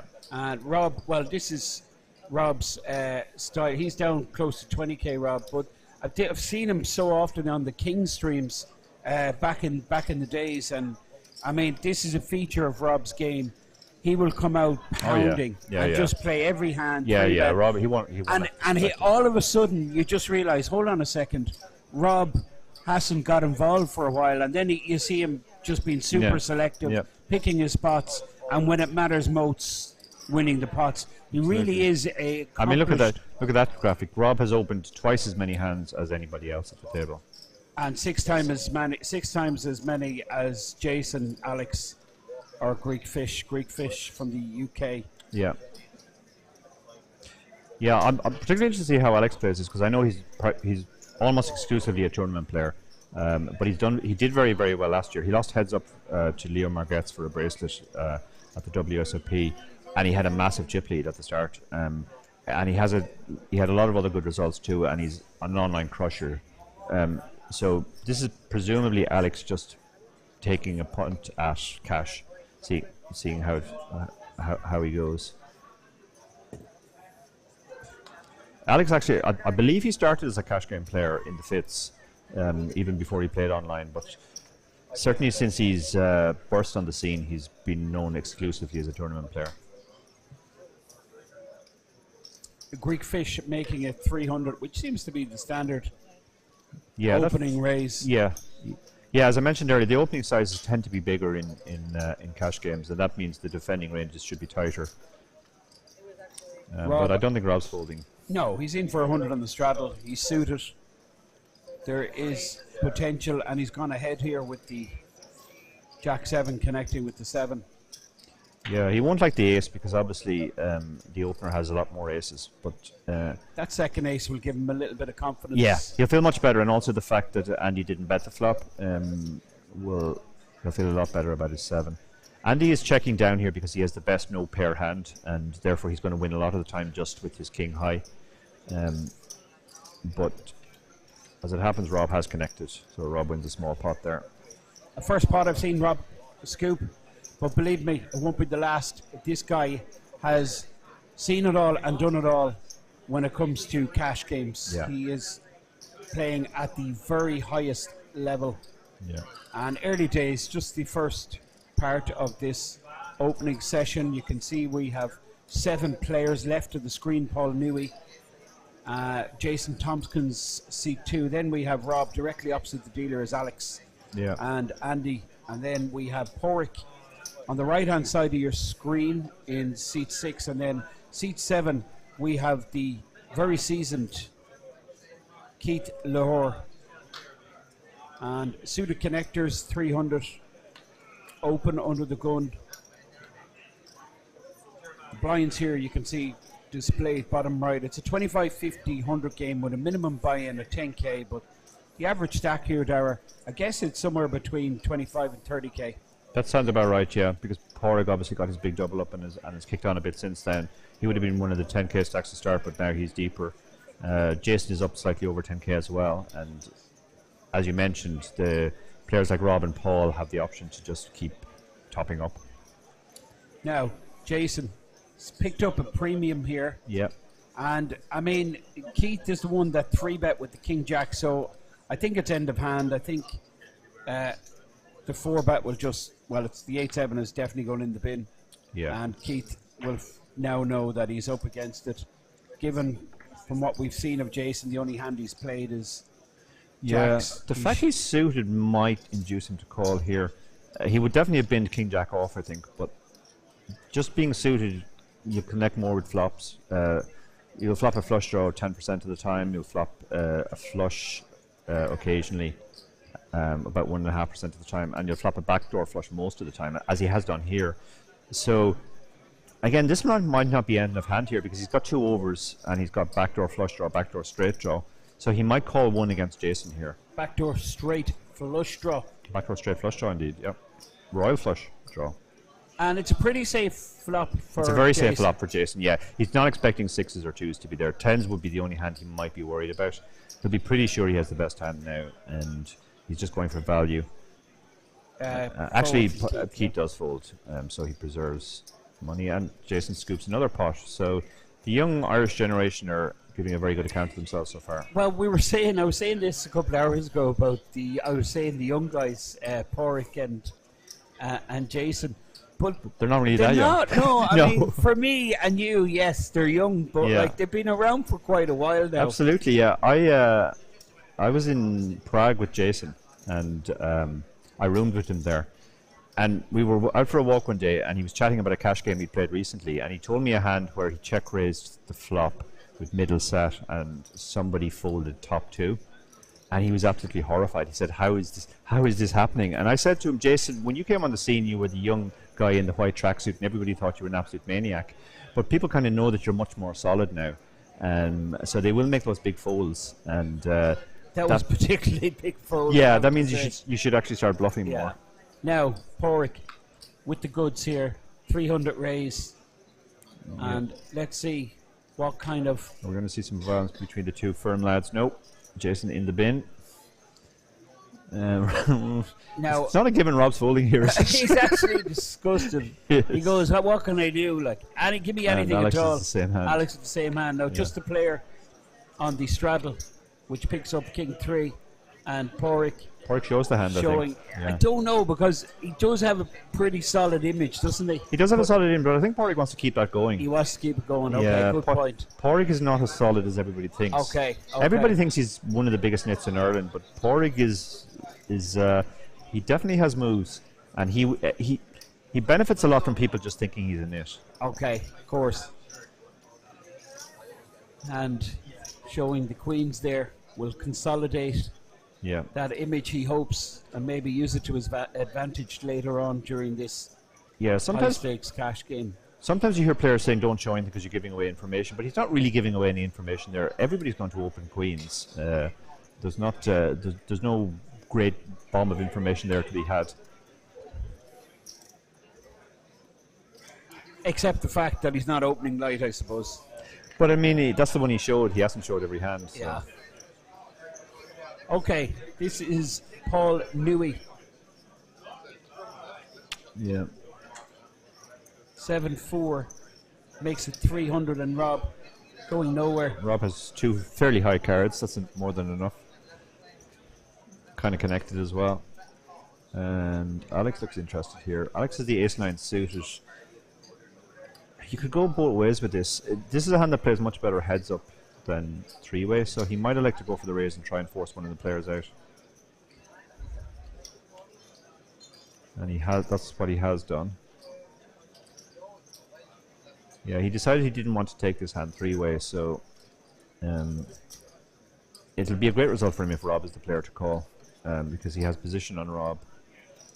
And he's absolutely crushed. Yeah. Shows the hand as well. Viewers just tuning in, we are in City West. We are watching a high-stakes cash game, but that's not the story, Dara, here today. The story is what's happening out on the floor, which is quite remarkable, really. It is remarkable. All the buzz is about what the final number is actually going to be this year. I had to look up what the last one was. I remember that it was big, but it's definitely going to be bigger this year. Most people are predicting that we will get more than 2,000 runners by the end. We had a good debate about this, Emmett and I, and straight away I said 2 million was my 2 million target. So it looks like with the late range open until the start of the clock tomorrow. Correct. I think you're going to have a flurry of buy-ins. You will for sure, yeah. Like I'm talking 50, 40, 50 buy-ins maybe. Yeah, that was kind of relevant for me because I won 4 tickets online. But when I contacted the Irish Open, they told me that you weren't allowed to sell or transfer additional tickets until you bagged for day 2.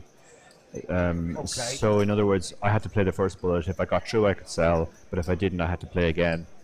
again until I got a stack through to day 2 before I Okay. could sell or transfer. Okay. And I bust late on day 1, and I couldn't play yesterday. My wife would have divorced me if I played yesterday because I'd been away for so I thought, okay, well, if I play my second bullet at the start of Friday and I get through, then I'm going to have 2 bullets left, and I'm going to have to find 2 people who want to buy in the next day and sell the ticket to them, and they're going to know that I'm fairly desperate to sell. So what I decided to do instead was I registered with 2 hands to go on day 1 rather, and I just folded those 2 hands and put the starting stack into the bag, and then went off and sold my 2 tickets. Okay. And that was purely because of the situation where I had to bag before I could sell the additional tickets. Okay, that was really smart. By the way, that's super clever. I would never think of that. I arrived at the table and everybody was going, he must have lost his mind there. He just came over he just registered right before the end. He folded 2 hands, and why didn't he just show up on day 2 and do that? But there was madness. There was some sort of method in my madness. Okay, so you had 4 bullets, right? 4 bullets, yeah. So you fired 1. Fired 1. And and I bust near the end of day 1. And then you decided, right, you just get a stack, the 30k minute, whatever. Yeah. True. Yeah. And then, okay, so you weren't tempted to fire, you weren't tempted to like sell 1 seed and maybe have another. I couldn't sell until I had bagged. Yeah, but were you not tempted to fire 1 bullet maybe after you bagged just to see you could just? I get what you're saying. Yeah, no, I was. No, I would never do that because the way I look at it, that 30k in the bag is worth slightly more than the buy-in because it's day 2. And best case scenario, I do get another stack through and it's bigger. That seems like great, but now I have to surrender the value of the first. So it's sort of best case scenario. You're actually well, you could argue it both ways, but if you bust the second bullet, you still have your first stack, obviously. But if you do get through with the second bullet and it's a bigger stack, you basically wasted your first bullet. Yeah, good.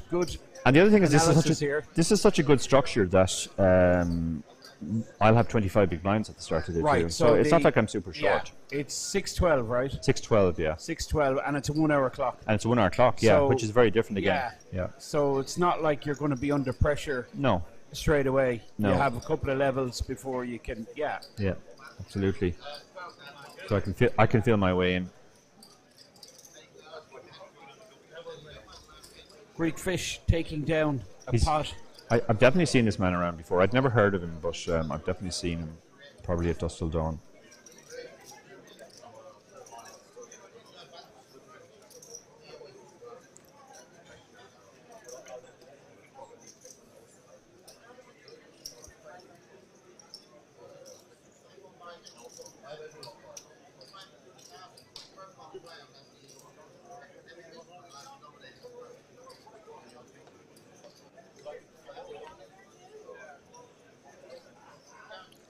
I tell you, Dara, when I walked in, I came, I wasn't here for the Norwegians, but a good bunch of players from Galway came up for cash, grinding cash and that, and they said it was brilliant. It was like, there was loads of action. So I was looking forward to it, but I know there's always a little bit of a lull after the Norwegian for the first few days of the Irish Open.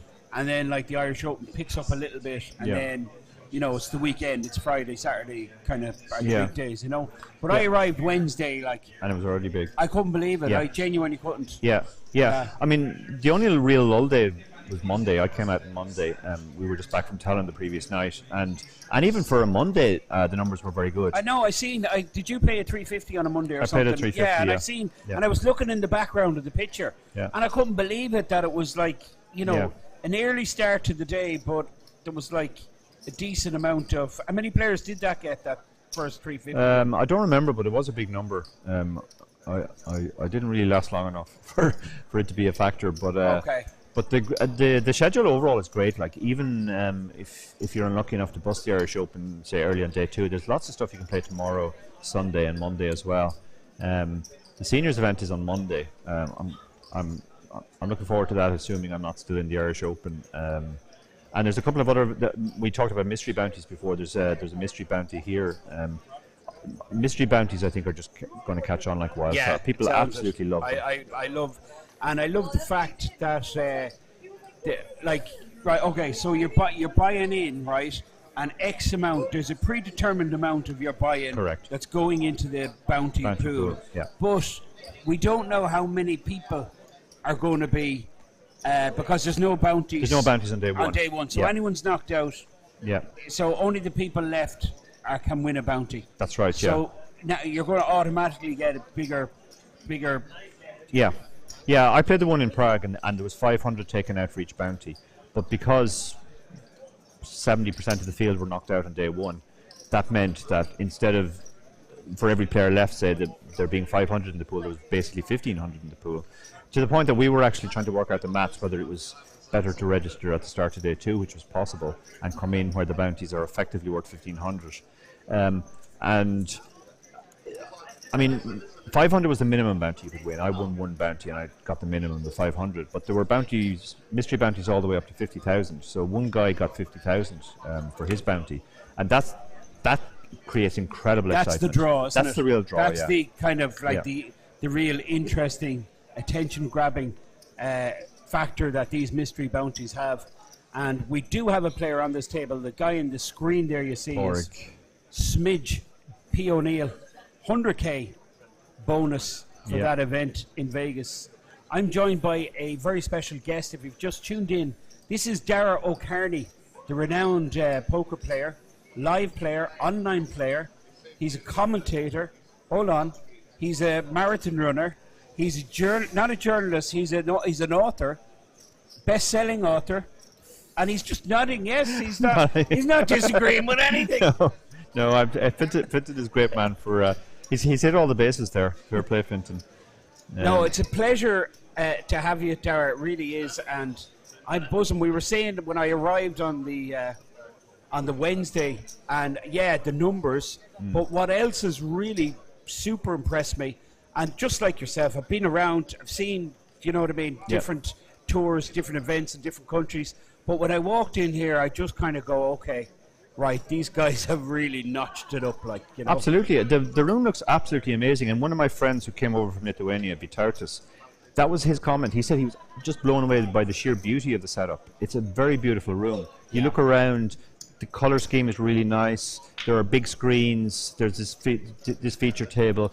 Everything about the setup is really good, and it's so much better than playing in, you know, a lot of places you go and you're playing in a grungy underground casino. Yeah, it's not, and like even a big kind of posh, flashy casino, and you walk in, you're looking for the poker room, you can't find it because it's at the very back corner. Absolutely. Because the last thing the bosses want to deal with is poker players. That's right. Yeah, poker is just there to draw people in. They want them playing the other games. They want the slots players. They want players like Emmett. That's what they want.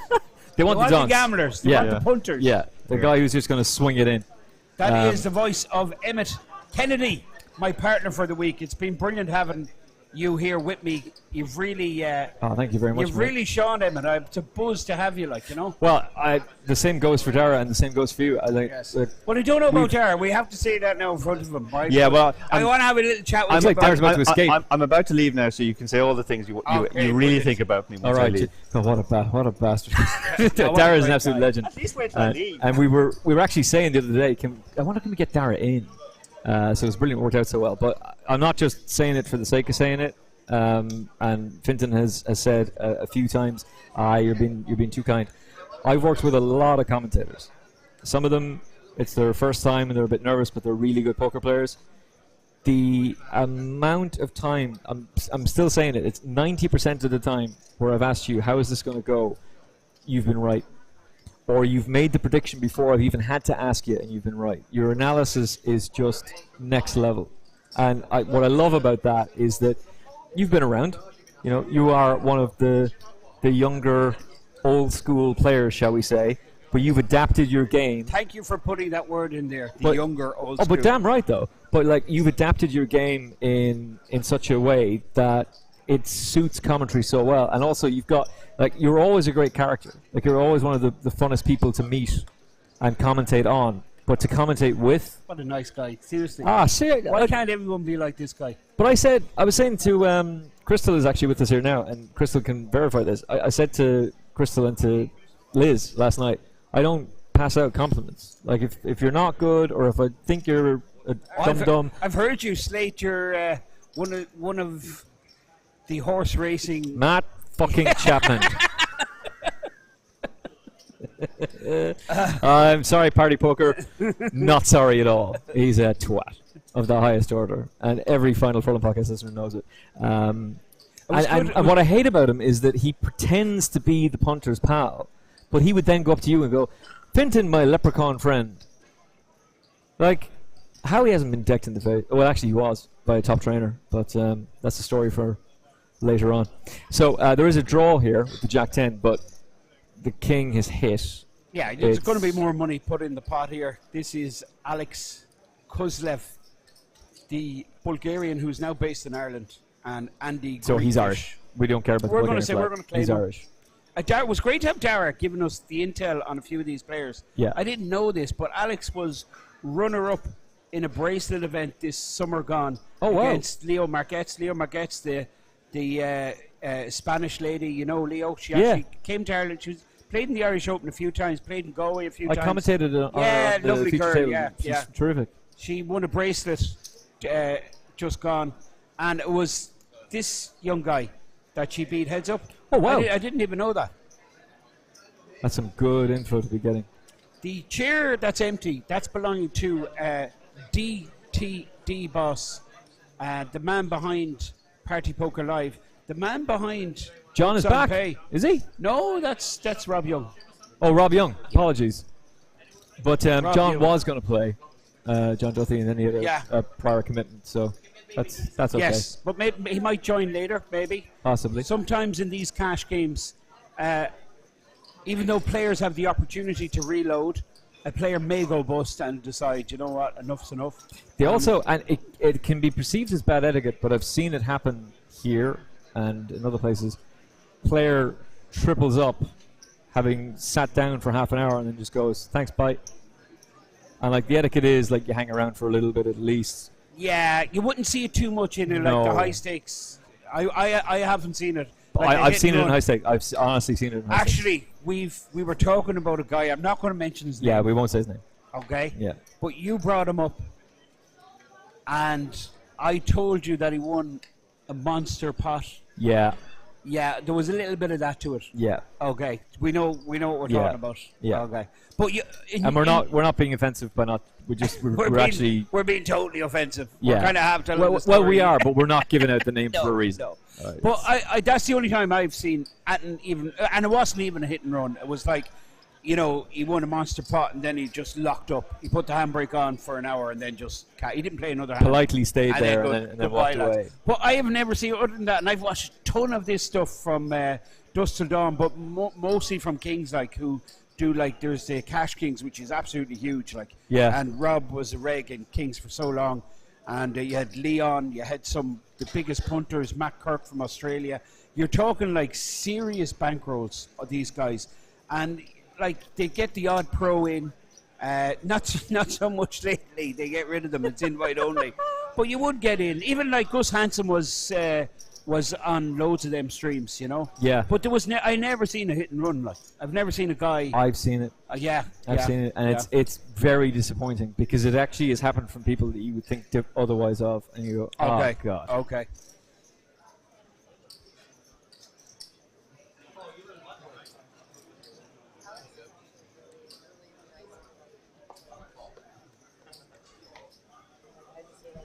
Crystal has a piece of info for us. Alex is Alex is a very nice customer of massage. We enjoy it. And does he tip well? He tips well. Damn right. He's generous. That's the way it should be. Nice shout out for young Alex, the Irish / Bulgarian pro, who you see in the centre of your screen now with the Queen Jack suited. The blinds here 25.50 with 100 mandatory straddle. Min buy-in here is 10k, so 10,000 to play. Alex with the Queen Jack suited makes it €300, and he gets one customer, which is Andy Greekfish with the same hand. 5, 6, 8 ace, I think, advantage here, Alex. Given that he's positioned, he's the pre-flop raiser. Continuation here, I would expect the hand to be over. And this is Alex making the continuation bet and a snap fold from Andy Greekfish from the UK.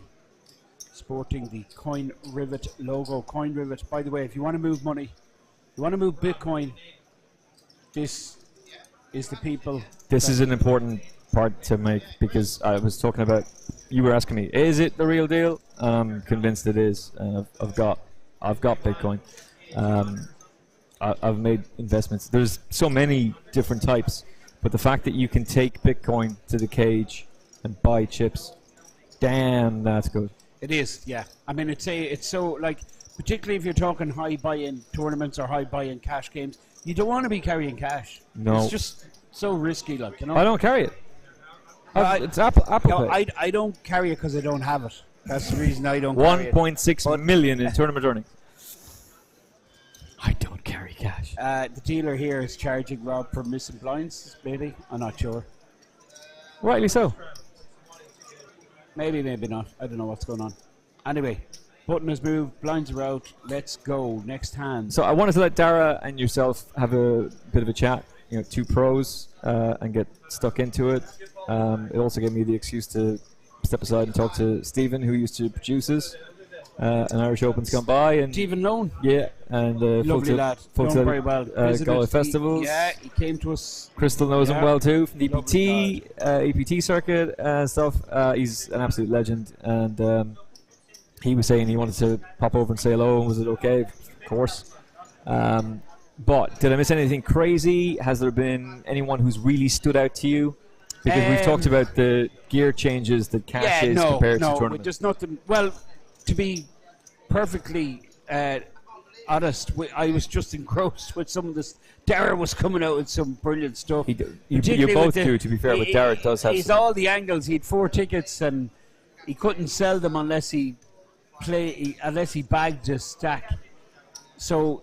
Oh, that's right. Yeah, he had 4 tickets, right? Now, He was telling me this. I would never come up with this, right? So he played a flight and he busted. Okay, so he's 3 tickets left. So the rule is you gotta play them all. Yeah. Until you bag a stack, right? Yeah. And then you can sell or transfer. So he decided then to late reg the Wednesday. the very last few minutes of the flight. He regs and he bags the starting stack. He bags through J2. So he regs, gets 30k. The clock stops a minute later.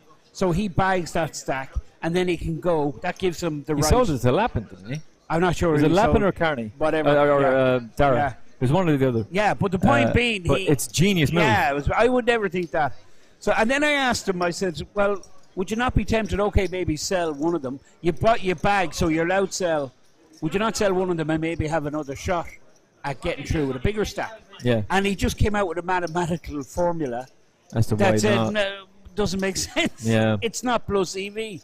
Dara is also extremely good at picking horses and staking them, because You're joking me now, are you? Oh no. Oh, horses as in like players. Okay, right. Okay, I thought with Yeah, obviously with Final Furlong, you're thinking he's talking about the Run for the Roses, the Kentucky Derby. The last person I'd ever expect to be backing horses would be Dara O'Carney. Yeah, he's too engrossed in the poker world.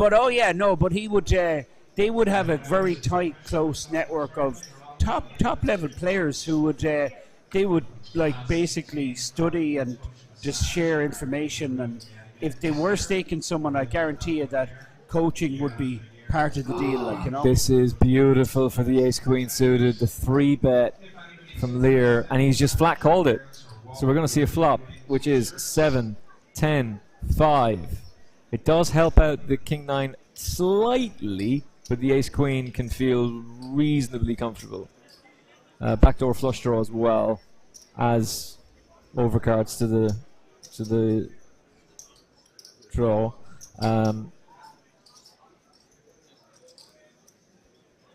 It's difficult for Keith Lahore to continue because here he's now. out of position. He's first to speak. He gets called on a 10-7-5 board. It's not out of the question. It could be called there by 8-9. And P checks back. King on the river. Now Keith is going to fire at this board 100%. Yeah. Or perhaps he's given up. Keith has given up. I'm surprised. Oh, wow. I'm really surprised. No, he No, Lear, yeah, and Lear gives up. So Lear fires in a bet. And No, Lear checked and then Keith bet. Or sorry, Keith checked and Porrick bet. That's Is that right? That's what. No.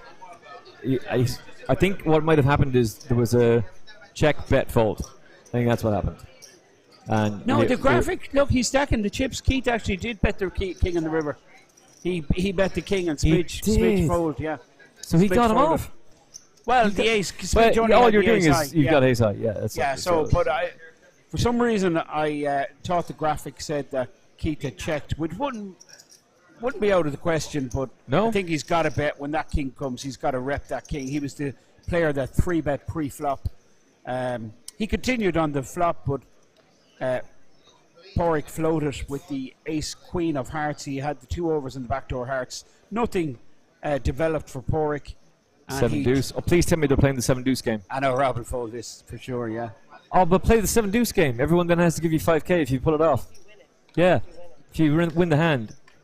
Because there was a famous high stakes poker hand where I think it was Helmuth pulled off the 7 deuce, and they all had to give him 10k.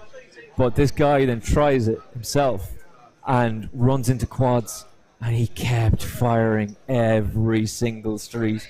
And your man's just there, flat calling. He does a flat call, gets re-raised, calls the raise, checks, gets bet by the 7 deuce, does a minor raise. Your man re-raises with the 7 deuce to try and. By the way, he would have. Look what would have happened. He'd have hit. 2 pair for Rob. You should have played the 7 deuce game, folks. What are you gonna do? What are you doing? Why are you playing cash and not playing 7 deuce game? So Jason's in the tank here. He's none of this, but he does have the back doors. So there's an awful lot of cards that can help his hand. Like yeah, there's and he, five out 6, and he 8, and he 9, and he 10, and he jack, and he heart. So there's a ton of cards that will improve his hand. So he's actually going to check raise, and it's going to work. Keith's should do. Gonna, yeah. He's going to have to get out of the way. Or is that just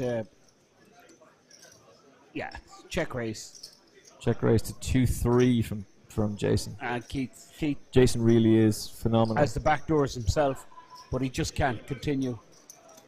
Thank you, Crystal. Crystal's invaluable. So Keith's last name has been spelt wrong on the graphic. It's Lahore, no? It's Lair. Is it Lair? Lehor. Charles Keith Lair. Lehor. So is it Lair? Yeah. To be fair, the graphics team have been unbelievable, but it's a minor error. A minor error. It's like the geopolitical drama we were talking about yesterday about players who are from Belfast or from Northern Ireland, and it was coming up with the Union Jack, and they were like, hey, just give us the Northern Irish flag at least. Just fun. So this is the Party Poker Irish Open, 820 plus days since it has been held live. We're back in the City West. Fintan Gavin and Emmett Kennedy on comms. Crystal's here as well.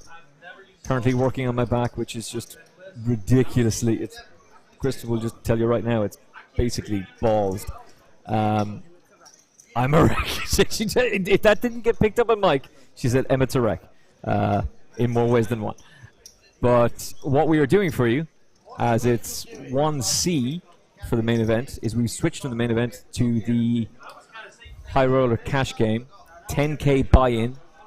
Fintan and I have been super excited about this since we learned about it on Tuesday, that this was something that Paul and the team were going to bring to us. It's great to mix up the stream I love with it. some cash action, particularly given that it's high stakes cash action. And I'm just looking at the clock in the Main event? 1C, yeah. 793 entries. Whoa. So that, prize pool is now 1665. So it's going to be about, close to 1.7 million at the end of day, which leaves... So you are 100% right that it's going to be 2 million. Well, we still need 300 players between the Turbo tonight, which they expect about 200. 200 and to be fair, every time they've expected something like 200, they've ended up with 350. That's true. They expected 50 at a satellite here on Tuesday. They ended up with 170. Something like that. Check my numbers, I could be wrong. Even if they just hit around the 200, they still have a chance to make the 3 million. Yeah. Or the 2 million. 2 million, yeah, but actually... With the late rage up until tomorrow. Because Jake Cody could still be on his way. I'm willing to do a bet with you. How many players are going to late reg like tomorrow? I'm going to do a bet with you. See, what? Okay, what's the bill at the moment? €20. Yeah, I'm down €20 to you. Okay. How many players do you think will buy in day 2? 5, 10? Oh no, it's over that. Yeah, it's way over that. Way over. Yeah, because they're getting 25 big blinds. You've even said it yourself about how you would late reg, and I know that there are a lot of players like that. How many? Like you. But how many of them are already true? That's the question. Because remember, like half the field gets through.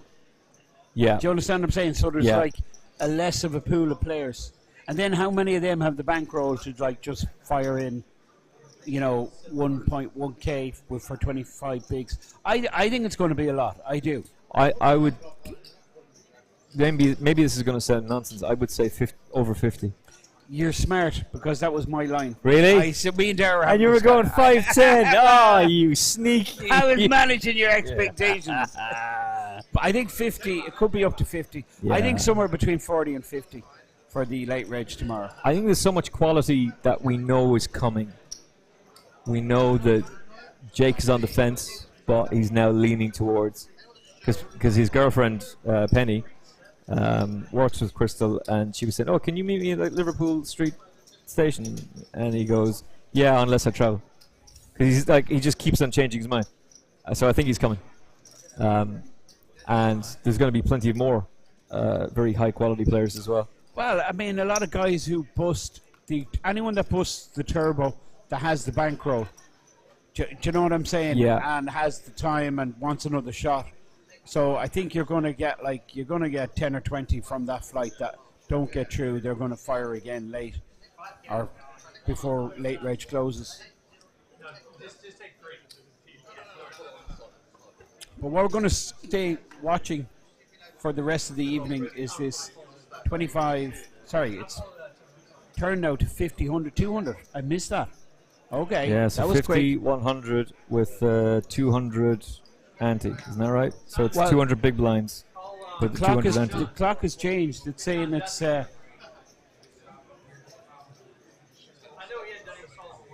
see the blinds? 49. Oh, it's 50, 100, 200. Okay, yeah, 50, 100, 200. But there is a side kicker to this as well, where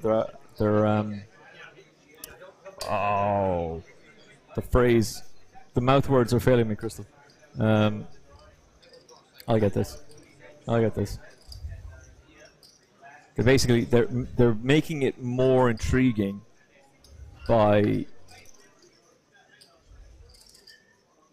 doing. I'm a broadcaster. 100. There you go.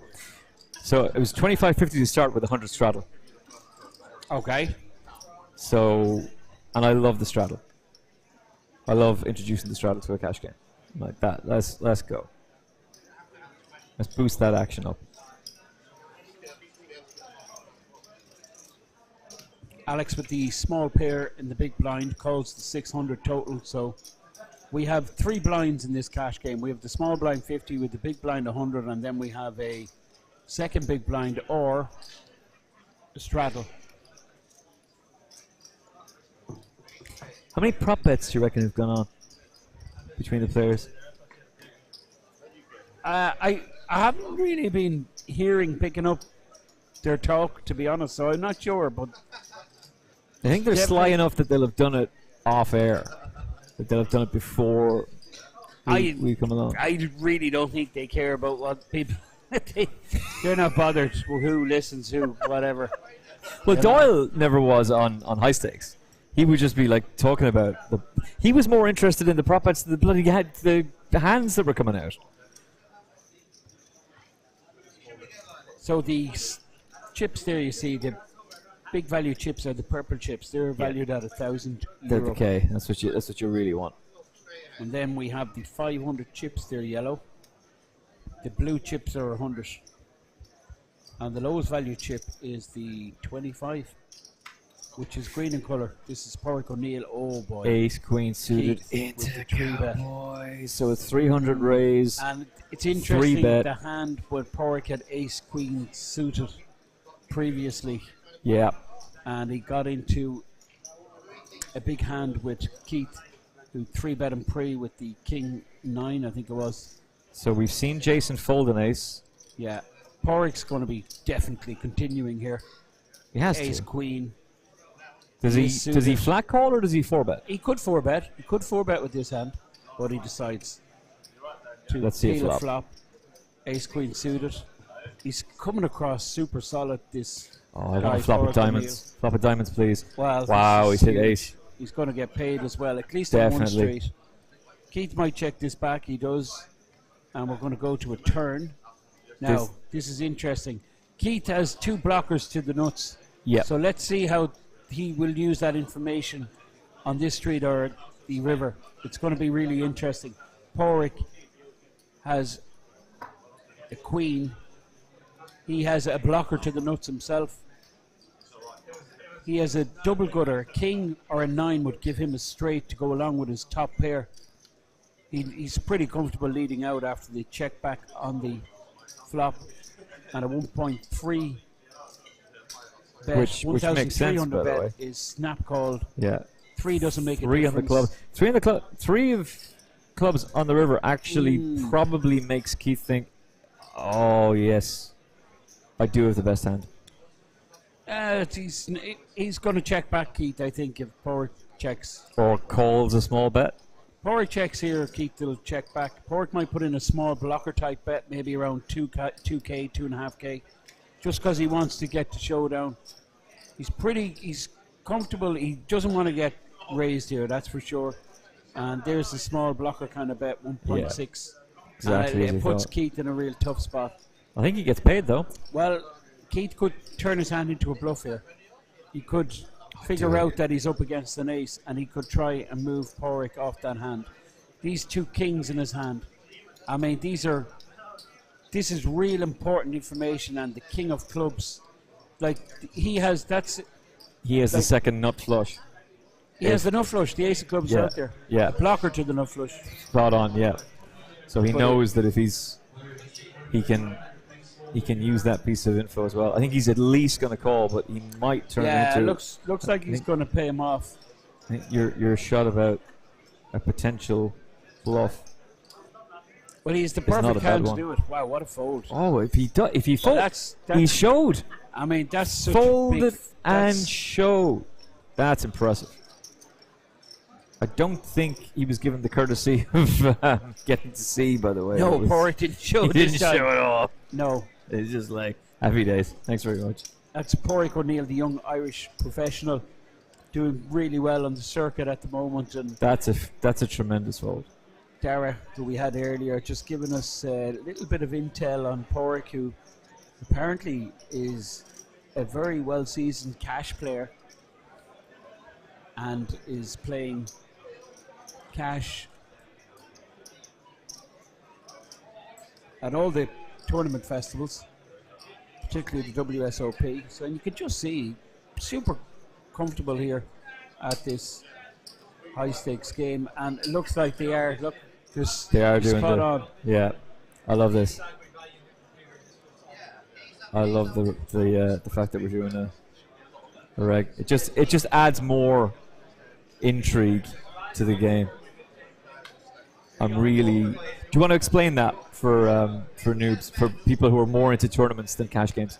Yeah, well, I mean, tournaments obviously are the high-profile format of the game that gets published. You have a winner, you have a trophy, you have, do you know what I mean, media exposure, and there's always big prize money up top. But cash games run alongside tournaments. Every tournament festival you go to, there's going to be a spread of cash games, all different types of cash games, you know. And there is players that go for tournaments and cash. Mhm. There's players that will just go for cash only. But talk to me about the straddle. Oh, Because you don't see excuse me, a sorry. straddle in a tournament. How does the straddle to me is fascinating, and every time we play a home game, which obviously we weren't allowed to for 2 bloody years, but now that we're back doing it, like the straddle it's like almost, I don't even have to ask for it. It's like it's in straight away. Not everybody is a fan of it, but these guys all want to do it. So just briefly break it down for us. Well, a straddle is a blind raise. However, with a straddle, you still have the option of acting. Yeah. So you're posting. It's like a second blind, and it's a bigger blind. A straddle is always double the big blind.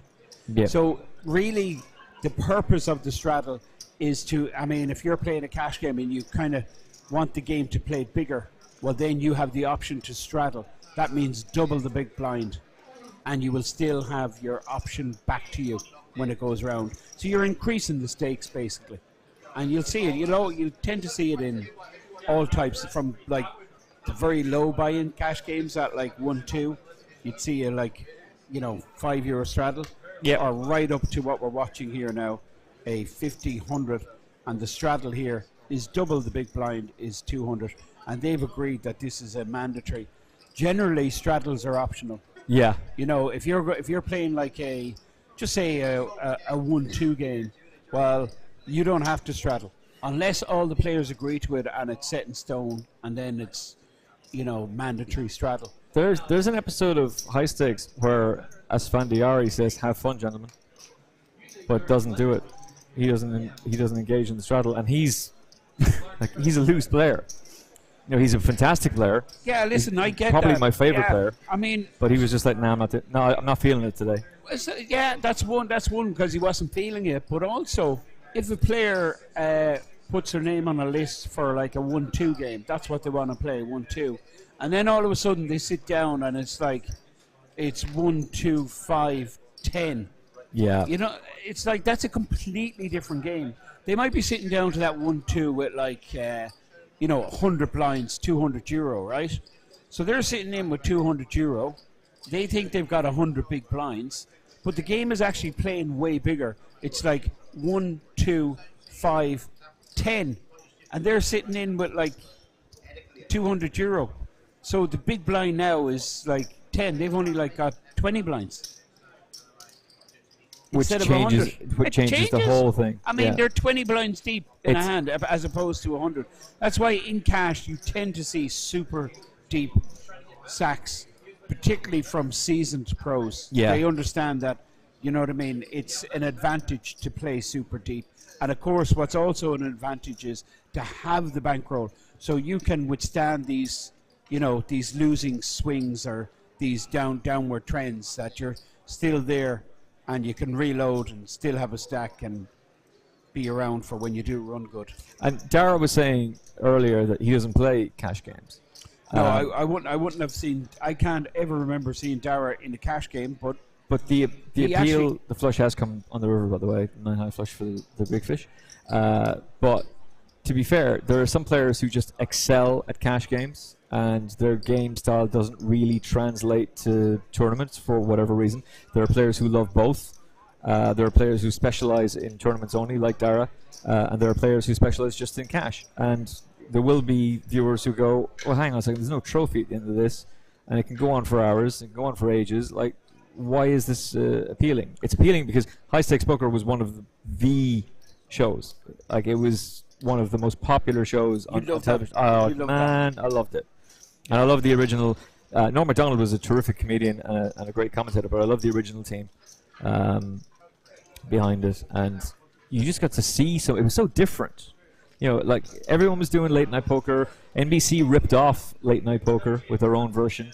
Premier League was interesting. I mean, I really enjoyed that. I love doing late night stars with you in Ireland for Poker Stars. But there was something about High Stakes Poker that was just so intriguing. Seeing these top, what you would see as tournament players: Jen Harmon, Antonio Sfandiari, Phil Locke, Gus Hansen, Daniel Negreanu, Doyle Brunson, his son, both in the Hall of Fame, Barry, Ace on the River Greenstein, Eliel Ezra, all the old school guys, and just going to war with each other. Yeah, I mean, it's fascinating. These programs, they're glitzy and they're attractive, and they have the biggest names, biggest stars, and they play really big. And but that's why I love that we're doing this. Listen, it's brilliant. Now, just talking about attractive, glitzy, high profile, there is a gentleman we've spotted in the building, and I'm going to ask him to join us. This is Simon Trumper from Dusk Till Dawn. This is the guy that runs Dusk Till Dawn. Simon, can you hear me, sir? Yes, I can. How are you? I'm all right, thanks, Vincent. You look absolutely fantastic. Yeah, well, I always love coming here to the Irish Poker Open. It's some buzz, isn't it, Simon? Yeah, JP It really and Paul is. put on a great tournament. We were just saying, we had Darren a few minutes ago, right? When I arrived on Wednesday, like Wednesday Irish Open is just kind of warming up. It's always like Friday, Saturday before it gets, really busy. I was blown away with the crowd that were here, right? Yeah. But when I walked into the room, Simon, I just said, okay, hold on a second. These guys have notched it up a level. Yeah, definitely. It's really fantastic.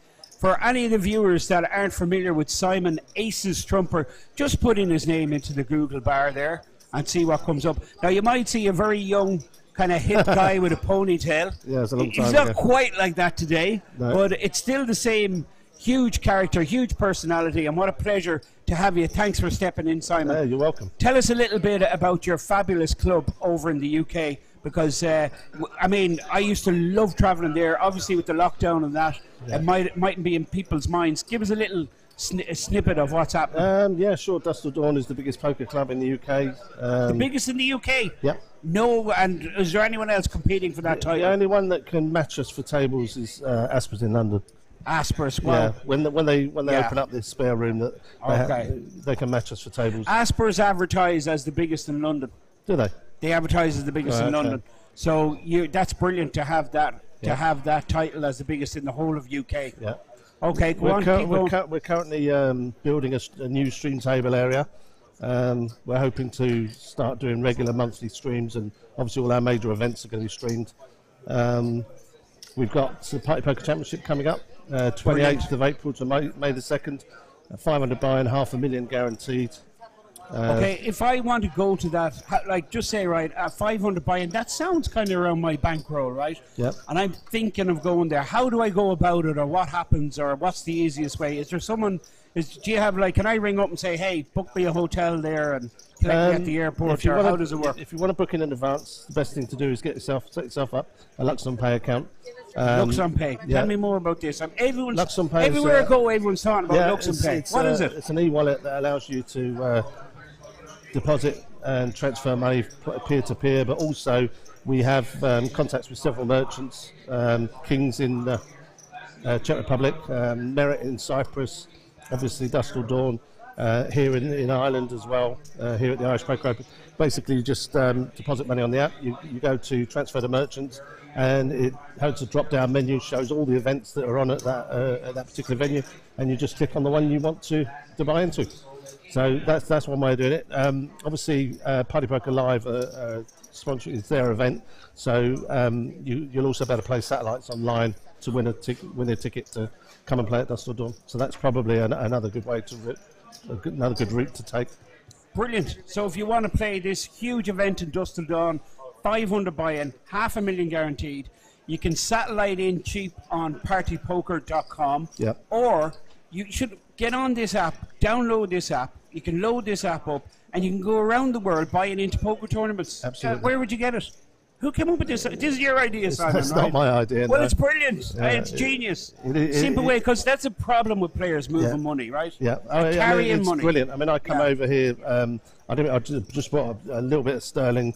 Didn't bring any euros. That's the anything. problem. Different currencies exactly, as well. but it didn't matter. Tell me, what's the kicker? Tell me the bad news. What's the hidden stuff with Luxon? There is no bad news. No, this is incredible. It's free for most users. It's just a fantastic tool. I mean, Brilliant. yesterday I wanted to play the cash game. All I did was send some money from my UK bank to my Luxon Pay account, and then drop-down menu, sent it to the Irish Open, which is at the top above all the tournaments. And that's an Went instant transfer. straight to cash desk. So, so I'm going to ask you this now, right? Because this is great. We actually have someone that understands how it works. Because I'm hearing about it and I'm seeing it at festivals, but I'm not 100% clear. Yeah. But just say I come in here now and I bust the Irish Open, right? I'm walking around. What'll I do with myself? I see a really juicy cash game, but I'm not rolled. I didn't bring 10 grand with me, okay? But I want to play it. If I have Luxon and I'm loaded in Luxon, but can I actually press a button, transfer to the cage, go to the cage, get the money, and sit in that game? Is that possible? Exactly. Yes. Lads, I'm gone. Okay. See you later. No, that's brilliant, Simon. That really is. About time someone did it. And I wish you the very best with that venture. Thank you, Finta. It sounds great. Now tell us about these guys here. You're obviously travelling with Rob. Yeah. Well, really, I mean, I know Keith Lear in seat 7. I know Paul New in seat 1. Is Keith the heads-up specialist? I don't know. Did he play? I see him. I think it's this Keith that Right. played WSOP. Went really deep in the heads-up like 3-4 years in a row. Yeah. We've literally debated this about 17 times, trying to figure out. By the way, you're also very welcome to the country. It's great to have you here. I'm glad that Fintan was asking about the Bitcoin element of being able to buy, because this is another excellent addition to the Irish Poker Open. Yeah, absolutely. Can I ask you, just as a slight little lull, were you expecting the massive crowd that we've had? No, not. I mean, obviously, you know, most people have been sat at home for 2 years, so you obviously, when places open up, you expect to see a decent size. But I didn't think we were going to get this many. I mean, it looks like they're going to beat the record, which was 1808. So how many have they got in it was day 1C? 1.8 million. There's 700 and it's here. Look, Simon, 795 so far. 795, okay, and they've had a couple of 430s, haven't they? So yeah, they're up to 1650. Yeah, look now. at it, 1668. Oh, so it's there. Yeah. That's yeah. All right, so we're up 1668. So that means if tonight's Turbo's going to get a couple of hundred players, right? Then that's going to be a new For record, sure. Which I think is an amazing achievement. Yeah. Plus, you can late reg tomorrow on morning. day 2. Yeah. Is Are that you- before the start? Once the clock starts, it's over. Right, okay. That's what I've been told. Yeah. Well, that's No, what you're I'm right. telling everyone. Yeah, no, you are right about Yeah. that. Paul was saying that's when we were It's an interesting hand here, just while I'm sat. Here. Oh, yeah. Yeah, Tompkins just making the set. Top middle pair on the board for Rob. I don't think Rob's going to go anywhere, is he? No, he's not. He's No, folded. Rob's folded. He has, yeah. He has Because folded. Thompson came back over the top. Oh, right, Rob, okay. Rob just second pair. He doesn't get married to it. We haven't really got to see a whole lot of Jason as of yet, and what he's capable of, because he is one of the best tournament players and a great cash game player as well. Yeah, I was going to say, do you know these other players Yeah. in seats 2, 4, and 6? Yeah, well, basically, okay, over here on the right-hand side of your screen as you're watching is a young guy called Porrick O'Neill. Now, Porrick's been around for, even though he looks quite young or whatever, he's been around for 10, 12, 13 years. Been around the block. Hugely successful tournament player, but he plays a lot of cash. You know, like at the festivals, he would play cash. Like at the WSOP, he'd play more cash than tournaments. So he's quite an advanced cash game player, and he's super comfortable here. Everything he's done so far, 0 mistakes. The young Jason, we're calling him young, but you know he'd be young to us, Simon. You know, Yeah. he's around for a while. He's predominantly a tournament player, but he is he does dip with Right. cash. He'd be a good friend of Darrow Carney, Dave Lappin, that kind of crew. So they'd share a lot of their intel together, you know. And just as we say that, we see Roy the boy. How are you, Roy? Great to see you. And he says, no, don't mention my wife doesn't know I'm here. I do like the fact that Roy is wearing Ralph Lauren just like myself. So interesting hand here. Look, Lear's raised up. Rob plays real splashy at the beginning. Every time I see him in a session, he just like really loose to start off. Tries to get a real loose gambling image, but then gets super clever Yeah. and selective. Yeah, he normally loses early on and then smashes it. Absolutely, in the yeah. later stages. Definitely a pattern of Rob Young, who's played at the very highest levels. I've seen this guy play some super high cash games and very experienced, obviously.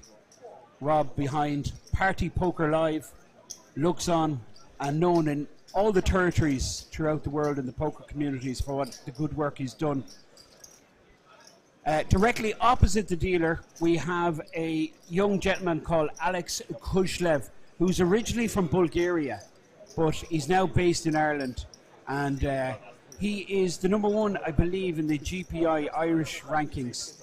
He's Right. really successful recently. Of course, very familiar now in the stream with Paul Newey, the successful entrepreneur who now is playing poker for fun. Yeah, Simon. Yeah, pretty much. Yeah, he's retired. I think he's an angel investor. I think he invests in certain businesses or whatever. But most of the time, he enjoys traveling the world playing poker, which is obviously a nice position to be in. What a life, by the way. What a life. So how's I just noticed on the the board that came up 16,000 up. Porriganil, how did he get that? Was that one pot? Or? He had he bought in for 10k, and that hand. What was the hand? That was the one when Dara was here, wasn't it? He ended up in a. Can't even remember. People are yelling at their headphones right now, going, "You two morons! How don't you know this?" You know by now. You know by now. They'll come to us in a sec. It will. Bear with us. We'll We didn't take our tablets yet today. You know All what right, I mean? okay. So Yeah. Well, one of us did, but maybe I should have taken more. Jason Tompkins raises. Great fish is called, so we see the flop, which all comes down spades. Ace 10 9, and that will end the action pretty quickly. Yeah, for a hold'em cash game, this kind of level, kind of 50, 100, 200. These are kind of the two Irish guys you'd want at the table. You'd fancy to have a good shot at it, like, you know. Tompkins and... Jason now wouldn't play this level normally. You wouldn't see him in the higher games, like, you know, but he'd be a guy you definitely would fancy at taking shots at these games and coming out on the good end. Obviously, Alex, I haven't seen. Alex, who's directly opposite the dealer, originally from Bulgaria, but now with an Irish flag. He started off playing small, like 1-2 cash games in the Fitz, and then went on. He's huge online now, huge crusher online, and will be familiar to ye party poker guys. Hugely successful, but I haven't seen him in the cash games.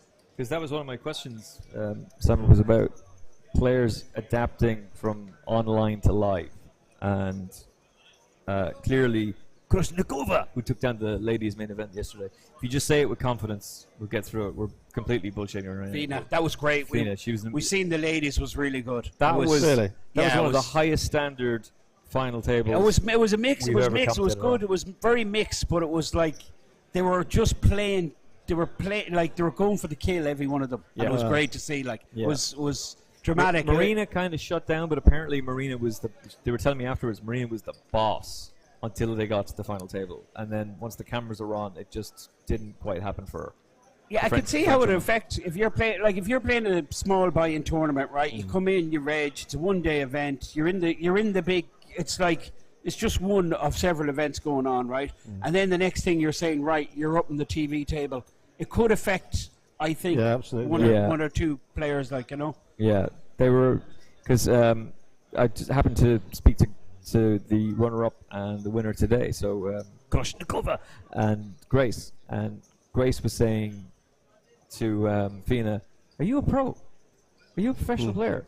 Because she couldn't get a read on her. And Finton and I picked her five-handed, going, "She's going to win.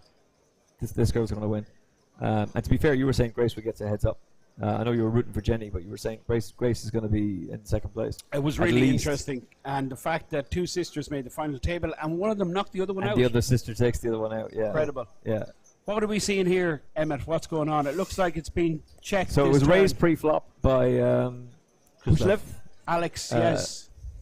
O'Neill calls. Now, these guys will be pretty familiar with each other. Yeah. Check, bet, call, flop, check, turn, check, river. King high is good, but he doesn't know that. So what do you do in this spot? Well, Alex knows Jack high is not going to win. He knows that, I think. So he knows he has to bet in order to win the pot. There's 1.3 out there, so he's going to go for it. 600-700. And that ace should... 7 was in my mind, funnily enough. Well, the ace should favour Alex, who's the player on the button who raised pre. Porrick just called in the big blind. We're taking that. Take a bow, Simon. Take a bow. 625. Yeah. And he gets him off it. Yeah. In fairness, all he's beating is a bluff, so Finton was spot on. The bet from and Jack. You can see Porrick. Alex obviously showed him the hand. You see Alex smiling. Now in cash, you're more likely to do that. In a tournament, you're far less likely to do that. Yeah, absolutely. Yeah. Don't want to give any information away. But in cash, you kind of want to give as much information away because you're going to fool your player later on. Yeah. You'll have the exact same demeanor, but this time you have the nuts. I think a baseline factor of cash games is, in general, like the guys want action who are sitting down. They want pots. They want action, and you can understand by showing the hands that is one of the way to generate more action. Yeah. Well, that's why you were saying that we were more likely to see flops. And of course, that's exactly what is transpiring, is that we are seeing far more flops. I love the way Fintan tried to fool me in. If you're only joining us at the Party Poker Irish Open high stakes cash game, by the way, we're playing high stakes poker here. Oh, queen. Okay, Alex with the ladies here. And Pocket queens. So he goes, well, what do you reckon about the players amount of players who are going to buy in tomorrow? Like 5, 10? And I went, you're going to think this is crazy. 15. He goes, you bastard, that was my range. That was exactly what I was thinking. He was trying to put me off. So even in the booth, he's trying to bluff me. But Fintan's been ace the whole way through this, whether it's the high roller, the main event, the ladies, final table, which got a great field, by the way. And the standard was fantastic. The standard of the high roller was fantastic. But that element about players reacting to the feature table, again, just to go back, if you're new to it, talking to Ono D about the player to his right and saying, oh, you've done Irish Opens with him before in the commentary box, and there's always a donk, there's always a fool. And I never meet these junks. Why is that? Of course. I don't. Don't give me The only that. time I meet them Don't is give like me in my that. home game in my kitchen against my I don't know, my 7-year-old or something. I know when I play these tournaments, I'm like going, oh my god, how did the guy If just you call can't me spot there? the fish, you're the fish. How did he read me? But he was saying that the guy to his right, they showed down, as in like they went through, and he messed around on 3 occasions with 8 deuce, 9 deuce, 8 deuce. But once they got to the feature table, bang, shut down. Okay. He said he was like an android. He just switched off entirely. And he was saying that, it's clearly a factor of my friends and family are watching. I'm not going to be as loosey-goosey as I was earlier. Because I was saying to him, like, no one's making mistakes. And, Yes, and this is yes. where Owen Yeah. goes, well, actually, Earlier earlier on, on, they're playing everything. this guy yeah. was a psycho. Yeah. Of course. But I mean, the standard of play, and this is a big generalization, but the standard of play overall it's incredible. I mean, you sit down, I remember when I started playing first, and, you'd sit down and you'd sit at a table, you might recognize 1, 2 guys who could play. There's always, guys there who are just, punting off. A couple of guys who actually don't know how to play. Yeah. But that's changing, Yeah. And every year, it just gets, more difficult and more difficult. The standard really has improved so much. Shout out to the boys at home in Kilkenny who are watching. Shout out to Reiki, to Boran, to Fogarty, who actually played for Kilkenny, and his brother Connor, who's still playing for Kilkenny. Serious player. Almost dropped an F-bomb. Sorry, John. And the boys got fed up of Reiki and myself, because I went off and studied poker and was like, I'm fed up losing these games, and then suddenly having strategy, and they then went off and read their own books, and so now the standard is really good for a home game. It's a home game where we're having a 50 quid buy-in mess about, and We're it's going to have a incredible. bit of action here, Emma. Just it's Keith, top pair, top kicker, and Paul Newey with Against the pocket overpair. nines, yeah. Now, Greekfish also has a little piece of this. He's the middle pair, and he has the backdoor straight potential. Rob is finished, I think, with this hand. Yeah, he's got to be. Unless he decides to go at it. Yeah, he folded. Wow, I don't get that. I don't understand that. Given how something doesn't add up there, I don't get it. What the hell just happened? Nines on an 8-high board doesn't make sense. I don't understand that at all. Yeah. Can you make any sense of that? To one bet, I don't get it. No. I don't get it. I was surprised that Paul didn't re-raise pre-flop, actually. I was too. I thought he was trying to disguise it and then hope that it came low, which it did. Yeah. So. Yeah. I mean, what do you want to flop with nines? An 8-high board is pretty decent. Yeah, just something doesn't add up there. Maybe we missed something, definitely. Yeah, maybe maybe the size of the bet he was worried about a set. But Well, it must be based on past experience. It has to be based on. Well, I past guess it was Keith that bet, right? And Yeah. there's still 2 players. He's not closing the action. Yeah. And Rob, who That's is true. at this stage in the true. cash game, is very liable to come out with a 3-bet if he's going to continue. It'd be more. It'd be more reasonable for Rob to 3-bet there if he's continuing rather than flat call. So Paul, I guess, thought he just might get in trouble and just decided to uncomplicate things by folding. But it was a pretty nitty fold for Paul Newey. Yeah, it really was. So, viewers who have just tuned in, what you're looking at is a high-stakes cash game. But this is only part of the story here. Yeah, 42 events in total, 14 of them are championship.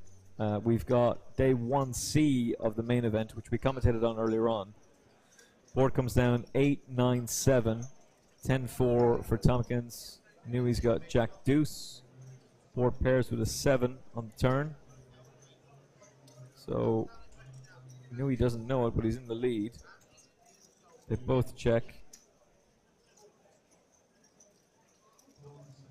King on the river. So only a bet from Tompkins can take it, but Newey is the one who can act first. But Jason is in position. I mean, no one wants this. They're like,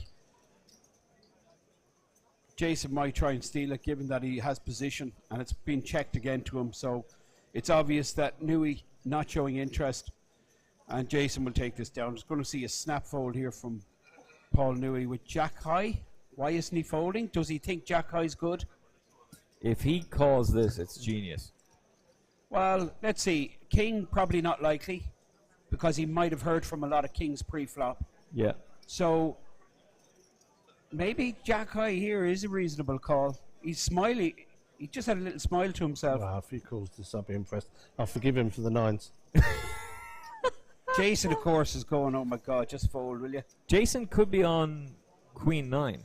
It's called. Brilliant. Oh Jack my High. goodness. Congratulations. Take a And boom, oh, son. that's going to sicken Jason. That is not going to be good.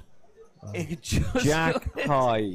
You got me. You've got a paired board. What's going on? The river's brought a flush as well. It's And, also, this isn't an idiot we're talking about. This is Jason Tompkins. yeah. That and you've was called him pretty a cool. Jack High. That's brilliant from Newey. Best I love hand that. I've seen so Yeah. far. That's class. What did Jason say there? I think he said that's like warrior class. I think that's what he said. Okay. Correct us if we're wrong on Twitter, but I'm pretty certain that's what Jack he said. High. And even some of Jason's bluffs are ahead of the Jack High. Yeah, like yeah, Jason could be absolutely. bluffing with Queen High. Yeah, easily. Interesting. That was phenomenal. 10 high bluffs and Jack High calls Paul Newey, you're looking at on the left-hand side of your screen. This is 50, 100, 200, no limit hold'em. I am in the booth with my partner in crime, Emmett Kennedy, but we have a really special guest, the poker personality that is Simon Ace's trumper, the gaffer in Dustal Dawn, and he's just been telling us about this super event, 500 buy-in, $500,000 guaranteed in Dustal Dawn. It's a class poker room. It is the biggest in the UK. In fact, it's the biggest in the UK and Ireland. Rob. Yeah, I was going to Is say. it? Yeah. Rob says, aye, Simon, biggest in the UK and Ireland. Yeah. Well, name a bigger one in Ireland. I don't know. You're right. It's a good point. So put that in your advertising material from Right, now okay. on. Because so Biggest many, in Ireland and UK, or UK and Ireland. so many people would just equate the Vic as like legendary status, but actually Dustal Dawn gets so much action. I have a press release for you. The Vic isn't even the biggest in London. No. No, Asper's is bigger than... Why does Then the the Vic get the rep that it has then? Simon's going to answer Just this. been there so long, isn't it? I mean, I started playing at the Vic, how long ago? 26 years ago. So, you know, it's always been known as the home. 26 years ago, so what? You were 6 at the time? I wish. No. I just didn't start playing until I was 30. That's 3 pints for us right now for the night. The brownie point sorted. So this ace, you would think that it should favour Keith, right? This ace, given that he raised in the cutoff. In fact, he 3-bet in the cutoff. Yeah. He's picked up a flush draw on the turn. Can rep the ace. He has to put in the right size bet. Rob loves cooling down with bottom pair, but this time it looks like he's going to fold. Oh, he's thinking, what could he be betting with here? Oh no, Yeah, not changed his again! mind. Another hero call. Oh, this is insane. Oh, that's brilliant. And that is a hero call. Wow. I just called you with a deuce, son. And all Keith can do is just laugh. Two fascinating hands there. Yeah, with Paul That's Newey and brilliant. Rob That is brilliant. Well, they're pretty much unbluffable. Yeah. Yeah. But I think Keith missed the trick there on the turn, Simon, right? That ace coming up in the turn. He should have fired, right? Yeah. He takes it down instantly. Yeah, Rob he could. folds his bottom pair then. But then Rob kind of got, well, hold on, what's going on here? Yeah. He checked back, turn, and then now he's firing. So Rob calls with bottom gradually pair. building his stat back up, as we've seen him do many times before.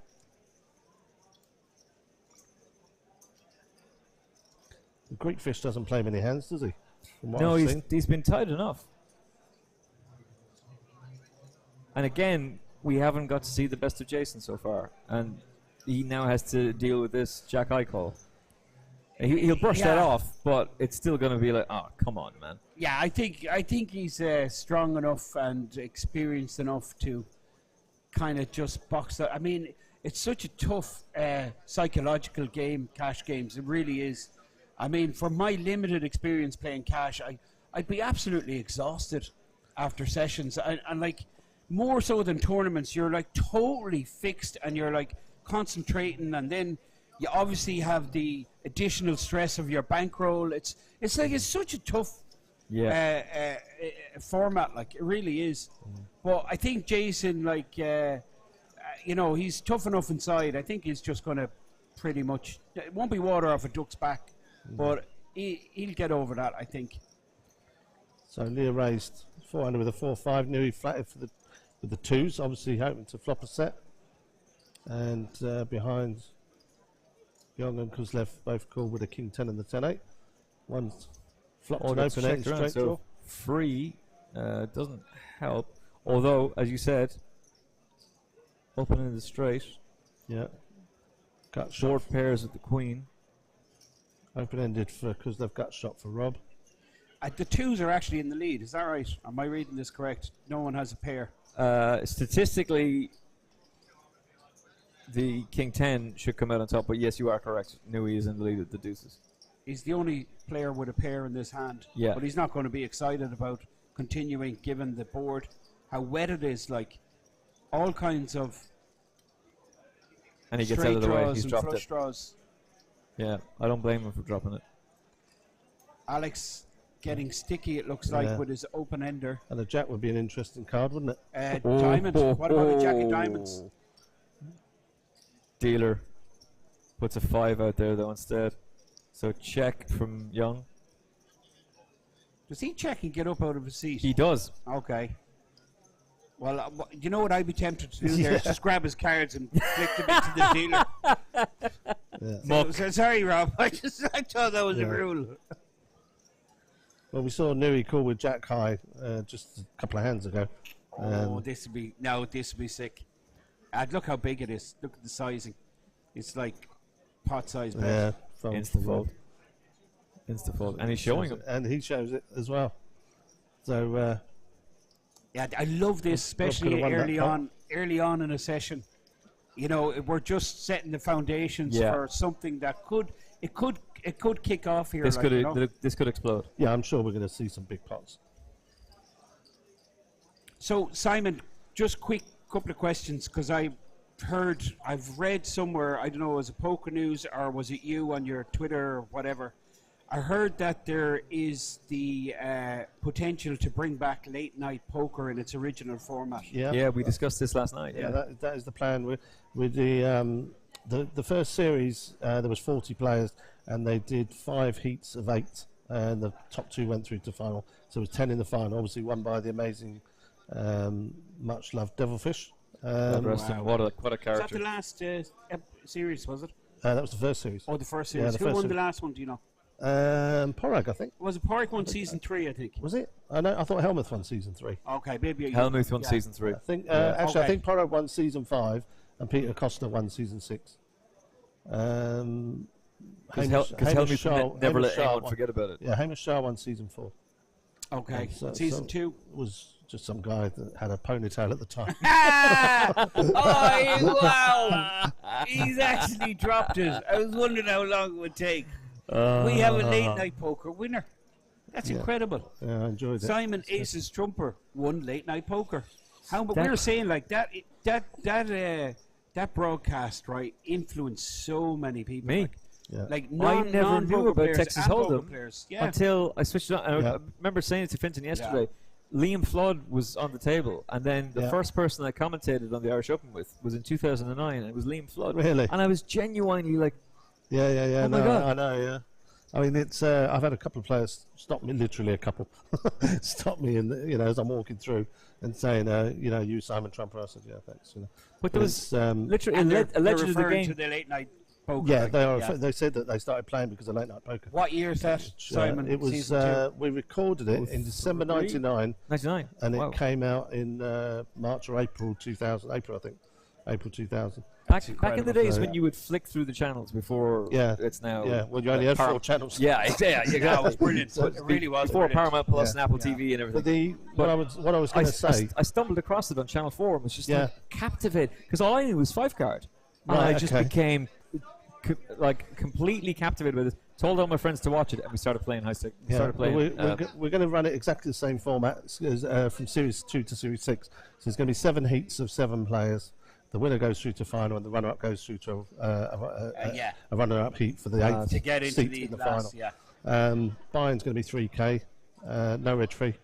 I mean, I've spoken to people like Barney Boatman, Ross Boatman, Joe Beavers, obviously. Brilliant. What dates are you looking at? We're not sure. It was originally going to be middle of October, but there's another event that we're holding at the club at that time, so we're looking at moving it probably into early November.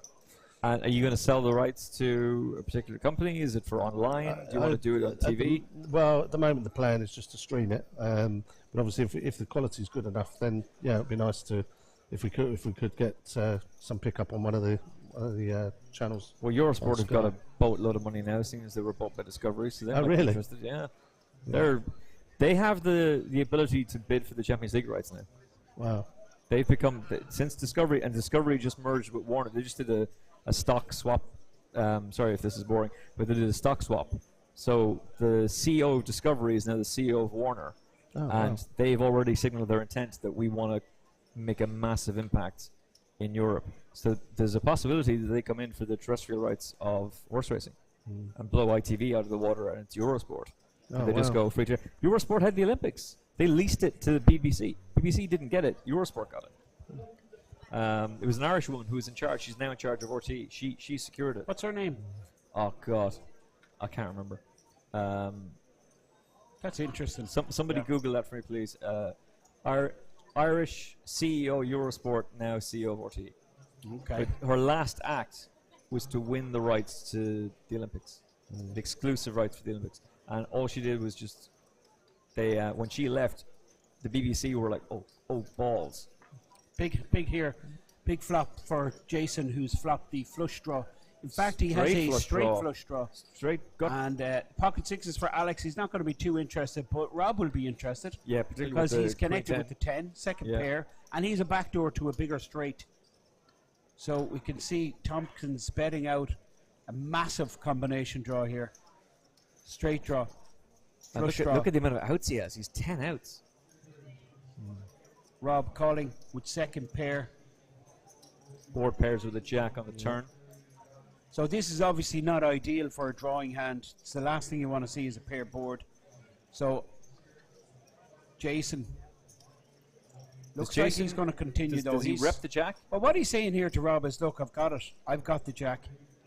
And he leads out again. Now, Rob's not going to be convinced because that second jack coming up, the probability is a lot less of Jason having a jack in his holding, so Rob's going to call here. Rob's also seen what happened with the jack high call. Yeah, I mean, there's a lot of hero calling so far on this cash game. The 50, 100, 200 is what you're watching. This is the Irish player Jason Tompkins, who you see in your screen. One of the best. Versus gets there with the 9. What a card for him on the river. He's probably going to get paid. Rob does have a blocker to the bigger straight with that queen in his hand. Jason, well, this is a great situation for him. Well, I got to ask both of you, what is Jason going to do here? What's his bet? Well, he has the small straight, so he's not going to be. He could even check here. Am I right, Simon? I don't think he will. He's looking down. I think he's thinking of value betting this and hoping that half the pot he gets a call. He's put in 3. Wow. He's gone all in. Okay. He shoved. Well, it's cool because Rob might read this as him trying to steal I'm it. bluffing, yeah. Busted spade draw would do this. And that's exactly what Tompkins had, a busted spade draw. But it just so happens he's made the straight hitting the 9 to fill his gut shot. And Rob is saying, hold on a sec, what's going on? Give me a count. Well, Rob Young a in the hand tank. that he's representing, he's not representing 7-8 of spades. It's more likely to be Robert reading it as King Queen of spades, the way that the betting has gone through this. So, I mean, Rob is good enough to fold. 100%. But then again, he's got a 52-3 in the tank, and it's only 6-7 to call. Yeah. It's interesting. He is going to be aware of the Jack 2 hand. Yeah. At this stage, as yeah. well, Yeah, you know. I thought it was important to bring that up. Yeah, and he certainly doesn't want to be bluffed off this. You see, he's just got bluffed off, hasn't he? From Alex. Yeah, that's right, yeah. Couple of hands ago. And then he turned it over and showed him. Yeah. My 10 high did yours. But the fact that, Jason showed when he was being called by Jack High, because he actually showed in frustration, I think, just going, well done. Rob is, he's top reader of the live game. And he says fold. That's a great fold. Yeah, that is good fold. Do you know what helped there, I think? The fact he's right beside Jason as well. Do you know? Yeah. I think that does. But I really admire that because I For was a player like expecting the Rob, call because of what I'd said to Simon and yourself about having seen how light he'd gone earlier, that maybe Jason is just going to... I like Jason's bet there. I think... yeah, I really like that. Yeah, that was a good play to move on in. Particularly against a player like Rob. Yeah. So evaluate the table for me now. Now that we've had an hour and a half to see... I'm super impressed with the Irish guys. I'm going to say that anyway, but I really am. Pádraig O'Neill, I didn't realise what... he's super solid, and he's got some moves as well. Very, very impressed with him. The player in the centre, the Greek player. Yes. What's his name? Andy. Yeah, Greek. Haven't seen much of Andy. Simon was saying earlier on, Andy's been quite tight. Yeah, Rob is pretty much Rob. He's just like, he's starting to tighten up. Even with that fold, you can see he's just adjusting his game. And this is a feature of Rob Young's game. It's a pattern you'll see. He'll come on the table, he'll three bet with Jack Deuce, and he'll splash around, he'll call light. But then he starts adjusting his game, and he's established a real loosey-goosey gambling image, but he uses that then to his advantage later in the session, So, Rob, you can see him just tweaking his game. A really decent fold there. I mean, for me, I don't know. I think Pádraig and Rob probably the two players that stand out for me on the table Simon, so far. For you? Well, I haven't seen that much, but the last 20 minutes, half hour. But I would say Pádraig O'Neill. I like the way he plays. What I've seen. What's the name of the guy that's on? Rob's? Yeah, that's Jason. That's Jason. Yeah, he's played pretty solid. Jason, that bet, as you said, was I love the bet, the all-in rip, because he's going to get. It's kind of like, it could be a steal, like he's just trying to steal the pot, like. Yeah. And he's picked his customer right in Rob Young, who's not afraid to make big calls light. But Rob made a good read and folded. That's Jason Tompkins we're talking about. Yeah, it's a great fish. We haven't seen anything from him yet, but he's now raised to 250 with the ace-6 of clubs. Yeah, suited ace. So far folded. 6-4. Off connected, gets out of the way. Jason has queen 9. He's going to call here in the big blind. Again, the range. I didn't get to ask you about this, Simon. The range of hands in cash games are going to be so different in terms of opening, but also what you're doing on the flop compared to a tournament. Yeah, totally different. Well, that's a nice turn card for Jason. Jason takes the lead with the queen.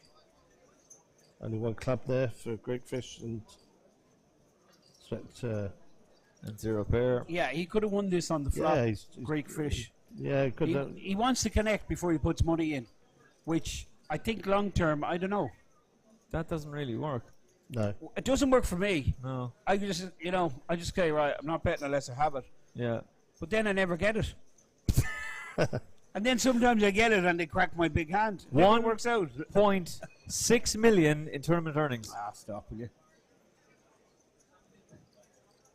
So the Queen 9 for Tompkins and Small pot, no money. Greek is small pot, but keeping the pot small. But Andy, you know, being the pre-flop raiser, he should have seen about that flop and just picked up the money. But yeah, he gave Jason a chance to turn a pair and paid the price. Greekfish has experience. I know it's 62k in live earnings, but he's not playing this for the crack. No. So it's surprising that he's been as tight as he has. Are you telling me Greekfish is his actual name? Yeah.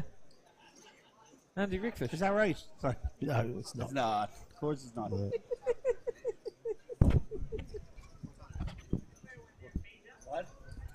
What time is we have Rob Young asking what time we're finished. It's going on forever, Rob.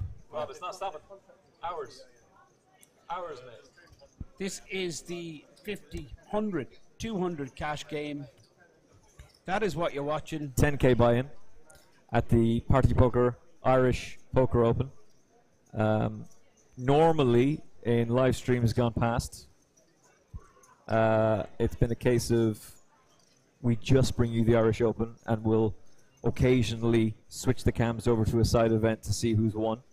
But this year, we've completely mixed it up, which I think I love from JP and Paul.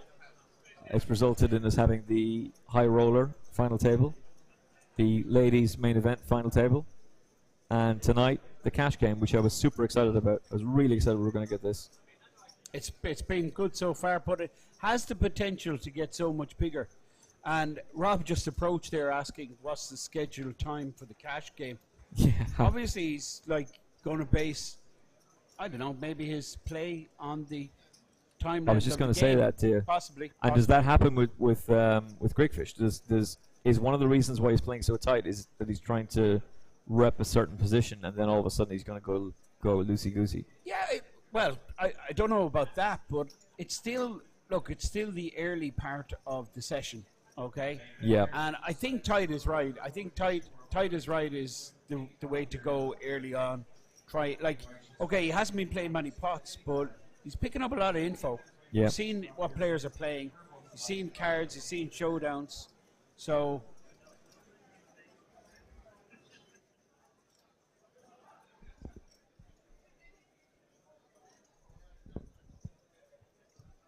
that was Simon, Aces Trumper. Really great to guy. have Simon in the booth. He's top bloke. We might get him back in. Who knows? Another player I fondly remember watching on Late Night Poker. I'm so happy it's coming back. Yeah, that'd be brilliant. That would be brilliant. That will. We don't have poker shows anymore. That will be hugely subscribed. If Simon comes back, I want to ask him more about the format. He said it was a 3K buy-in. Yeah. And it's going to be 7-handed, 7 sevens. So how many players is that? 7 sevens, 49 players, yeah? Yeah. So one goes through, and then the runner-up play off, and then it's a final of 8. I wonder, is it going to be an invitational? Are they going to pick the players? Oh, or it's are they going to gonna be. It has to be invitational. Yeah. Well, I'd say they'll invite a certain amount. Just what I want to ask them about online, because the beauty about late night poker, right? There was no online qualifiers. Yeah, that's right. Yeah. So it'd be lovely if they could do that, or even limit it to one online qualifier. Do you know what I mean? Well, that was one of the things about Stars, and you'll Late Night Stars Poker, and you'll remember this. There was a certain player got very annoyed that Dara had won an online qualifier. So Dara's a pro because it was supposed to be 2 pros, 2 amateurs, and 2 sports, 2 online qualifiers. Oh right, two okay, sorry, sports yeah. players and 2 online qualifiers. Yes, So yes. 2 celebrities. I get you. And one of the pros kicked off that Dara has qualified. Okay, Dara had qualified. He qualified on a satellite. Right. But he's a pro. So now there's 3 pros at the table. Okay, I get you, yeah. As opposed to Yeah, but I think, 2 pros, 2 I know what you're amateurs, saying. 2 celebrities. Back then when online was in its infancy, Yeah. I totally get it. But now, like, an online player would be /pro. Do you know what Yeah. I mean, Emmett? Because of the development online. But yeah, you're totally right. Well, I think that what's... Like, there was a tendency to think you know, an online player really didn't know what they were at. Yeah, You know, they- back 15 years ago. But now it's a totally different They're story. playing in their mother's basement. They They're- don't have a clue what's going on. Yeah. They don't have a notion. And now it turns out they actually really do know what they're doing. Ace Queen 10. Nobody with any connection to this board.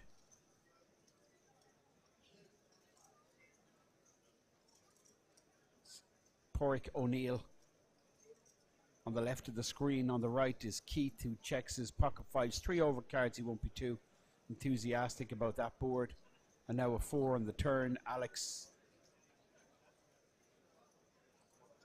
who's acting first, checks again. And now we go to the river, another 4, 2 pair for Keith.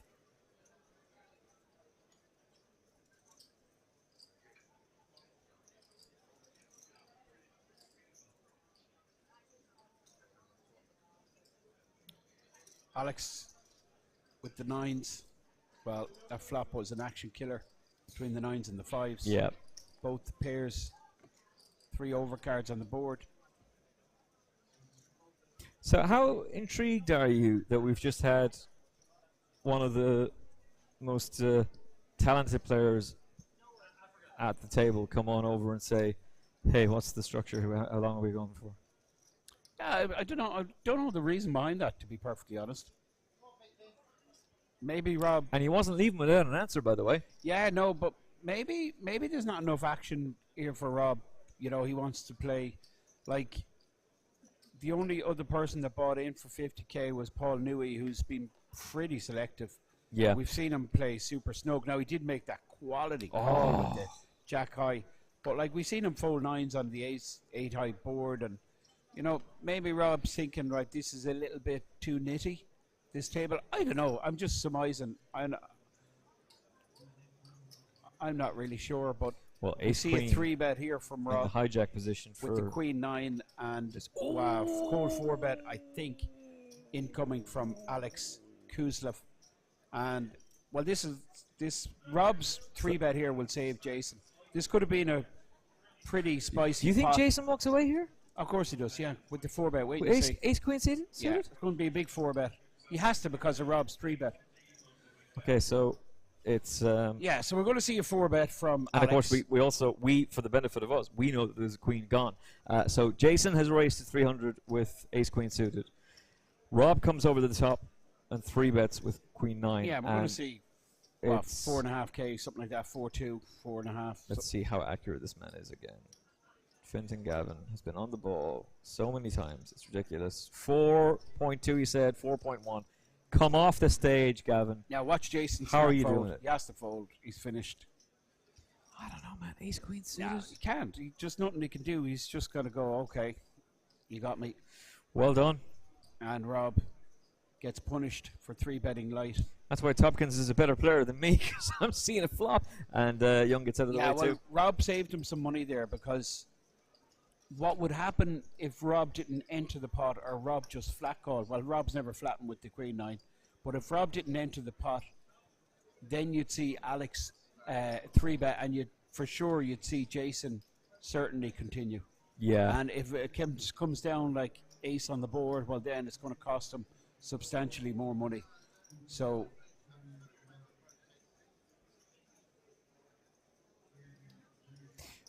we asked our main man, Nick O'Hara. Rob is asking what time the cash game finishes. WhatsApp responds from Nick, it doesn't.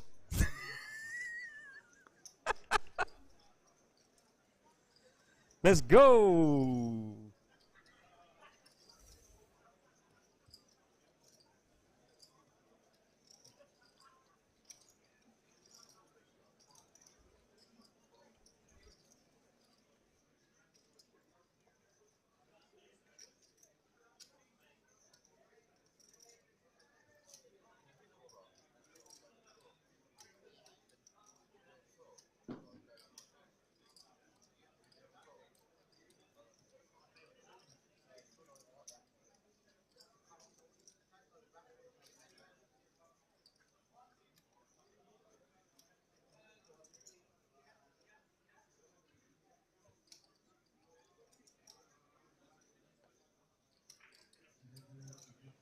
I'm delighted to say it's fit tomorrow because I made it balls up. I have a broadcast desk, digital broadcast desk. Shout out to Rode, who make the Rode Podcaster Pro. Packed it up into the silver hard case that they send with it. It's sitting at home. But what is sitting in Bucky is the USB Shure SM7B. So what's going to happen tomorrow is we're going to switch, and I'm going to do my TalkSport role where I'm pundit for the Irish Grand National, and Fintan is going to host the final furlong. Well, that sounds absolutely wonderful. So we're working again together. Brilliant. So I'm looking forward to that. That should be a bit of fun. What time is the broadcast? We'll record at 2:30, 3. Perfect. Sounds brilliant. Gives us a bit of time before we're on air. Absolutely brilliant. We'll have it done in 40 minutes. Off we go. Sounds good. Sounds good. Spotify will take over from there. I'm in. Thank you very much for doing that. You're very welcome. You're very welcome. Really is a pleasure working with you. It's been great. It's genuinely been great, mean that. And again, look at what time it is. Right, it's now 5 to 10 in Dublin, in the City West. It's Easter Friday, if I have not completely lost my mind. It is indeed. There are 2 floors, and the main room is jammed. Yeah, no, it's class. There's 807 players in Day 1C. That is just fantastic. That's huge. I mean, everyone, it's incredible the amount of bodies in the room, right? But what's even more incredible is the amount of people that you recognize and faces that you haven't seen in years and like multiple years. Yeah. This particular Irish Open has just brought everyone back. It's crazy. Now, it really is. We're going to do something here. Okay, so we got pocket 8s against Newey's King 10 off. Yeah. It was 400 for Newey to call, which he has done so. Rob, of course, has been very active. Deuce 3, Jack, clubs, backdoor club, runner clubs, possibly for Newey. Can rep the overcard, but it's the 8s who are in the lead, and Rob's going to know that. Yeah, check, bet, fold. It's game over. So hand over. One of the things I was going to ask you was we talked about the moneymaker effect. Yes. And we were debating what year it was. 2003, I checked it. Did you check? Oh, damn it. 2003. Damn it, okay. Yeah. So 2003 is when Chris took it down. Yeah. Beating, as you were saying, the Mr. Mafia / Cigar. Farrer. Dutch Boyd went deep that year. Phil Ivey went deep that year. Phil Ivey was trending on Hendon Mob today. The guy's a genius. Did he win another short deck? Probably. He's winning. He's a machine. It's all short decks. Like he enters the tournament, he wins it. It's just ridiculous. Yeah. But yeah, that effect that Chris had, and I had the pleasure of meeting him actually in your hometown when we were both working together in Galway. It was great that he came over to that event because, and I think he has been to an Irish Open as well, but he didn't stick around too long. We see Dermot Blaine here strolling around. Dermot was one of the people I met yesterday. Haven't seen him in don't know how long, and straight away hand was out. Yeah, but great seeing you. Because as I was saying to you, our minds are only programmed to house 155 names. Incredible. And I was only thinking about that. And yet the world of poker, you meet so many people and you remember. So Ace 8 takes the lead here. Top pair, top kicker. And he's got the flush draw as well. Ace 10 for Kuzlev. Yeah, I mean, Porrick has smashed his flop. And Alex Kushlev, he's drawing dead to a 10. Just 3 outs and he checks. Does Porrick's going to bet this? It's just a huge board. Yeah, I was going to say, is it too big? Like, does he try and let Kushlev hang himself? Does he like? Well, the straight's out there, and like you could get called from hands that contain like a 5 or contain a 6. So Porrick is definitely going to bet, and he bets 40% of the pot. I like the sizing, because that's another thing that's evolved is bet sizing. which we Totally, should talk yeah. about after this hand. Totally. So I think they have an agreement. Do you notice the way they're showing every hand? yes, So I think, I don't know, was Rob behind this, but I've seen it happen before with Rob in the game. That he gets everyone to agree. So there's no one over folding. Do you get what I'm saying? yeah. That they show their hand like. Well, that you know explains what I what mean? Jason was showing when he was called with the Jack Yeah, Eye. yeah, but that he didn't just muck it. That he actually showed. But remember Rob showing he 3-bet with the Queen 9. Yeah. Remember the 4-bet came in and he actually showed the Queen 9 then. And now we see again Alex showing the Ace 10. So it looks like that's an agreement they have, of course, in these cash games, just for the benefit of the viewers, to let them know that this is allowed. The players can, they can actually set the rules. It's not like a tournament where there's hard, fast rules and there's no kind of tolerance outside them rules. But in cash games, it's different. There's all kinds of things, you know, the players can introduce to the game. If everyone agrees, everyone must be in agreement. And that's why we've seen the blinds go up here in this cash game. It was set as a 25, 50, 100 game. But With the straddle.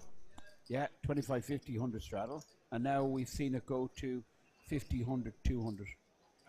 So Jack 10. Ace 5, 8 is the flop, which is good for the 9-7. Well, it's a good shot for the 9-7, but the Jack High is still in the lead. Yeah. Newey good enough to know that too. Depending on how Alex bets this. And what Newey chooses. Yeah, Newey sticks around. It looks like Alex went check call here.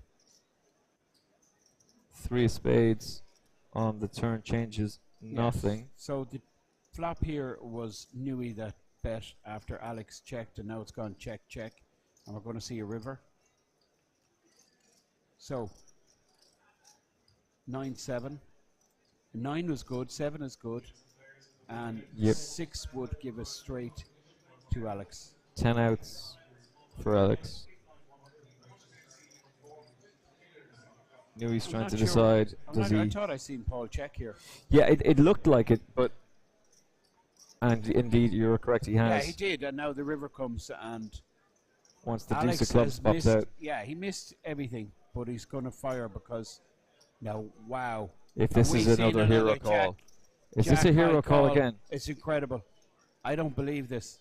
Well, He's raised. raised! Yeah, it's cool. I love it. An insta fold from Alex. I'm just not playing. I'm And he not shows messing about. shows the Jack 10. Yeah. So you're right. They have. They Yeah, have he this. shows the 9-7, Yeah. so they're showing So that. there's an agreement. And one of the aspects of doing this, it does generate action because you're seeing your opponent's bluffs. Yeah. So it does generate more. Yeah. It makes things much more intriguing in terms of how it's going to play out. Bet sizing and how it's changed over the years.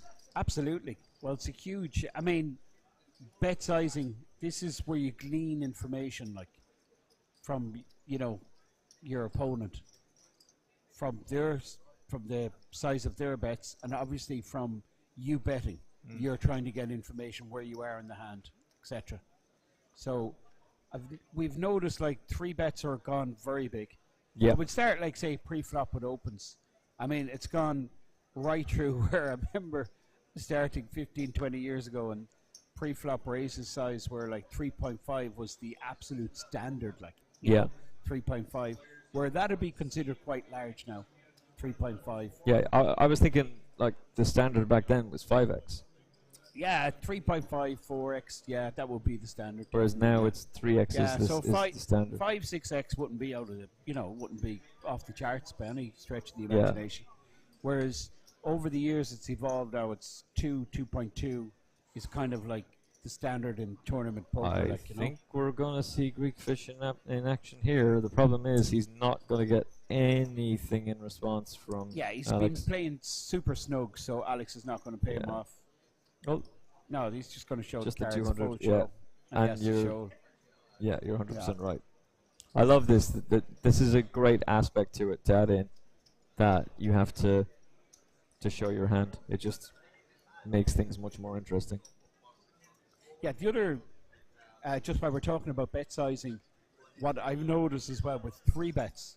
So 3-bets back, like when I started first, 3-bets were super small. Like they'd be like a min raise.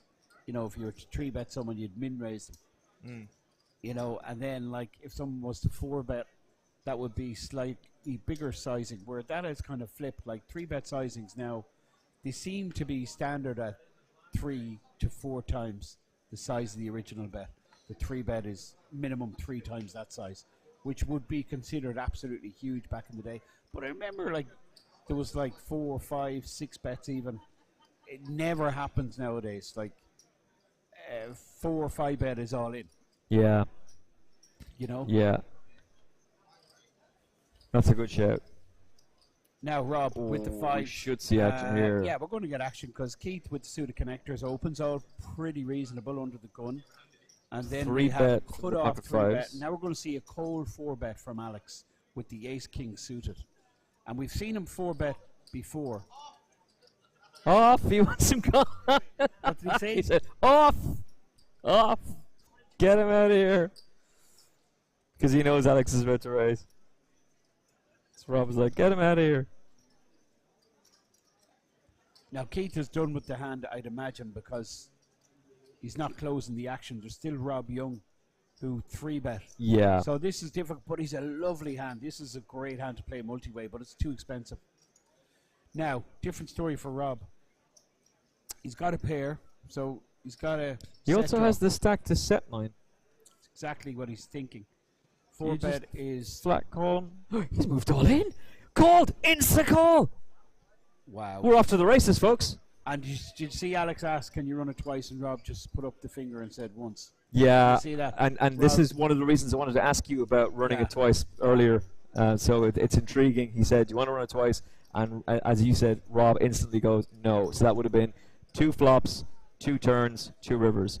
5s still lead with ace-king behind. 6 hits the turn. There will not be a second run. Ace on the river, Barry Greenstein. Big pass. And now Rob is going, yeah, we'll run twice. No, Rob never runs it twice. No, it's not his style. He's just shaking his head, but he just knows, look, that's how it's played out. Simon has rejoined us. Oh, yeah. Ace of Barry Greenstein. Ace Just on seen the the river. biggest pot of the night so far, 38k, and it's all in pre. Rob snap called. Well, Rob cold 5-bet all in with the 5s, and Alex and Rob get it all in. Now, you might confirm this. This is what I said at the start, just from seeing Rob on the King streams. I never seen Rob running it twice. No. He doesn't. No, He just doesn't. Yeah. Because Alex said to him, do you want to go twice? And instantly, Finton copped on straight away. Instantly, Rob goes, no. It's nothing to do with the person or the hands or whatever. He just doesn't. Not his flat style. out. No, that's right. I'd rather just run it once. So, big pot. Wow. 38k for the young Bulgarian/Irishman. I'm going to call him an Irishman because he's been in Ireland for 15 he's been here for years. long enough. By the way, Rob is all in there. That's the all-in No, bet. Rob had him covered, you see. Rob he? had the big stack, yeah. Rob had 51k where Alex had 19k.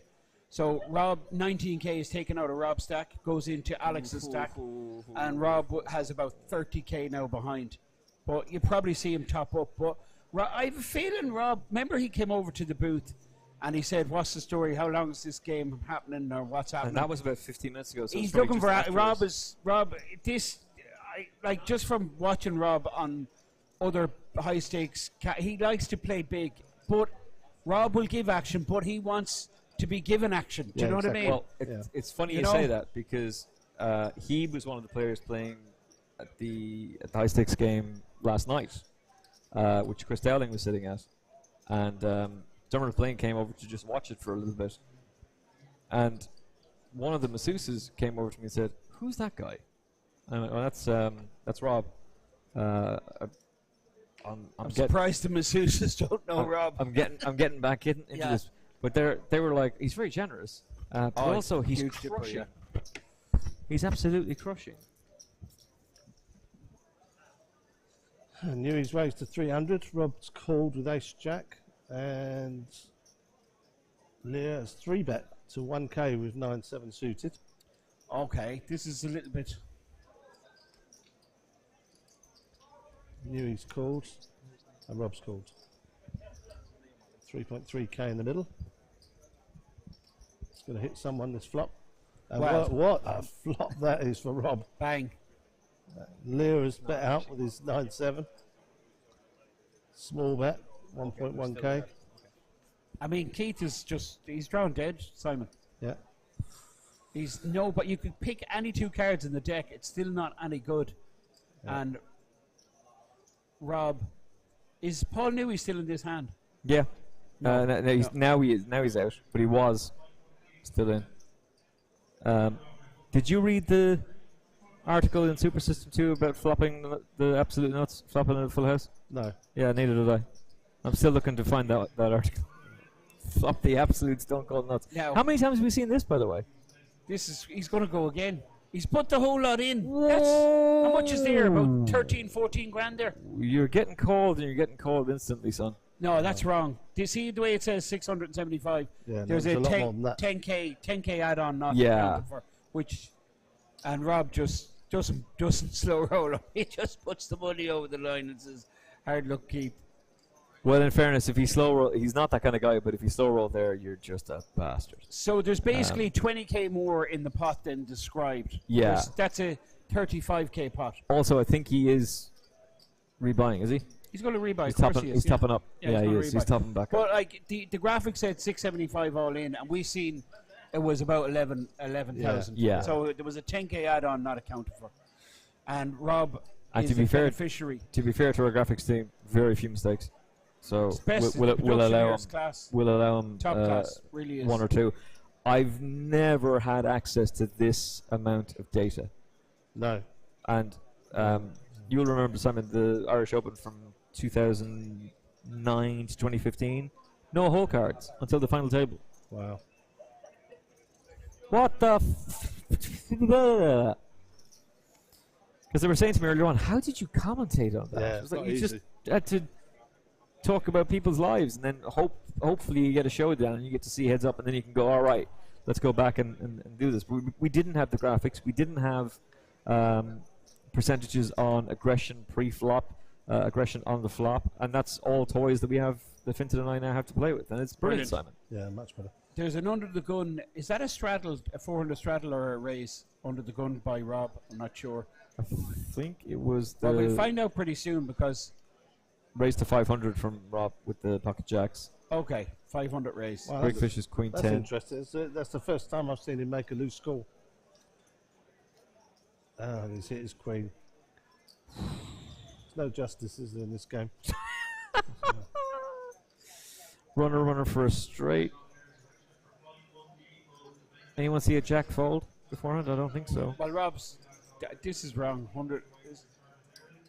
That's 1100 raise. Yeah, it has to be, yeah. Horrocks lost interest with the 3 overcards to his deuces. And 7-6. Newey has absolutely none of this. Rob's going to stick about probably for one street. But then again, Greek Fish is just playing so snug that Rob is for sure concerned about the queen on the board here. So Rob does make the call though. yeah, and does his traditional stand-up. It's a 4.5k pot. Greek Fish ahead. 4 pairs. 9 on Not turn. good news for Rob, I would say. Well, I think it is good news because now he's finished. If he was, well, No. wow, he's repping the 9. Okay. Wow. So what he's saying here is, okay, I know you have a queen, but now I've hit my 9. And Instant call on ace of the river. Yeah, that's definitely going to slow things down. Especially with the diamonds out there. Rob could win it here, but it goes check. Check. Interesting hand. Nice pot for Greek Fish, 8.5k. And to be fair to Greek Fish, he couldn't really do a whole lot other than check, because if Rob comes back over the top of him, what are you beating? Greek Fish just got hoping to get the showdown there. Yeah. He made a call when that 9 came on the turn. Well, it's a smart bet by Rob because he's a lot of 9s there he can call on the flop put. Do you know what I mean? To Yeah. the raise. He gets raised and it's probable that he's up against the queen. But he has jacks, he calls to see what will happen on the turn. Then another 9 comes on the turn. Rob's likely to have more 9s than Greek Fish in this case. And Rob quickly bets out. But I think Greek Fish because of Rob's image, etc., and the fact, queens and 9s, he makes the call. But I think Greek fish would fold if Rob barreled again. But it's super difficult to do that with the ace. I agree. Is this a straddle? This is a 400 straddle. No, it's a raise. 500 raise. There is a straddle in play, but how much that is, I'm not entirely certain. Rob has made a 500 with the 6 deuce. Now you see that the hand before Rob's raised with Jacks 500. Yeah, and now the 6-2, yeah. Greek fish calls with Queen 10. Now when Kuzlev raises 500, he folded King 10. Yeah, it's interesting. So it's a player dynamic situation. Yeah. I thought Rob raised there with 6-2. No, I thought that was Kuzlev. I think he folded the King 10, did he not? Yeah, he did. But he called with Queen 10 before. Yeah, that was his point. The hand before, he calls with Queen 10 for the same amount. And on this hand, he folds. Yeah, but was Rob that raised there, Simon? Rob Yeah, raised there. Rob raised with the Jacks, yeah. That's the point. No, at this point, in this hand. What with the 6 deuce? Yeah, he robbed 6-2 with suited. Well, it's even worse. So why is he folding a better hand than the hand that he played before?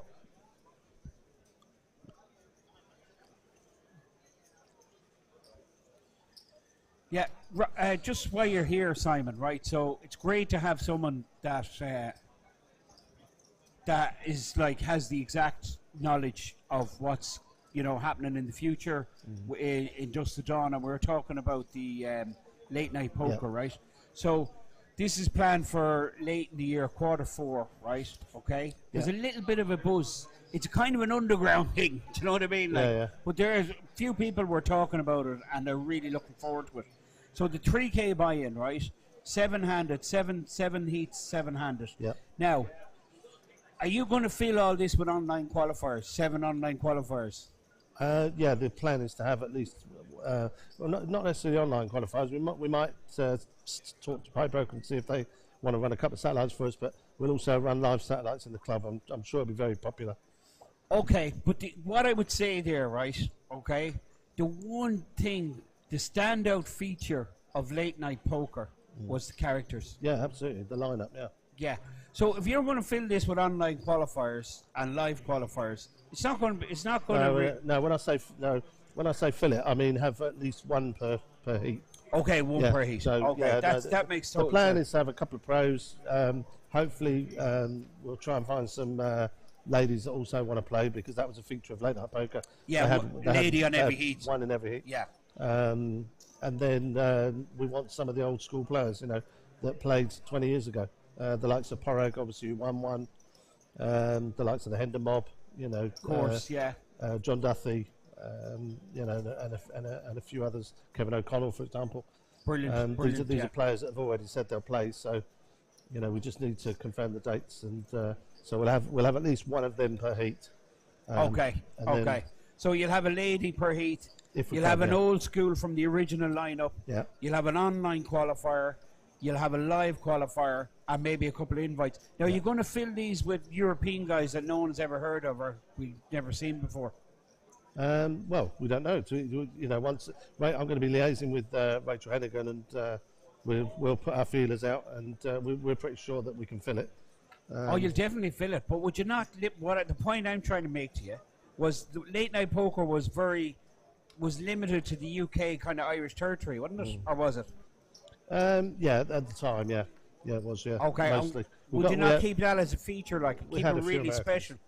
Yeah, I mean, if we can fill it from that player pool, yeah.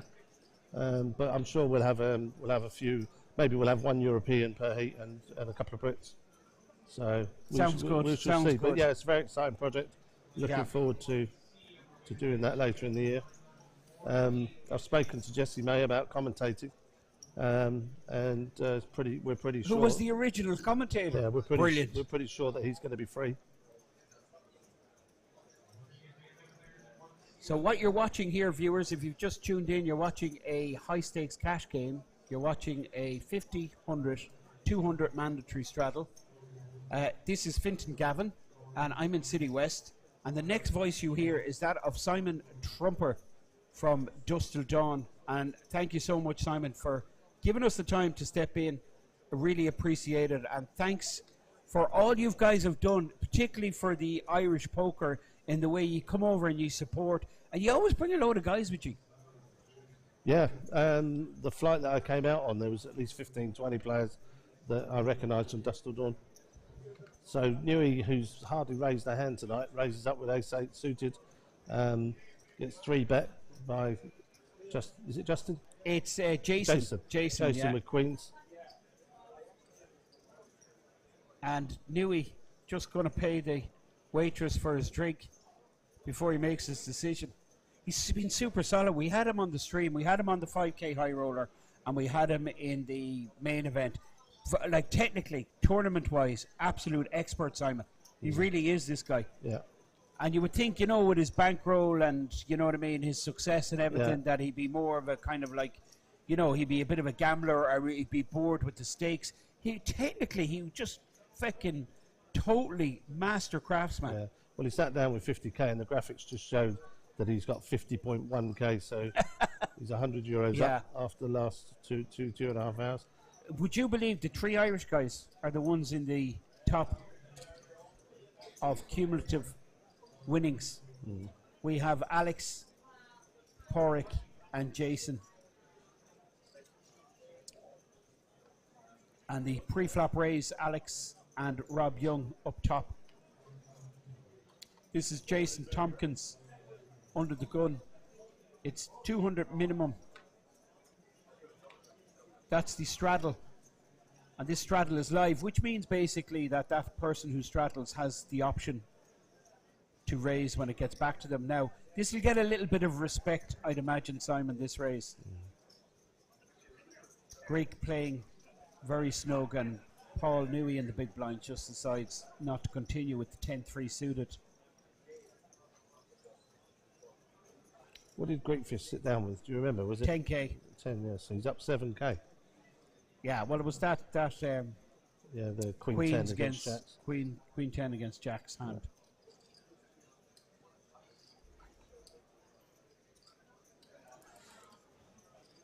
So we have approximately 200k on this table. I'm guessing there was 50k from Paul Newey. Yeah. 50 from Rob. Rob's in for 70. And Rob reloaded for 20. Yeah. Then we had Keith, who reloaded another 10. Yeah. So there's in and around 200k. So divide that by 7 players. That would mean the average stack is 28 and a half. Yeah. Jesus, Simon. What's the story, but how did you get on in school? Mathematics. I'd say you were good at the exams. Well, I know that 730s is 210, so 20 and a half sounds about right. Brilliant. That is the voice of Simon Aces Trumper, the mathematician, late night poker winner. And the news, we've just heard it. Late night poker is coming back later in the year. Yeah. But first of all, next month we have this 500 buy-in, $500,000 guaranteed. Is there any add-ons? Is there anything juicy to attract the players, any of the value hunters? Is there anything you can say to us that will highlight the festival and say, you know what, that's worth coming over? It's quite, I think it's like a 5-day festival. There's a 2.5k high roller and a 1k high roller. And the 3 or 4 side events. But I think the main focus is on the championship event, the 500. Which is 500k guaranteed. Yeah, guaranteed $500,000. Well, that's huge. What more can you do? You're guaranteed a massive prize pool, and you're guaranteed quality event. Yeah. Now, are you going to guarantee anything else? What are you going to guarantee a good time, Simon? That's the other question. Yeah. Sounds good. Come to Dusk Till Dawn. Sign me up. We'll Sign me look up. after you. I'm in. Top place. One of my favorite places to play. It really is. Quality. Huge poker room. And I mean, you don't get any bigger than what you're looking at out there, Simon, here at the Irish Open. It's incredible, isn't it? Yeah. 2 floors of this. Did you go upstairs? Yeah, I did. That's brilliant. I went and had a look. You forget about it, like. Yeah, when they were playing short deck, I went and had a look. Like, you see the massive space here. The conference room is absolutely jam-packed. And then you walk out and you see people going up and down the stairs, and you kind of go, oh, yeah, I remember there's something up here. And you walk up, and it's another room completely full where they've had side events and satellites, etc. And in the main event, day 1C, 813 players. And out of the 813 players, we've 410. So the average stack in flight 1C at the moment. I'm going to ask, do you know what? I'm going to ask the mathematician. There's a 30k starting stack.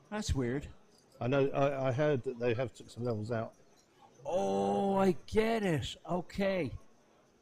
Okay, well, this actually makes a lot of sense. So they might have a longer clock, but just take levels out. Right, I get you. Okay. I've never seen that before. I have seen it. WPT 500 in Vegas, they do the same thing. Matt Savage does the same thing. So in the turbo version, he actually strips some levels out. So you could actually have the same clock in a turbo. Yeah. But they probably reduce this clock anyway. There's no way it's an hour clock. No, it's 20 minutes. It's a 20-minute clock, and they take out some levels, and they stop it earlier then. So when you finish the day, you'll be going in on the same level as all the other flights. Absolute genius move, whoever came up with that one. These multi-flights are great for players that they can pick and choose. Like, say, guys that are busy or have commitments, or they've obviously, family commitments, or they've work commitments, that they have the choice to play different flights. It really is a great feature in recent times. I remember going over to England playing a tournament, and I walked in, your man said, "Sorry, I can't let you in." I said, "What are you talking about?" He says, "The tournament started." Yeah. I mean, that was that.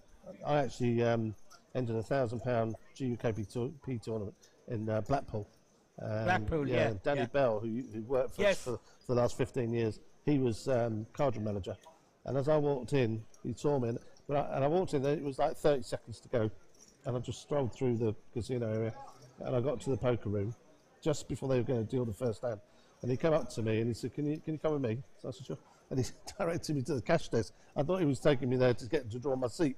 Yeah. When I got there, he said, "Would you mind refunding, Mr. Trumper?" And stop. yeah, I literally missed it by seconds. But they were so strict in those days. When you think like today, we have multiple re-entry. Well, I mean, you can enter a tournament on the second day. Do you know what I mean?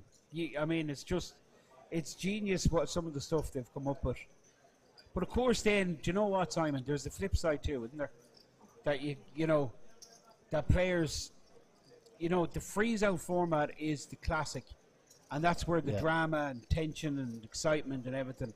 So, like, you can overdo it with the re-entries and the late entries. And well, we're holding UK Poker Championships. I think it's in September, and Rob did a poll on his Twitter, and the most popular was freeze out. Of course it is. Has to be.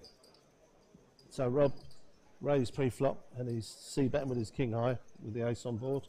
Gets Greek fish to fold, and knew he folds, so he wins that small pot. That is Rob Young stacking chips, but he's down in this game so far. He's in for 70k. There's 10, 20, 30 grand there. Looks like 40. So 40, 41, 42. Of course, the 500s, 40, yeah. 43.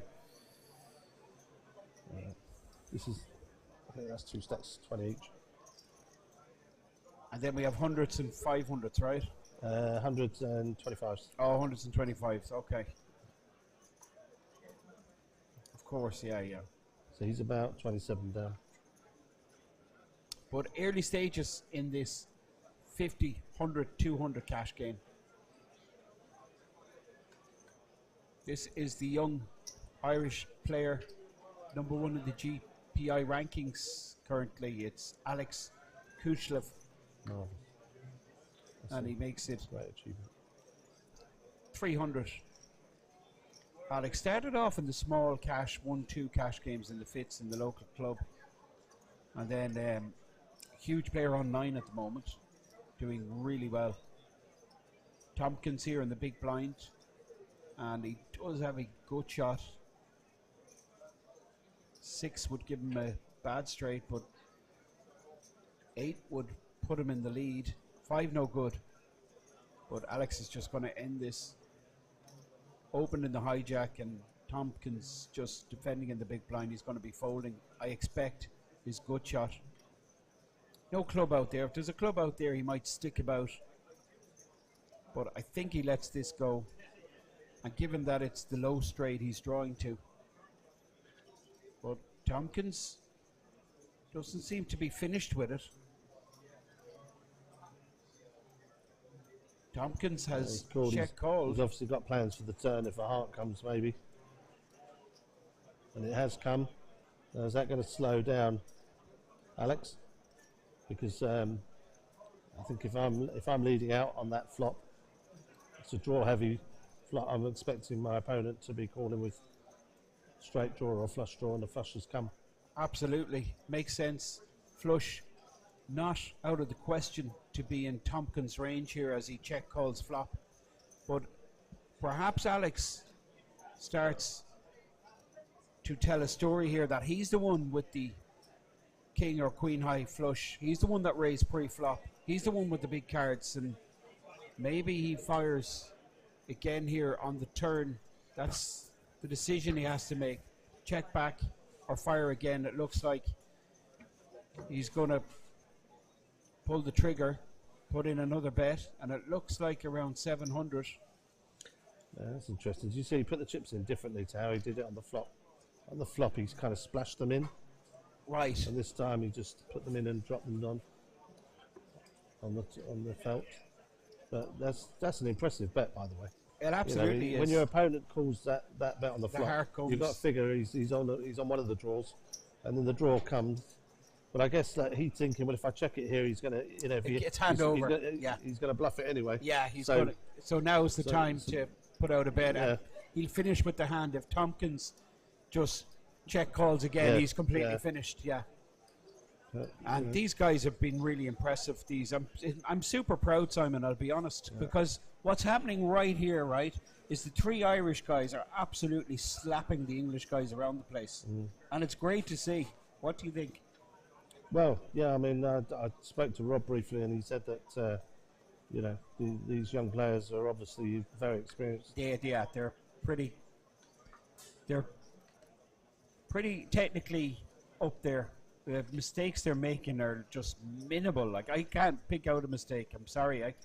Even if I have anything to criticize these guys about, I'm like probably getting it wrong myself. Tompkins here in the small blind with the queen jack suited, but oh boy. Wow. So he's had jacks that he lost with, he's had kings that he's lost with, and this time he's going to get action with his aces. There's no way that Tompkins is going to lay down queen jack suited. €1,000 blind v blind. Well, not against Rob, he's not. He might fold it to Greek Fish, but he's not going to fold to Rob Young, a 3-bet to Rob Young, blind v blind with queen jack. He completely misses, which is good for him. Now this is it's a safe board for aces given the action pre, Simon, yeah? Rob's going to be putting out a pretty comfortable continuation bet, and you can see 1,000 over the line there. Jason's probably finished. You can just see him shaking his head. It's a bit of a tell that, yeah? He's finished with the hand. And Rob showed the aces. I think they have an agreement that they show the hands. Oh, I see. Every hand's been shown for the last 20 minutes or so. So Rob, a little bit unlucky there, isn't he? No jack, no queen, no diamond, no straight possibility or anything. It was an absolute horrible board for the queen jack of diamonds, and no action for the aces post flop. He did get an additional 1K.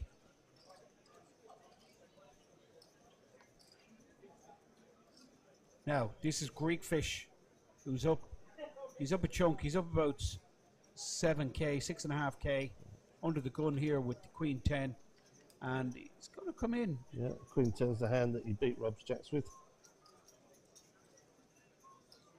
And I think they're saying to him, raise bigger, because he just put in 250. Is that right? Yeah. The big blind is 200. So, well, 350. If the straddle is 200, must be playing 25-51. Unless he forgot to straddle, perhaps. I think that's what it was, Simon. Well, no, because he was on the straddle the last hand, Alex. Because Rob was on the big blind, right? Right. So Alex was on the straddle. So he should have been straddling there. And that's what Nui was saying. Oh, I see. Yeah. Right, okay. So Porrick should be straddling here, right? Oh, we're missing a player. Keith is gone. Yeah. So the straddle looks like it's not mandatory.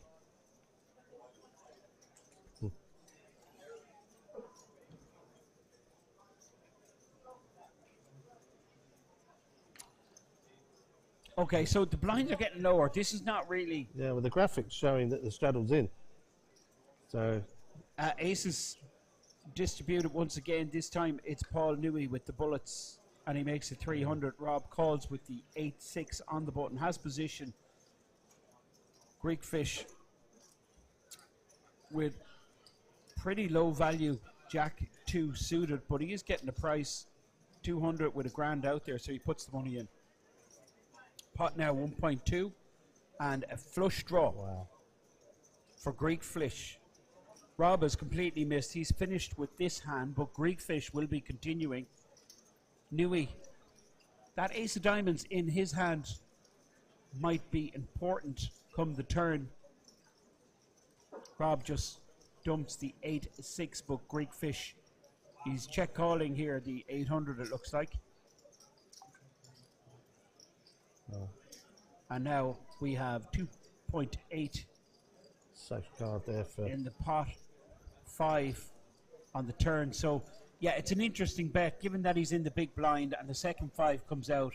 He's saying to Newey, yeah, I've made trips here. I think the thing is, if he'd have made trips, I think he would have took a little bit longer to make the bet, but and maybe he should have bet a little bit more, but into that size of that pot. But there's no way that Paul Newey's laying aces down. No chance. He's just taking his time. Maybe he's not going to raise either. It's just a straightforward call here, and that's what happens. He puts in 1,000, and now we go to the river. And the deuce doesn't change anything. No, so Greek fish now has to put in a decent sized bet. But Paul is going to pick this off 3K. 3K. Bet very quickly, didn't he? It's a 5 or nothing, right? Yeah, and he made such a good read earlier with the jack eye. Ah, it was incredible. There's no way that I can see him laying these aces down.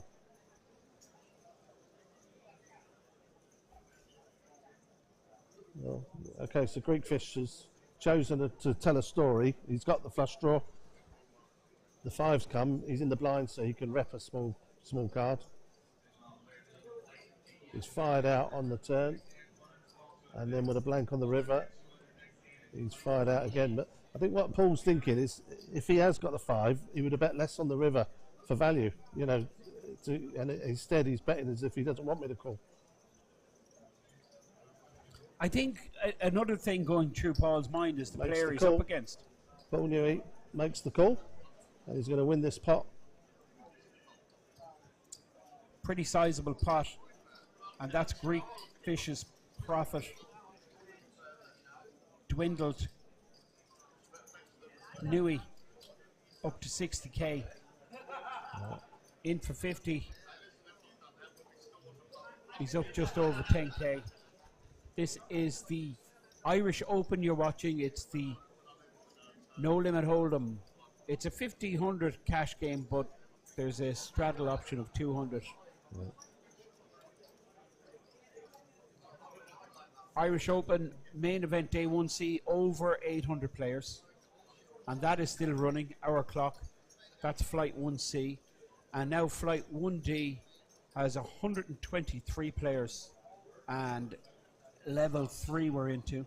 Just 12 levels being played in Flight 1D, which is the turbo event, and you can rage right up to the end.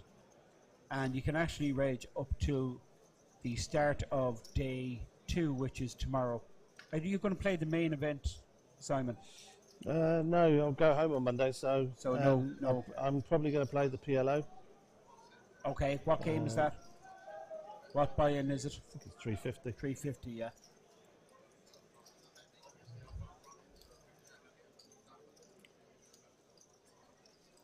So 1,500 cash game. That's what we're watching. It's been really interesting stuff here for the last couple of hours. We have Rob Young, Paul Newey. These guys played at the very highest level, but they've got their work cut out for them.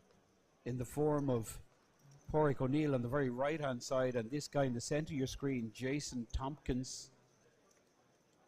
Jason just about flat for the day, but Alex here on the right hand side. Alex is up a chunk. Alex double through Rob in a big flip. He's up to 38.5k. Greek fish folds and Pádraig O'Neill with the jacks. Rob making it 400, and Pádraig with the 3-bet with the jacks. Pádraig O'Neill. Paul Newey gets out of the way, and Rob with ace-8 in the hijack makes the call. Puts in the additional 1.4, and now we have almost 4k in the pot. Well, top set, Pádraig O'Neill has absolutely smashed this. 93% equity. He's first to speak. He's going to bet super small, I expect. Well, he goes 50%. And Rob with ace-8.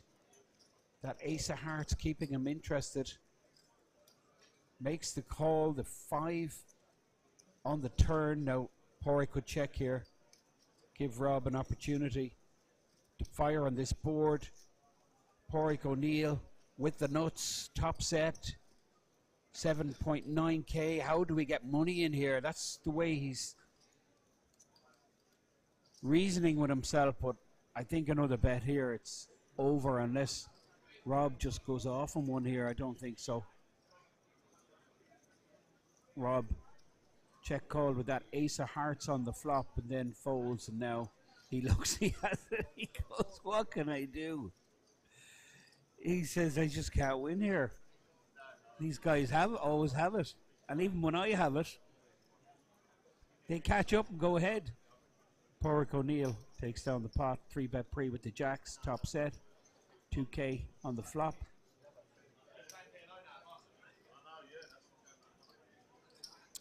Change of dealer, it looks like. This is a no-limit hold'em cash game. Fintan Gavin is my name. Buzzing to be here in City West, bringing you all the action from the Irish Open. We're going to be bringing you all the main event poker content tomorrow, which is Saturday, day 2 of the main event. We're going to be streaming from around 3 or 4 o'clock, I believe. We'll have that information later on.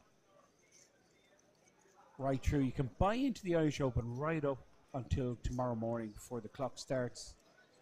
1 million guaranteed. Already 1.8 million in the prize pool. Crazy. And there's still several levels to re-enter. Player you see in the center of your screen, Rob Young, Dusk Till Dawn founder, the man behind Party Poker Live, also Looks on Pay, Coin Rivet, very well known in all territories, Rob Young, for all the good work he's done in poker communities around the world. This is Paul Newey, also huge personality on the poker circuit.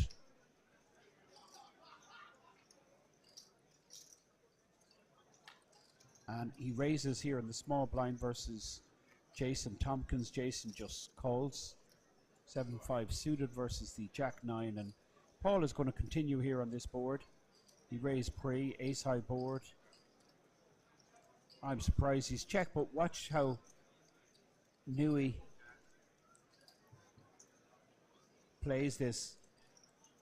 Well, Newey now connects.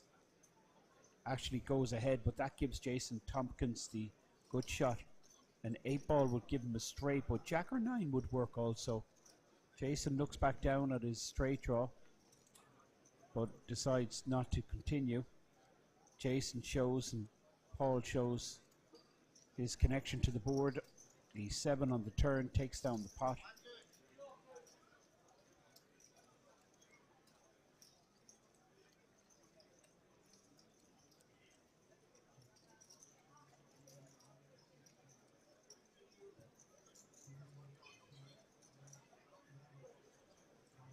Now, player in the centre of your screen, that's Greekfish, Andy Greekfish.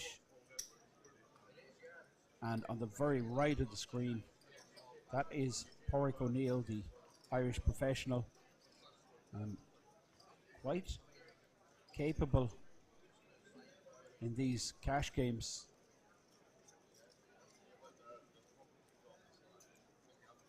Very left of your screen, and now you see in the centre of your screen is Alex Kushlev, the young Bulgarian who is now based in Ireland.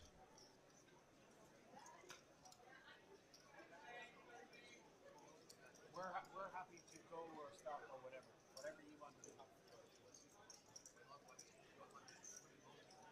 So totally up to you. It's not my call. So whatever you say, I do. I'm happy either way. Hey, Simon, yeah.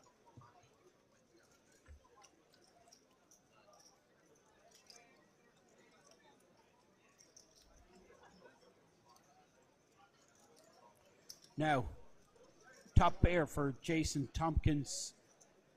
Alex with second pair. Rob, absolutely none of this. And I've just noticed one of my good friends in the room. I'm going to ask him to step in the booth. Simon has stepped out for a minute. Fergal Nealon, how are you, my friend? Not too bad, Vincent. Not Great too to bad. see you, buddy. And yourself. Great to see And you. yourself. Cheers. You look fantastic. Thanks. I'm up above, upstairs. I've never seen this place as busy. I know, it's crazy, isn't it? And I'm up hustling the 150 deep stack turbo. Okay, how's which has that got going? nearly 300 runners. It's got Stop. 38 grand Stop. plus and rising in the prize pool. That's ridiculous. It's crazy, yeah. That's absolutely yeah, ridiculous. yeah. It's a little, And, like, it's a little meanwhile, sweatshop of poker players like, up there. Yeah, 1C, right, has Yeah. over 800 players. Yeah. The 1D has just kicked off 128 players. Oh, really? That's, Really? That's yeah, the last, yeah, that's the yeah. turbo one. Like. Well, I was actually listening yesterday, and you were calling 2 million yesterday, and I said, you're mad, Vince Gavin. Ever the optimist. No, And look, have we it's got it 1.8 yet? now almost. Yeah, that's going to hit, right? 2 million. That's going to hit. 2 Yeah, million, yeah. Because you have the late rate, you see, you're going to get like 30, 40 buy-ins at least tomorrow. Yeah. You Oh, get- yeah. Yeah, but once the clock starts, that's it. Yeah, It's game yeah, over. yeah. And I heard it interesting, like I heard you mention earlier, I was listening to the stream up above on the tables, and I heard you mentioning about Doak's decision and the algorithms he's figured out brilliant. about what to play. but what I'm interested in now is, right, One. so you can still late reg into 1C now. Yes. But you could play 1D Brilliant. and you could play tomorrow. Absolutely. So like only a man like Doak could figure that out, right? yeah, He's yeah, like, yeah, because I that'd know, blow my mind, right? I don't know where he comes up with it, but he's spot on, like. Yeah, And the way he says, yeah. right, yeah, I could fire again, Yeah. but if I get a stack through, well then my first stack is just a waste of money. Yeah. So if you balance it all out, Yeah, and you know yeah, what? yeah. He's completely right. Yeah, well, also what Doak, He's spot on. what like, Dara's you going know? to take into the equation is Hold on 1 sec there, Fergal.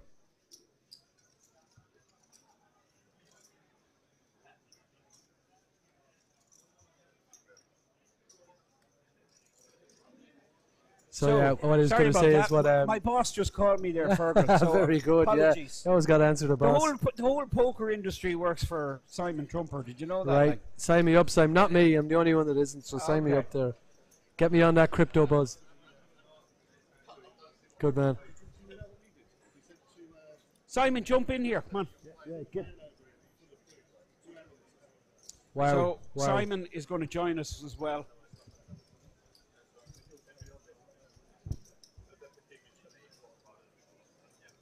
Just going to set up this seat for Simon. He's put on a few pounds in the last few weeks. Have you been Look as partying, well. Simon? You've been going partying, have you?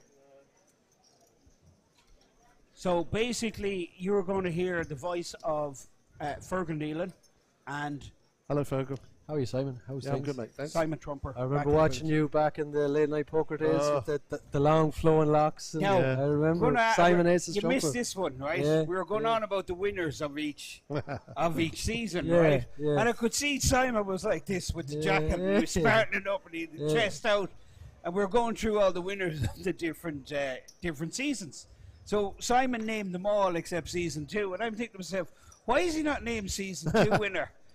So of course I asked who won season 2, and we have him in the boot. Simon. Wow, wow, magic.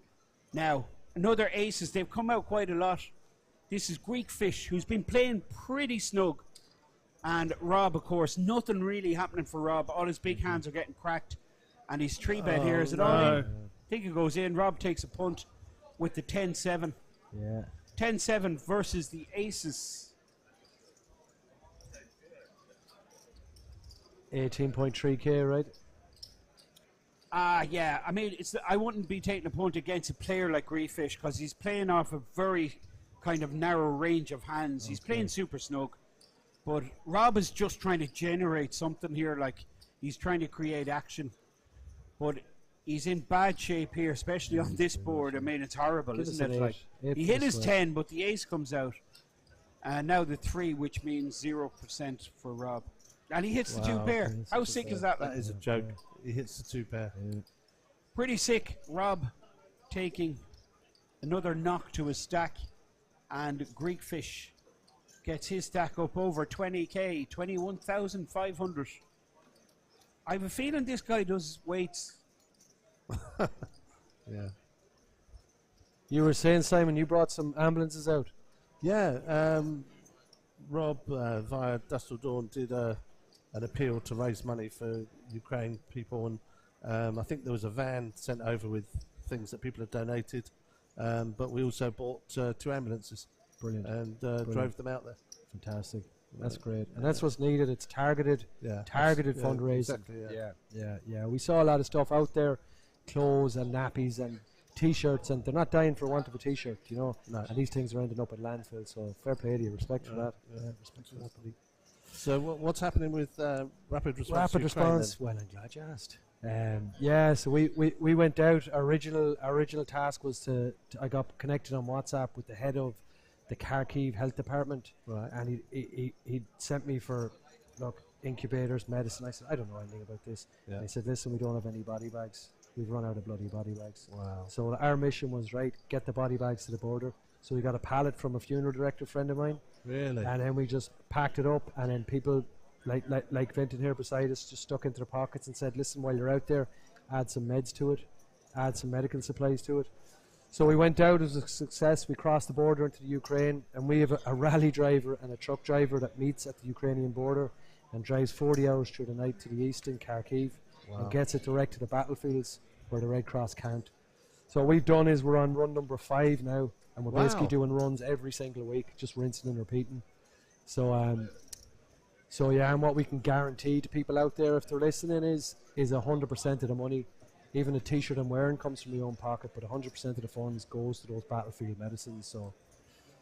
So yeah, we're doing what we can. Fantastic. It's a drop in the ocean, but look, if enough drops go into that ocean, we might sort this out. You know?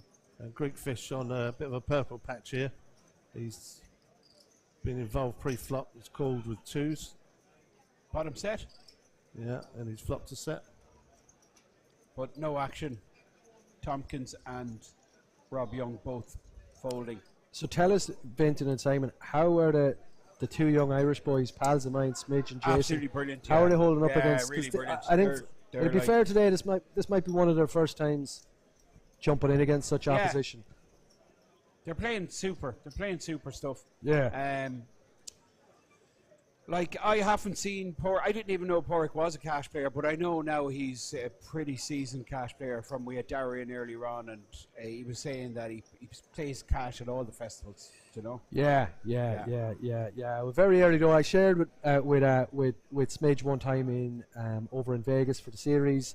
And while I'd be going down grinding the sit and goes for the satellite tokens and grinding the 151k events. You did really well in them sit and goes. Yeah, that was what did they used to call it? The pit. You know, it was down in the pit. But they were great games, great value games. I'm not sure if they're still going on, but they're phenomenal. I think there was something there they brought in that you weren't allowed. You know the way you could trade the tokens. Yeah. They cut down on that. I heard there was something about it at the last series. Right. But then again, that series was in like September or whatever, so COVID and everything, and there was all kind of crazy rules. But anyway, go on. But so while we be doing that, Smidge would you like hightail it over to? I hear the win game is good. The Bellagio is good today, so he's been hustling the cash for a good few years. Yeah, but it's great because at this very festival event, and sorry to come across you there, in this room, Like I can remember distinctly only 6 or 7 years ago, but we used to joke. I used to call Smidge the little sniffer dog because he'd walk around for half an hour and just wait to see the drunkest table and sit down at a 1-2 game with his 200 quid stack. And it's actually just the people out there. It's phenomenal to see that a kid can grind like that, and literally 5-6 years later, here he is with the big boys. Totally, and I like what you've just said there is actually a principle. It's a basic principle. Well, it's a principle of life. But in poker, right, if you can, you know, all these guys who go, oh, I want to go professional and my goal is to win the EPT or World Series, whatever.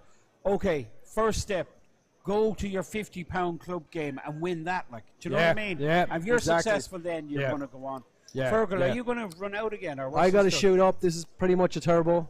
So I got to shoot listen, up. great And to you see know you, there was a buddy. time, Vinton, where I'd laugh in the face of min cash and turbos. But the min cash for this is 230. And to me, that's like a good fridge freezer that my Siobhan at home has her eyes on. Do you know what I mean? So it's real money now, Vinton. I got to shoot. What an absolute gent. Take care, That was Fergal Nealon running back upstairs to the turbo. And I wish him all the success. Massive numbers, like that's crazy. Over 300 players for that ad hoc side event. In the day 1D, we're up to 136 players.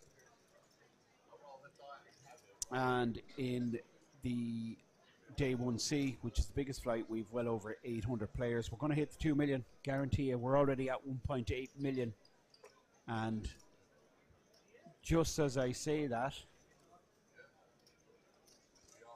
my friend returns. I'm back, baby. Emmett, how are you? I'm okay. I had some very interesting conversations with a few pros. Jen, who's one of the best I love her. poker Great players, girl. but also Absolutely love her. writers. She's phenomenal. Blogger. She's top. I remember watching Jen playing Late Night Poker, Poker Million, all of those games earlier on. I'm kind of amazed that she's still not playing to the extent that she was, but she's in the industry and one of the nicest people here. Actually turned to yesterday and said, I'm disappointed she's not here. Rocks up today. I know, she just arrived today. So- Last minute. She so, got the call and she just couldn't refuse. She says, okay. She works full time now. Yeah. She's in the poker, what's the name of the... With our good friend Clodagh Hansen. That's right, she works with Clodagh. Yeah, I forget the name of some big company, they own Poker King or whatever. Something along those lines, yeah. Who the hell knows what it is? But I got to talk to a few players who are in the main. Some of them you'll hear in the background, are about to shut down for the day, so that's them done. Some of them felt that the action was a little bit slow. Some of them were thrilled with the way the day went. The atmosphere has been commented on by every single person about how it's electric. There seems to be this mixed opinion as to, is it electric because it's 820 days since there was an Irish Open, or is it electric because it's just this good? And we're going to see action here. We're going to see action. Okay, big time. Greekfish has got Ace Queen off. Porrick has got Ace King off. Nui would love to play the suited connectors 4-3, but he's not going to. Jason says no thanks to the Jack 6. Anything bonkers happen in my absence?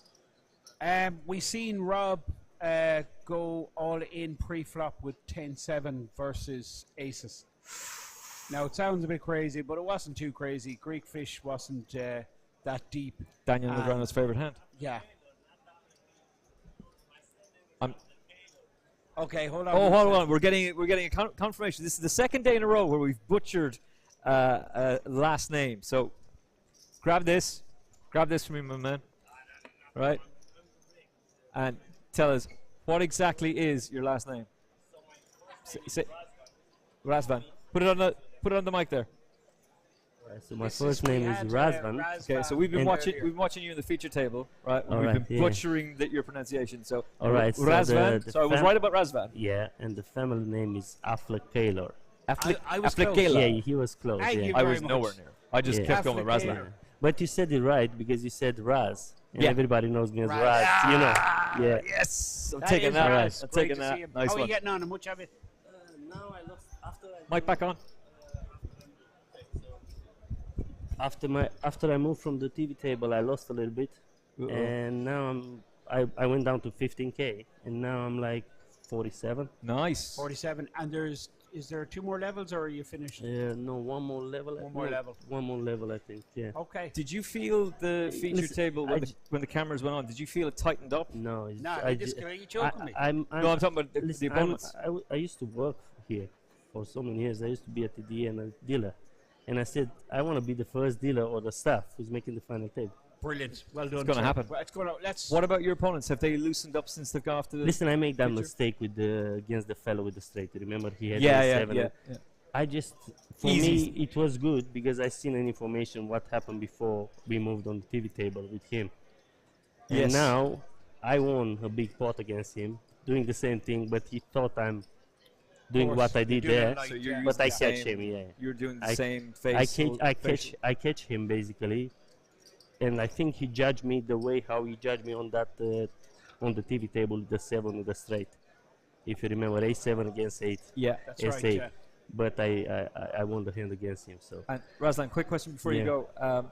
As a former dealer, what kind of an advantage has that given you it's as no a player? advantage. I don't think it's any advantage. It's just you see the hard side of the other side. You know how hard it is because everybody thinks, you play, you have fun, blah blah.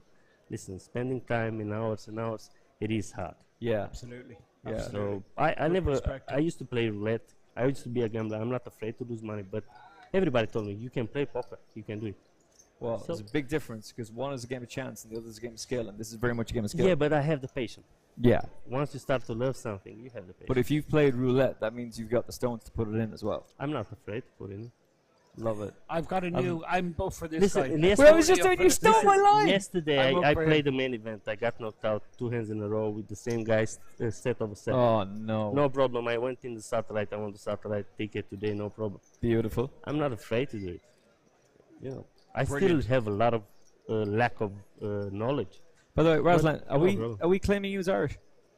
Me personally, Yeah. I'm originally Romania, but I'm Irish by naturalization. We're claiming you as you are Irish though. I am right. Irish winner of the Irish Yes. Open. Yeah. Irish winner of the Irish Open. Irishman, Raz. We've just heard him from the horse's mouth. Raz, thanks a million. You're Last welcome. name again? Take it. Affleck-Kaler. Affleck-Kaler. All Affleck-Kaler. right. All right, we got it. Razlan. That was Raz Absolute Affleck-Kaler. gentleman. I Gentleman. actually got it close. You were close. I was nowhere near. He said you got it at one stage. He What a said nice guy. it was spot on with the first name, but the second name, no. This is the same as like the ladies' main event yesterday. We're only a few minutes away from wrapping up for the night, by the way. I heard Our a live rumor. coverage. I heard Yeah. a rumor. Cash game is I'm coming guessing to an end. about 7 minutes away from wrapping up as I look over at Oliver, who's glued to his movie about 8 minutes. Well, that wasn't too bad. So 28k up for Crystal O'Neill? Porrick. No, Alex, was that Alex? Alex is the one who's up 28k. And Porrick's up a decent chunk. He's up about 15k, I'd imagine. I think Jason is about flat. He bought in for 10k, and it looks to be about 10k in front of him. Yeah. Newey's been having the time of his life here. Newey Paul, yeah. Yeah, he's just been loving life. Rob ends up with pocket 9s in the button. 3 deuce is going to go in the muck. So Greekfish has been not exactly the most active of players. Does he defend the Jack 8 or has it already gone into the muck and we're moving on? We're already moving on. He just threw it away. Do you like that? I think so. I think it's okay. No So problem with that. How much, as we come towards the end of the evening, how much have you enjoyed doing cash poker, a high stakes cash poker for that matter, as opposed to tournament poker? Okay, for me, right, this cash game, right, we're seeing kind of 2 different types of players, if you know what I'm saying.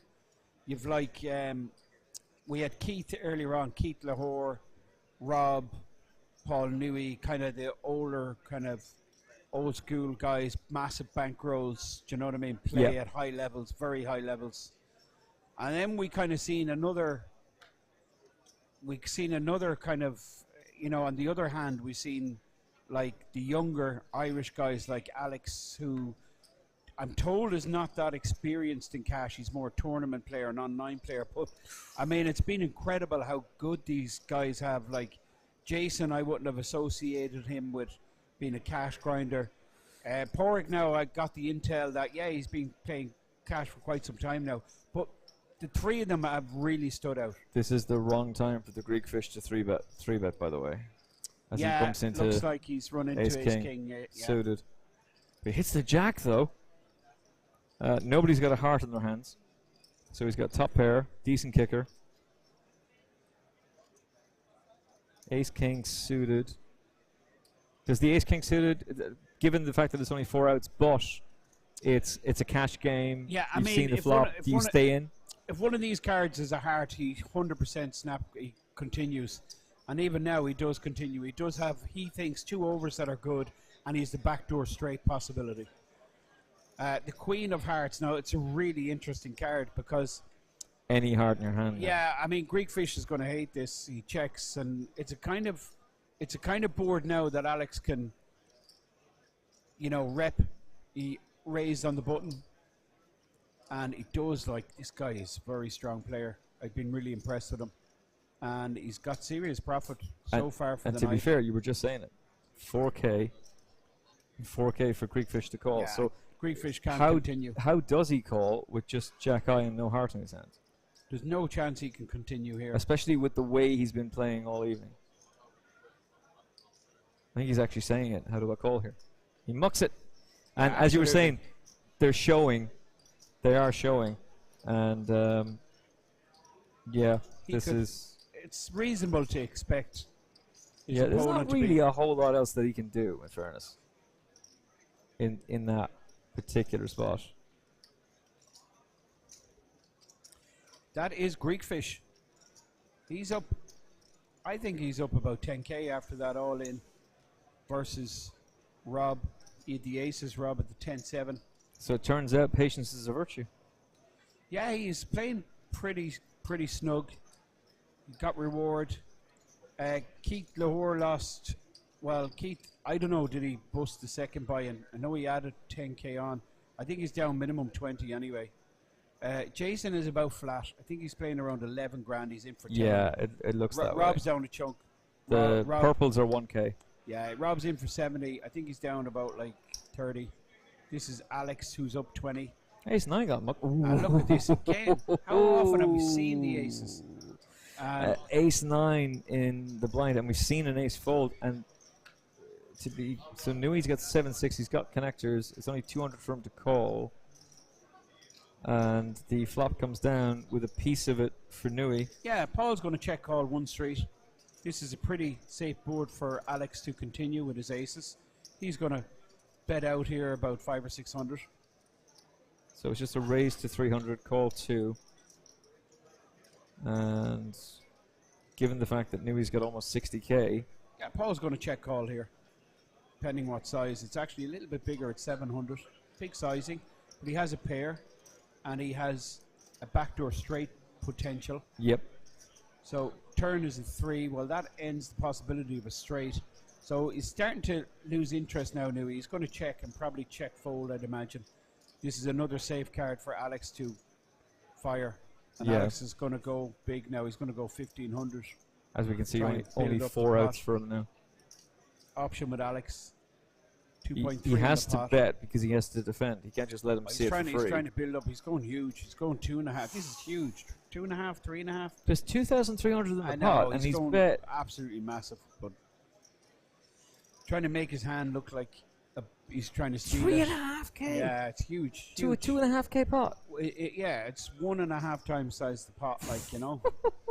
And now he's still, you can see, he's such a tough and stubborn and sticky opponent, but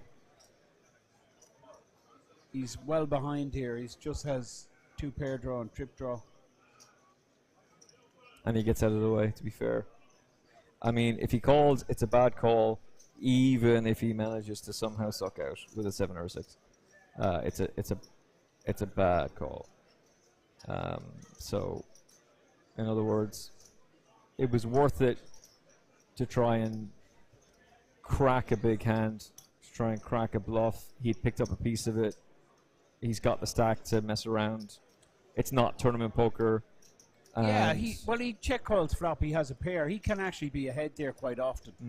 And You these know, are the kind of hands that can often cause utter chaos at cash tables. he could be up against ace king, ace jack, these type of hands that just continue. It could be even way wider range given that it's Alex. Alex is like, He's no nit, Alex. Believe me, and you can see it here. Look, Yeah. he's raising with like the 4 high, like, you know. 4-3 suited. I love it. And Greek Fish with the ace 7 comes in for a call. Greek Fish Offsuit, is by the loosened way. up. Yeah, he's He loosened really up has, suddenly. like, you know. It's like he's been told. By the way, lads, we're Yeah. wrapping this up. Yeah, start gambling. Now it's time to start playing. So it's down to Alex and Greek Fish, and the flop comes down 9-10 king. Only 1 heart on the board. Goes check, check. Board pairs with the king.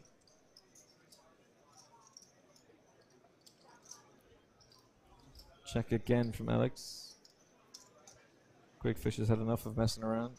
Now comes out and says, I've got it. And 300 is enough to get it through. And again, as Fintom's highlighting, they are showing down their hands each time. So, which is another feature I like. I quite like this feature. I like the fact that they've all agreed to this. Great, like, yeah. We were not just talking about a straddle here. They're doing this as well. I like that. I really like the fact that that's an aspect of the game. It adds more layers to it, more fun to it. Tomorrow we are bringing you coverage of the main event itself, but the cash table's been a lot of fun. I've enjoyed it. It's been cool. I'm really proud of my fellow countrymen, Alex, Jason, and Porrick. They've really put in a real good representation of Irish poker, and that is really it's a really good moment for me personally to see that. It's in a good spot, Irish poker. Absolutely. We are biased. Definitely, if this is the future, this is good. I mean, these are like the likes of Newey and Rob Young. It don't get any bigger, like. No. You know, these are two superstars of the poker world, like, and they play at the highest level, like. But you look around the room and you're talking to Ono D and Tompkins, obviously. You're talking to Dermot Blaine. Like, come on. We've got so many stars. Andy Black. Andy Black, who, by the way, I believe is actually going to come and join us. He's still in the main. Okay, will you tell me when he's going to join us so you I can can get run? out? So do you want to be using it? Yeah, I love Andy. I love Andy. He's a good No, he's bloke. great. So he's going to come on and do a bit of stuff with us tomorrow. King Jack, King 7, Jack 10. And that's it. That Wow, is it. last hand. That is the last hand. Yeah. It ends abruptly, just like Okay. that. You can see a little bit of COVID weight has gone here as I shaved. I'm It's, actually getting Joe. chubbier by the minute. No, you're not. You've lost weight. Stop it, will you, please? It's increasing for me. Not helped by the fact that I'm chewing down on pizza as often as I possibly can as well. So the last time we had an Irish Open, it was 820 plus days ago. Yes. This, and you were saying, I have a press release for you. million guaranteed. Go on. It was going to be 2 million. Connected this to what is you're saying. the largest ever Irish Poker Open main event So far. already. Already, yeah. And we haven't even got to 1C and 1D. Okay, and there's like still low. Well, We're on 1C. Apologies. We're in 1C and we're in 1D, but there's still late reg available in both of them. Yep. So 1D tomorrow we'll be covering for you. We'll be covering a little bit of 1C as well. 897 entries so far. It's massive. It's a record, and I'm buzzing to see what the final numbers will be. Prize pool is 1.8 million. So this man, when we were talking about the high roller, said 2 it's million going to was the be mark. 2 million. It's going to be 2 million guaranteed. I'm telling you, and that's exactly how it's playing out. So, and we've Brilliant also stuff. got some superstars here as well. We've got some superstars flying in late too. But the great thing about the Irish Poker Open is the standard of play has been so good, and we've seen this throughout the entire tournament. Obviously, there are some who have just been a little bit. By the way, that's not a pint. That's Red Bull. Other sports drinks are available.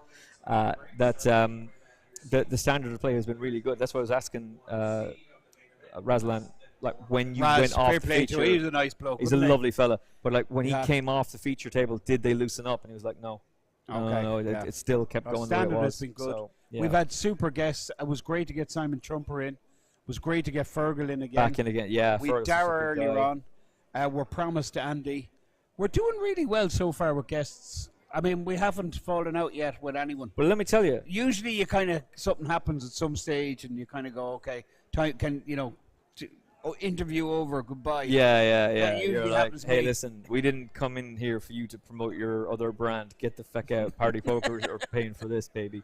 But look, we got an awful lot of content for you tomorrow, which we're very much looking forward to doing. Laura has been doing some top-class interviews. There's so much great content from Jen and from Gareth on the blog as well, irishpokeropen.com. And if you're in the Dublin area, you just got to come on down to the City West. You can play. Absolutely. There's 42 tournaments. 14 of them are actual championship events, but 42 tournaments in total and endless amounts of cash tables. So where else do you want to be?